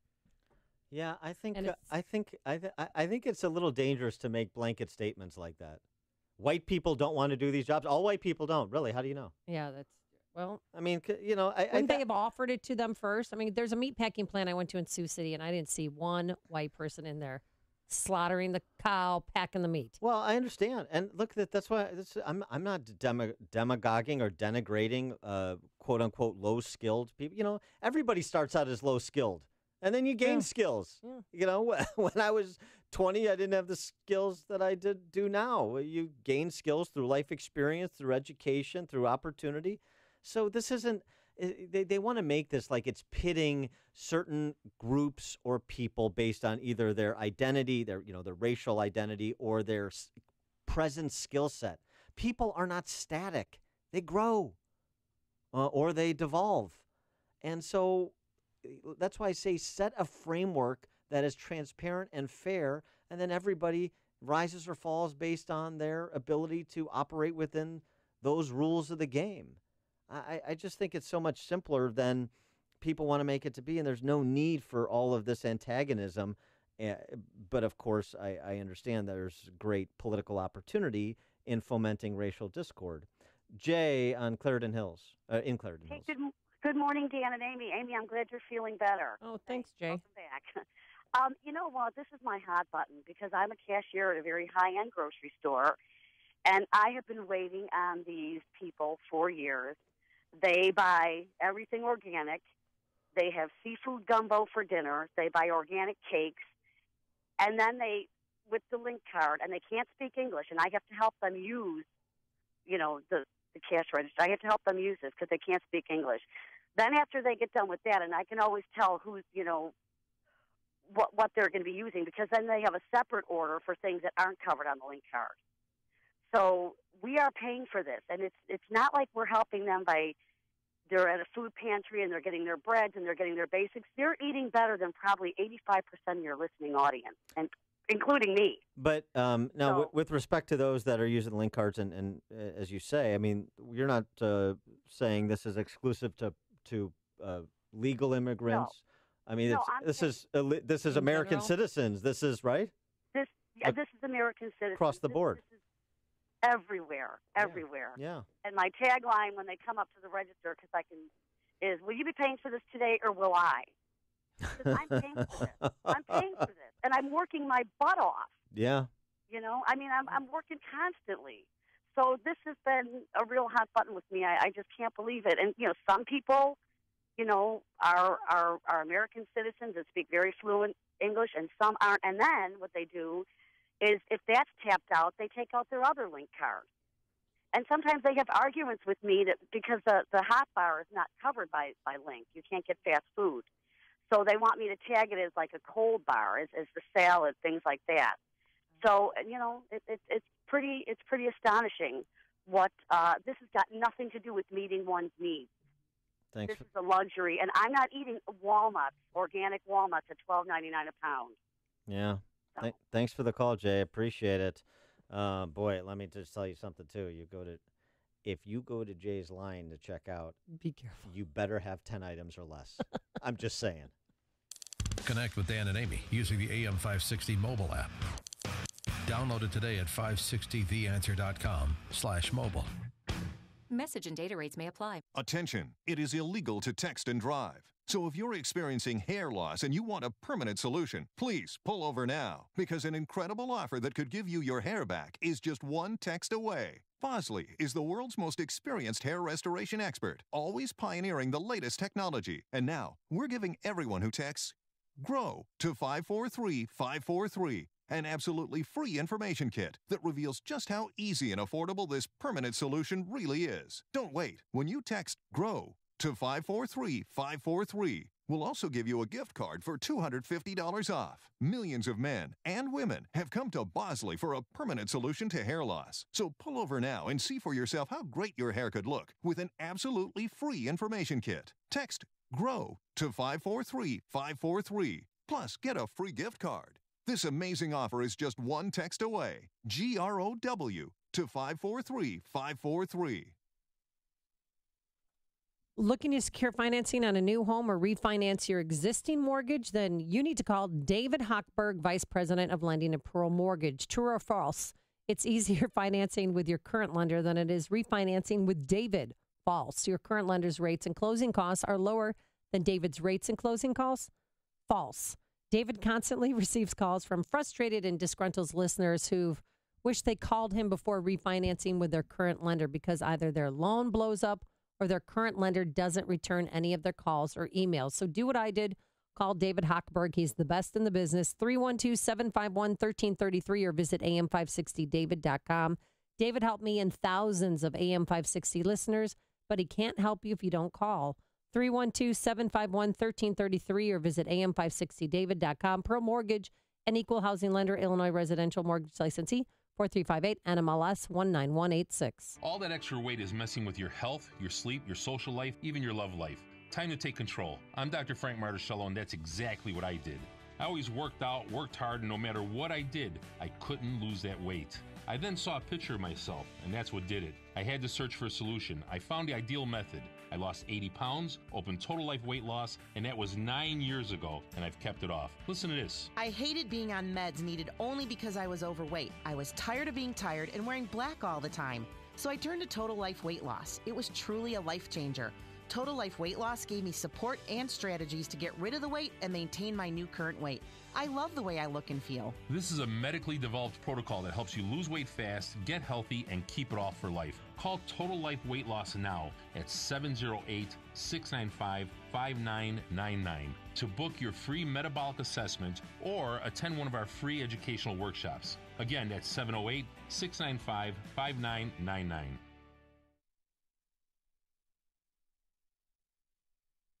This is Dan Proft with 60 Seconds of Sanity, sponsored by Upstream-Ideas.com. President Trump is a fighter. He is a counterintuitive counterpuncher, said Trump's mini-me, Scaramucci. Those are nice euphemisms, but what I see lately from Trump is wild, overhand looping punches, not Floyd Mayweather Jr. The quality of the fight, the why and the how matters. If it is to courageously and consistently make the case for policies in furtherance of first principles, that is a good fight. If it is to use temper tantrums as tactics to blame shift responsibility for predicaments onto subordinates and independent allies, that is not a good fight. Trump still conveys an understanding of who he is fighting for, but his public ridicule of A.G. Sessions and tolerance of the cartoonish antics of his communications director/impersonator will erode his base support if both do not stop. If, as Sun Tzu argued, the art of war is to subdue the enemy without fighting, Trump's public fighting with his allies, through his enemies in the D.C. press corps no less, is subduing his chances for a successful presidency. Public spectacles are not necessary to identify and root out enemies inside the president's perimeter as needed. The first rule of Political Fight Club: don't tweet about it.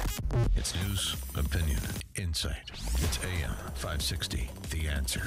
WIND, Chicago.